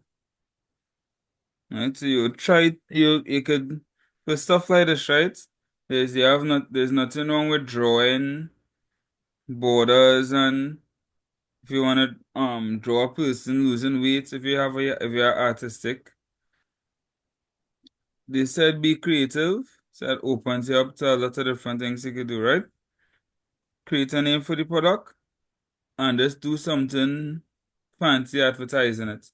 Make sure you put in all the information that they put about the product. All natural pill, guarantees customers will lose pounds without muscle loss, the price, where to be introduced, and that will have special discounts and samples. Make sure you put in that information, but be creative in how you do it. This is a easy 9 marks. 9 marks for that. Wow.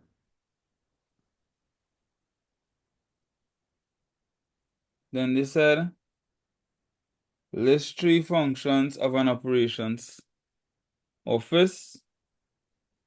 The operations office is like the production office. So producing goods and services.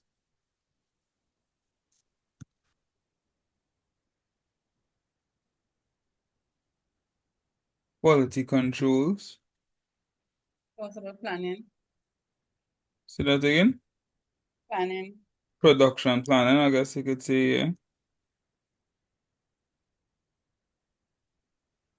Or do just say planning? Overseeing the production of the goods. Alright, but I'll be producing goods and services. Let's have one function that I said it could use for any department. Liaising with other departments. Liaison with other departments. Inventory controls. Maintaining quality control, sir. Mm-hmm. So about quality control. You have that in the second thing there. Quality Is there control. already? I didn't see. Yeah. Then they said a new dispatch clerk was recently recruited to your department. There's 3 duties the clerk will perform. So remember, dispatch is about getting the product ready for delivery.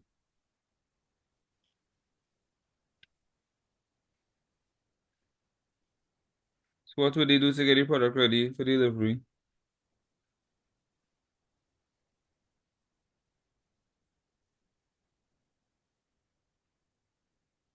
So make sure the vehicle is in good working condition.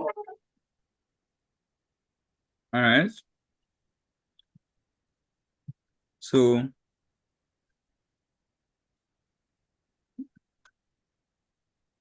you could put ensure readiness of vehicle.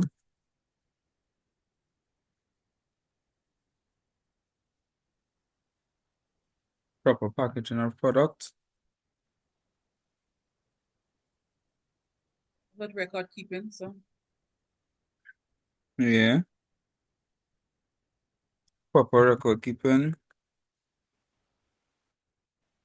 of incoming and outgoing shipments.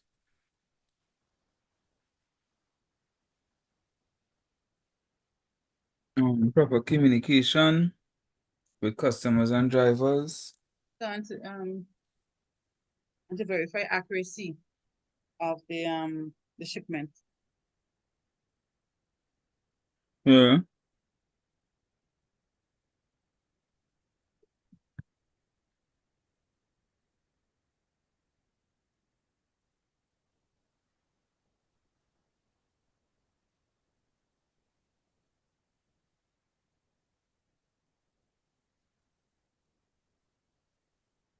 Then he asks us to do one of these again.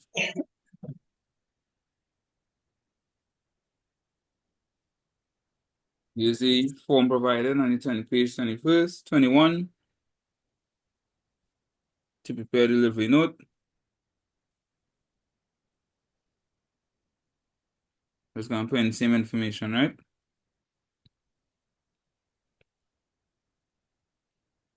Four reams of A4 paper.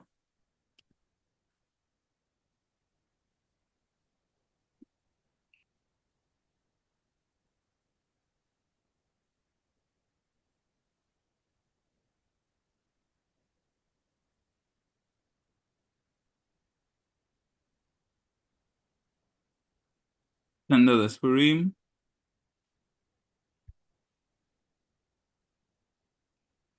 Total will be 10 by 4, which is 40.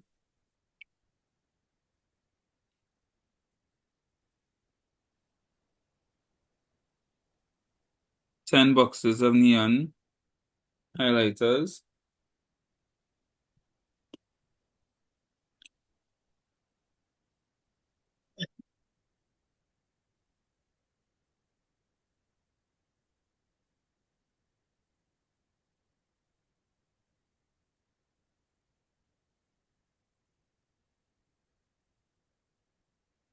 $5.50 for one.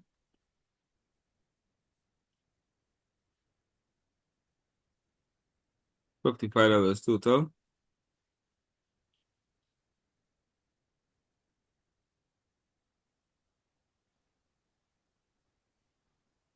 And 5 pockets of sticky notepads.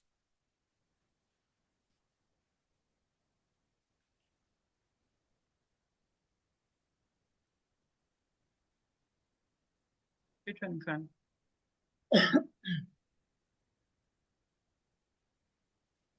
How much? 325? 320, yes.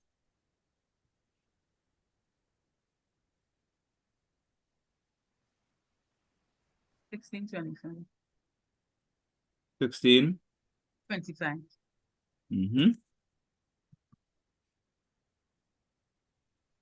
Add them up. 1125. 11125, and that'll be before the discount. Then after we minus the discount, we say 2% discount. Now we $109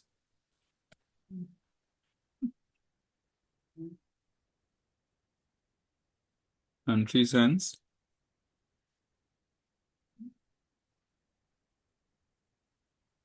Then we're gonna add 15% VAT.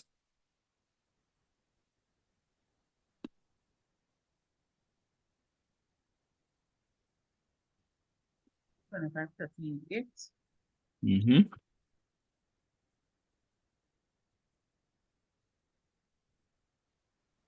Let's calculate how much 15%. 16. Actually, no. Pay for the 2%.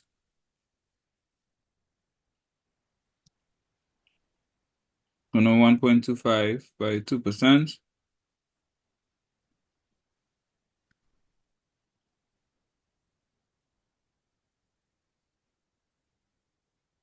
We add a 15% VAT.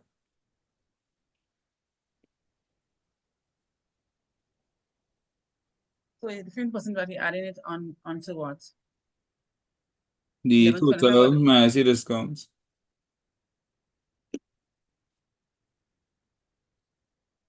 I didn't get it, sir. Repeat. The total minus the discount. So you're adding 15% back on 111.25. No, minus the discount first. 16.36. So you're minus 111.25 minus the 2.23. Yeah, and then calculate the VAT. That's 109.02. And then you add 15% to that. 15% will be 16.35. Yeah, so that's 125.37.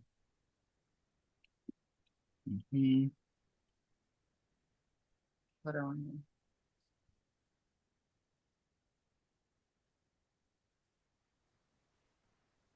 Customer signature. Tara James.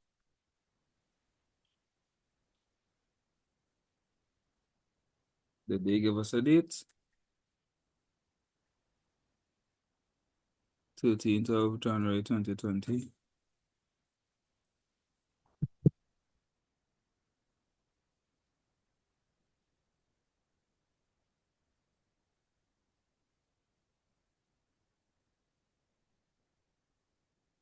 And that is past paper number 4.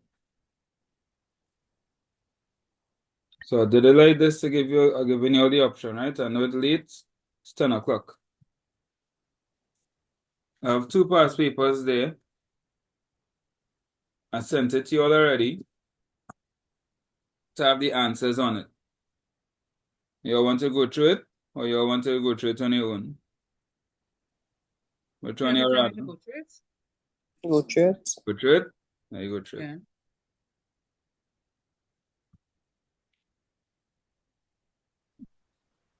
It's 10 o'clock.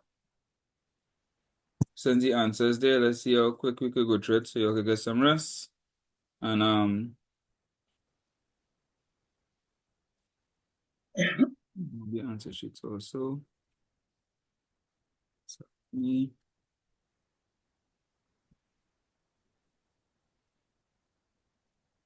Right.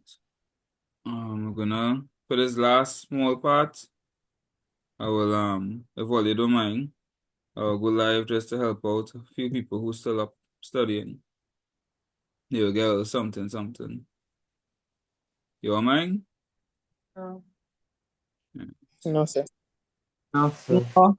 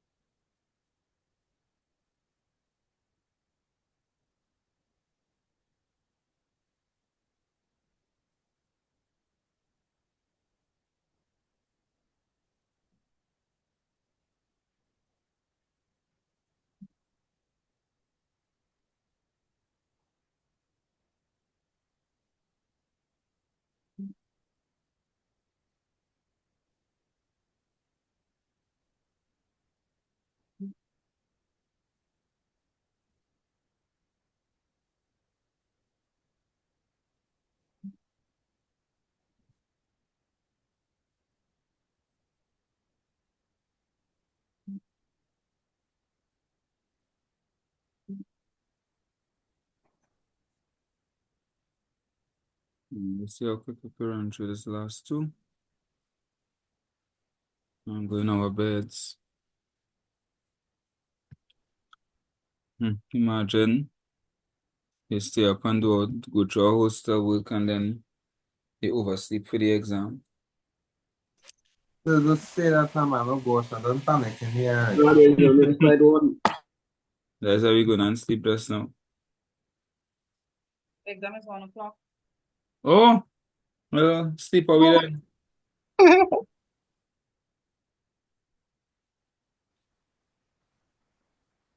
So sleeping late in the morning. Right, so this first question was state 4 factors which might influence the selection of an effective communication medium. And put a few here.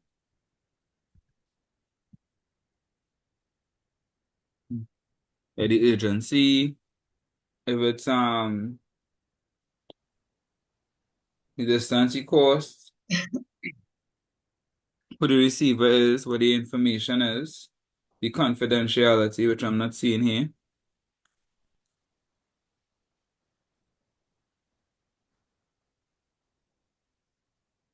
This is 2021. The time zone. Location. The location is our next good one, which I'm not seeing here.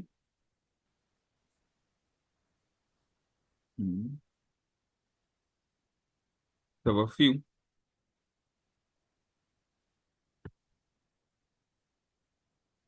Then they ask, feature the following pieces of equipment, state how it may be used in processing ongoing mail. Franking machine will be used to put on stamps, and the parcel scale will be used to check the weight of the scale to know how to ship it.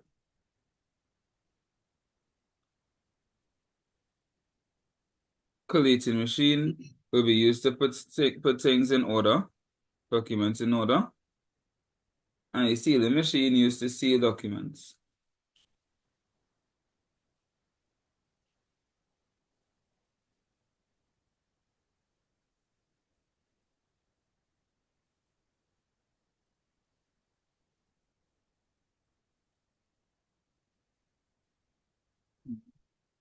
And they said on the 10th of May 2021, Miss Aliyah Henderson received the following message.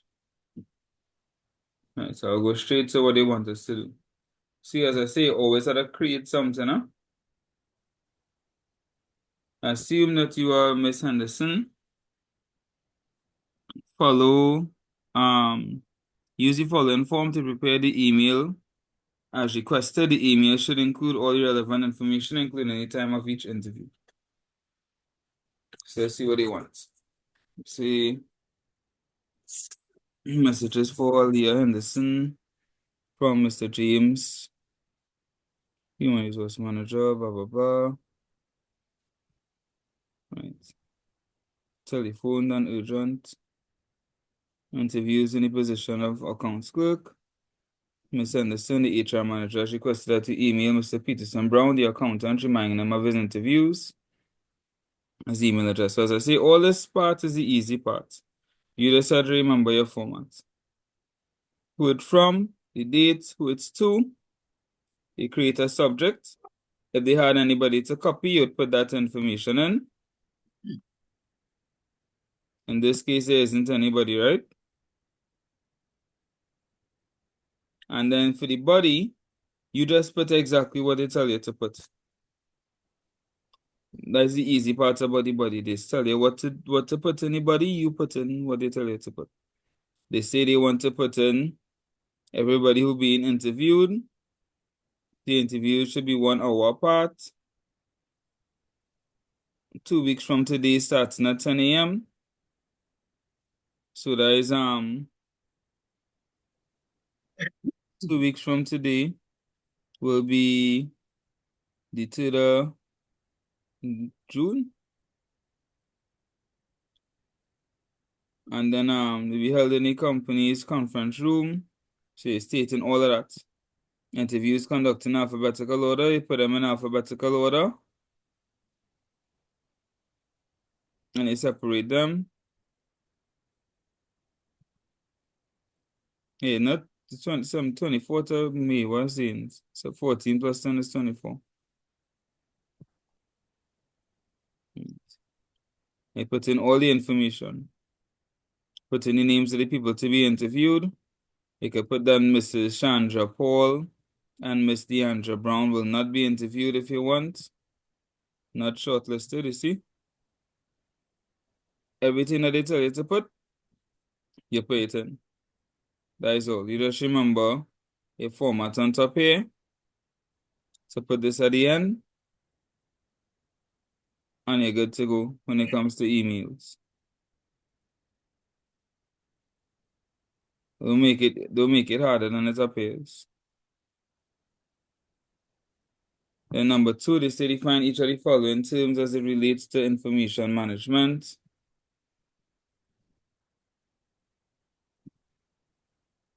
Archiving, we did this already. Archiving is storing data away for future use. Then batch processing is processing transactions in groups.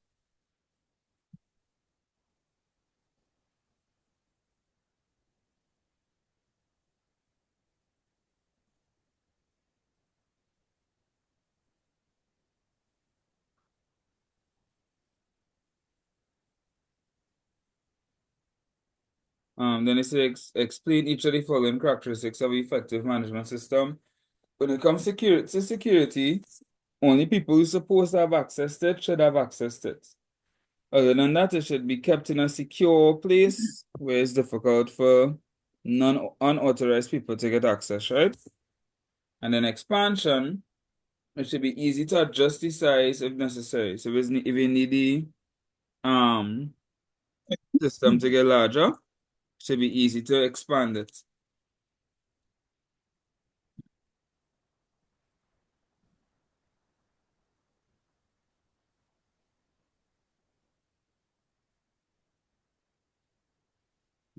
Okay.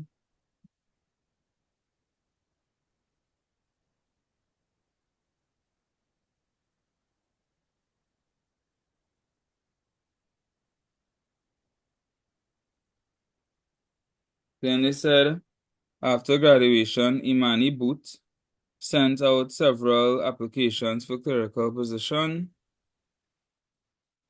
She was fortunate to receive 2 job offers at the same time. GT, boy.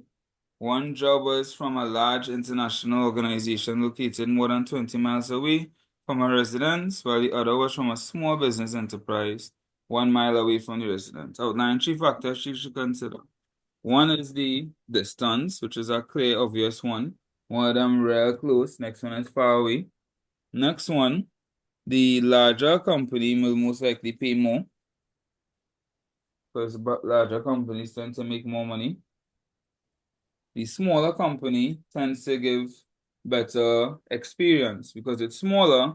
You end up with a bit more work to do, so you end up being better trained. So it's according to which stage in your career you are at, that could help you decide which one you rather. The larger organization will have more benefits.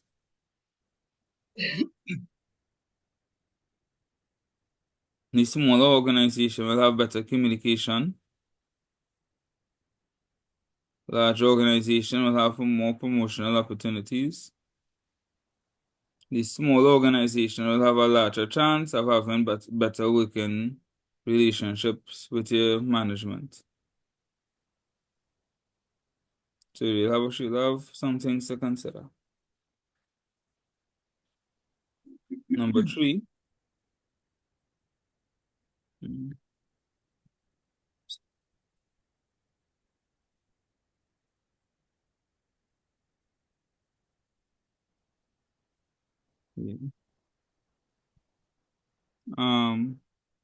One of the corporate records that a company required to maintain by law is the register of shareholders. The share records that the company is required to maintain.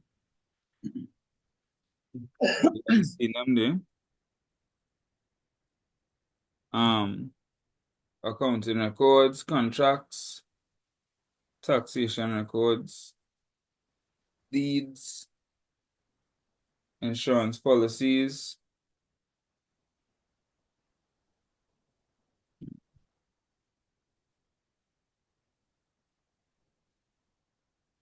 Then it have suggest for activities that the secretary and the board of directors might perform after a general meeting. So after the general meeting, and not during, after the general meeting, they will send out the minutes to everyone who's supposed to get minutes. They will do follow up on the actions.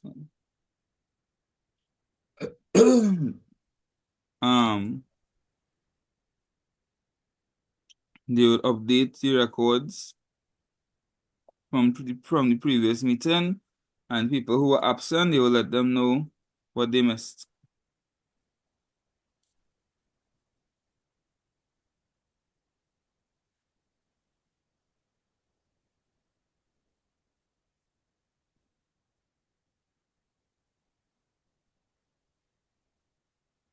Then they said the general manager, Mr. Charles Knox, is planning to travel to Europe to the first annual general meeting on the global group of companies. He informed the travel agent that the only documents he has so far is his national ID. How is a manager and he didn't have a passport, right? At least he have his ID, didn't drive while you're traveling, you don't have a license, nothing. Hey. Assume that you are the travel agent, recommend 3 travel documents that might be required. Yeah, you might need a passport. Yeah.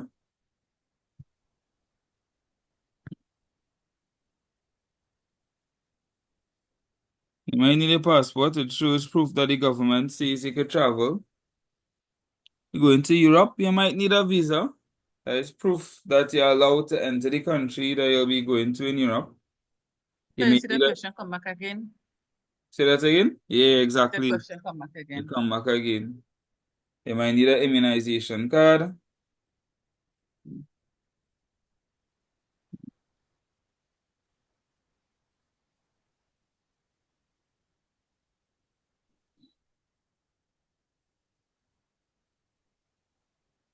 Right. Immunization card will show how much vaccines you have, right? So some countries, you require to have certain vaccines to enter.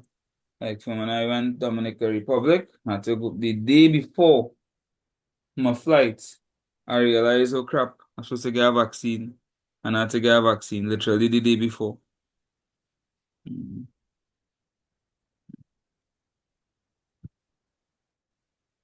Huh? So they asked me if I could do a live in the morning. I gotta check my timetable. I forget the exam is in the afternoon. So if all they want, I know they don't have work or stuff like that. I might go live in the morning. I'm not sure what time yet though. And do some more work, right? What time is that, sir?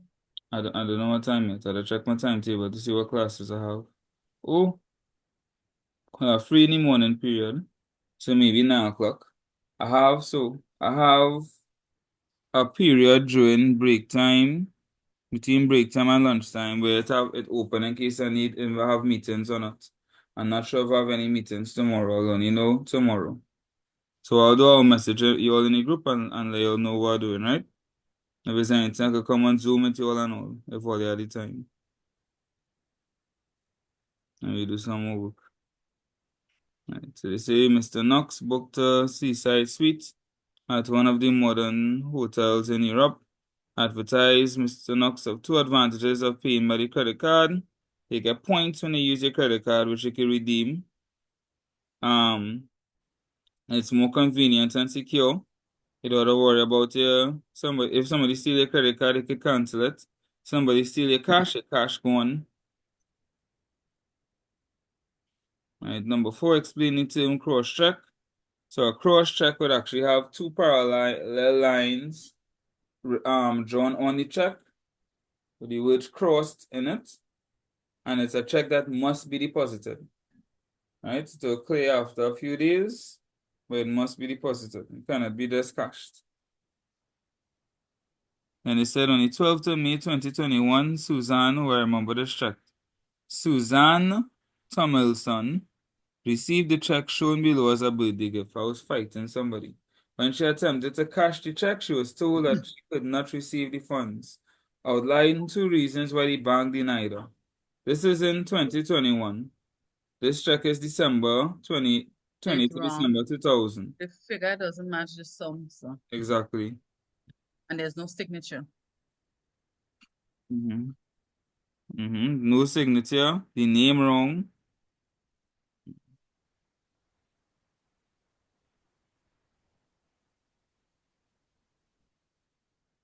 One The name second. spelled wrong. So there's a lot of reasons. Yeah. What's his I name wrong? was fighting somebody.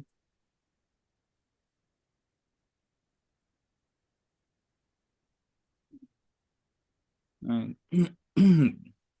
500 here, but 5,050. Yeah. Too much Matches that one, problem. sir? So name Which is matches that one, sir? sorry. Which match was that question? This question is 4 marks. Outline 2 reasons. Alright, so the date wrong, figure, and the numbers don't match. The name is spelled incorrectly, and there's no signature. That's not supposed to do with that. See, they asked you to do a memorandum, and again, they put the headings for you. Alright, so you just have to remember there's no salutations and there's no complimentary close at the end. Right? So once you remember those 2 things, for the body of the memorandum, you just put in whatever they tell you to talk about. So, identified reasons, the human resource manager identified reasons why people choose to leave the permanent job after several years. Poor working conditions, low job satisfaction, limited training opportunities, low salary. Write a memorandum to the human resource manager outlining one way in which the company could address each of the reasons given above. To improve the working conditions, find out why they have low job satisfaction, create more job training opportunities, give a more competitive salary. It's so simple to put anybody. So it shouldn't have any issues there. You just have to remember your format. Alright, so just remember your format. Remember, there's no salutations, there's no complimentary clause in any memorandum, sorry. And just put in the body whatever they tell you to put. Don't overthink it.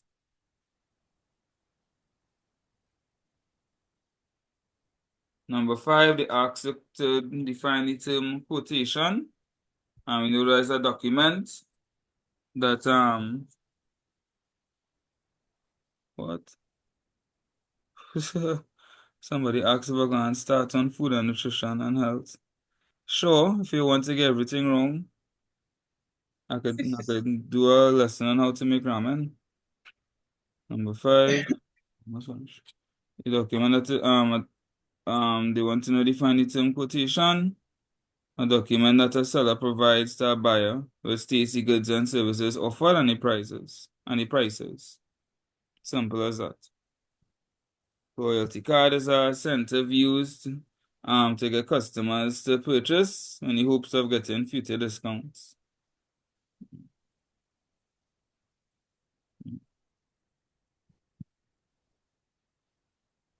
Then they have goods on consignment. So if it's on consignment, it means that if I have it on consignment, it's not mine. I'm delivering them for somebody else.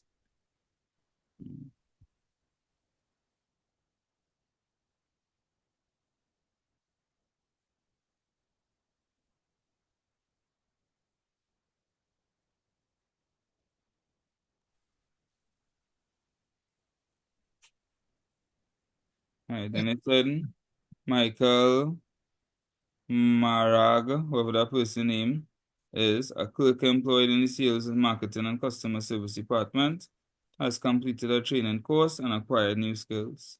Describe how each of the skills listed below would enhance the work of the department. Proficiency and data entry, able to input data faster and more efficiently.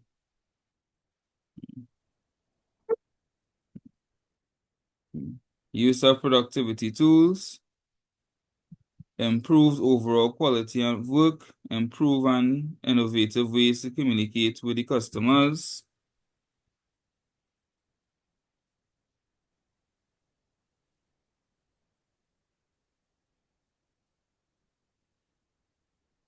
Then they have knowledge of organizational tools. If you have knowledge of organizational tools, you have a more organized marketing department, which could lead to higher quality of work being produced.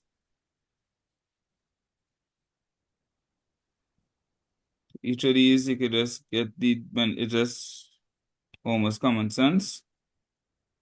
If you have proficiency in data entry, that means you could do data entry better. If you have productivity tools, that means you're going to increase your productivity. If you have organizational tools, you're going to be more organized. Literacy, your writing and reading comprehension skills are going to improve, so your communication is going to improve.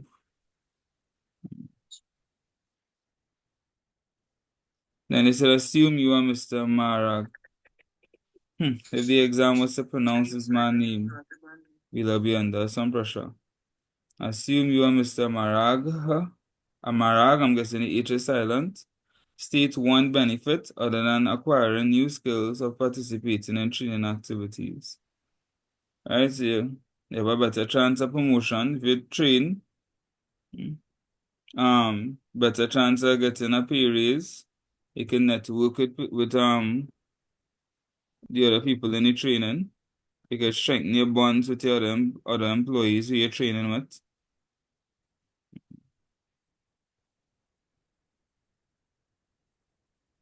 Sorry, I'm moving faster while watching the time.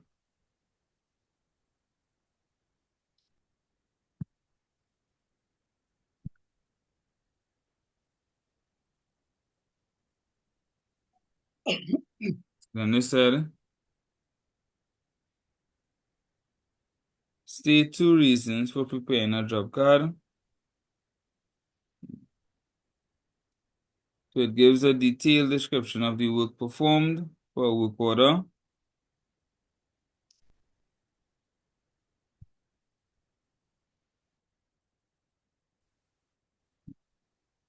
It could be used as a request to make a certain quantity of products.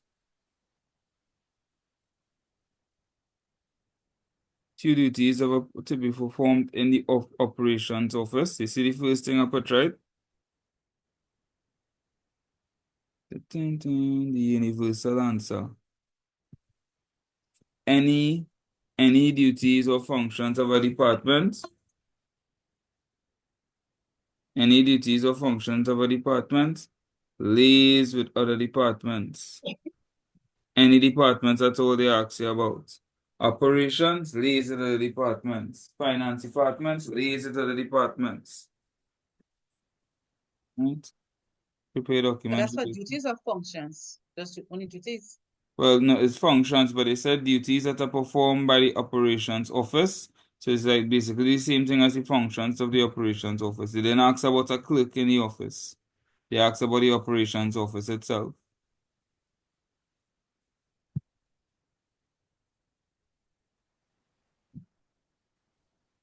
Then they give us one of these.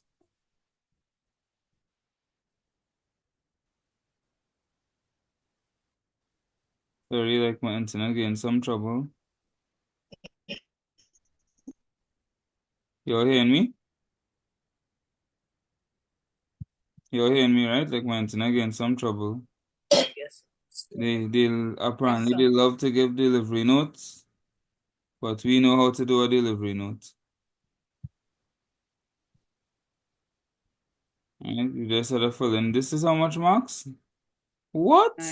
9 marks? Oh God, then put the customer signature. Is the customer? Mr. Tommy Felician.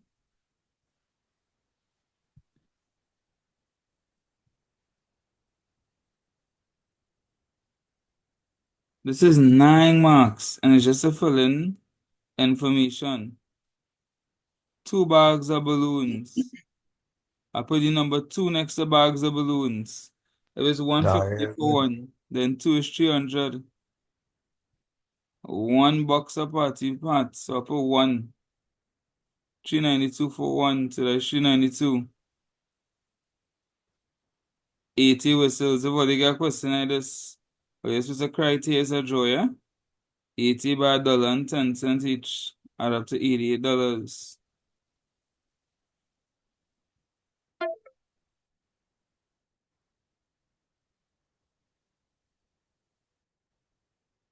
Get total.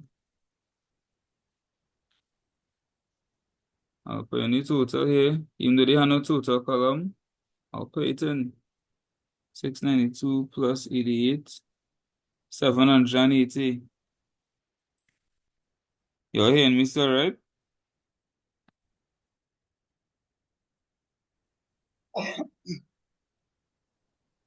Hello, you're hearing me?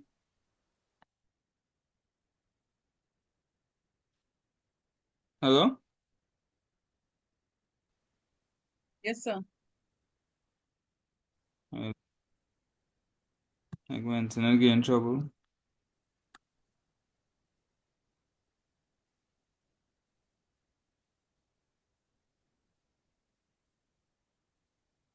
Why is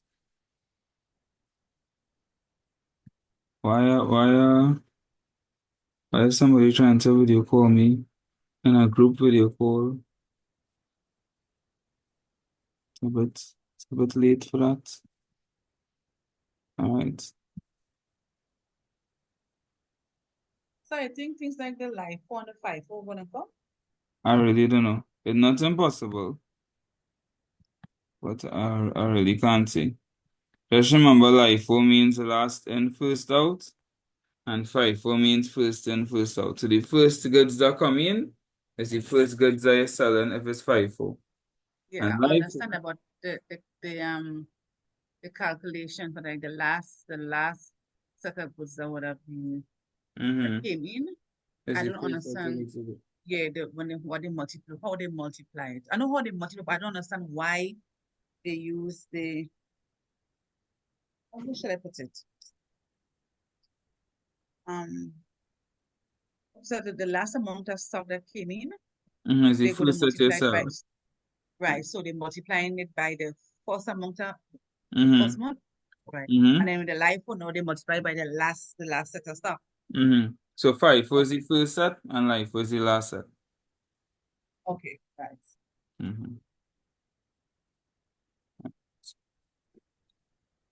All right, so it's 10:25.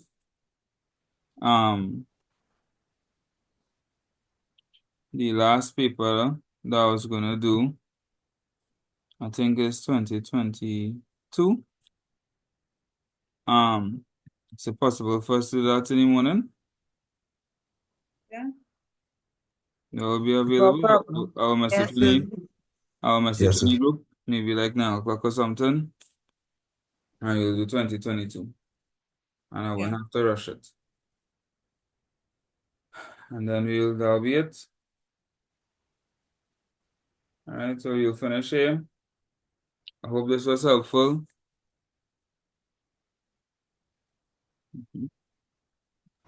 So when Yes, they say sir. the CXC revise the syllabus, what do they mean? That is not for you. Oh, for you, for all you? Yeah, that's for next year. Okay, right, good. Yeah, you already last set of people with the old syllabus, so you don't worry about Okay. that. Yeah.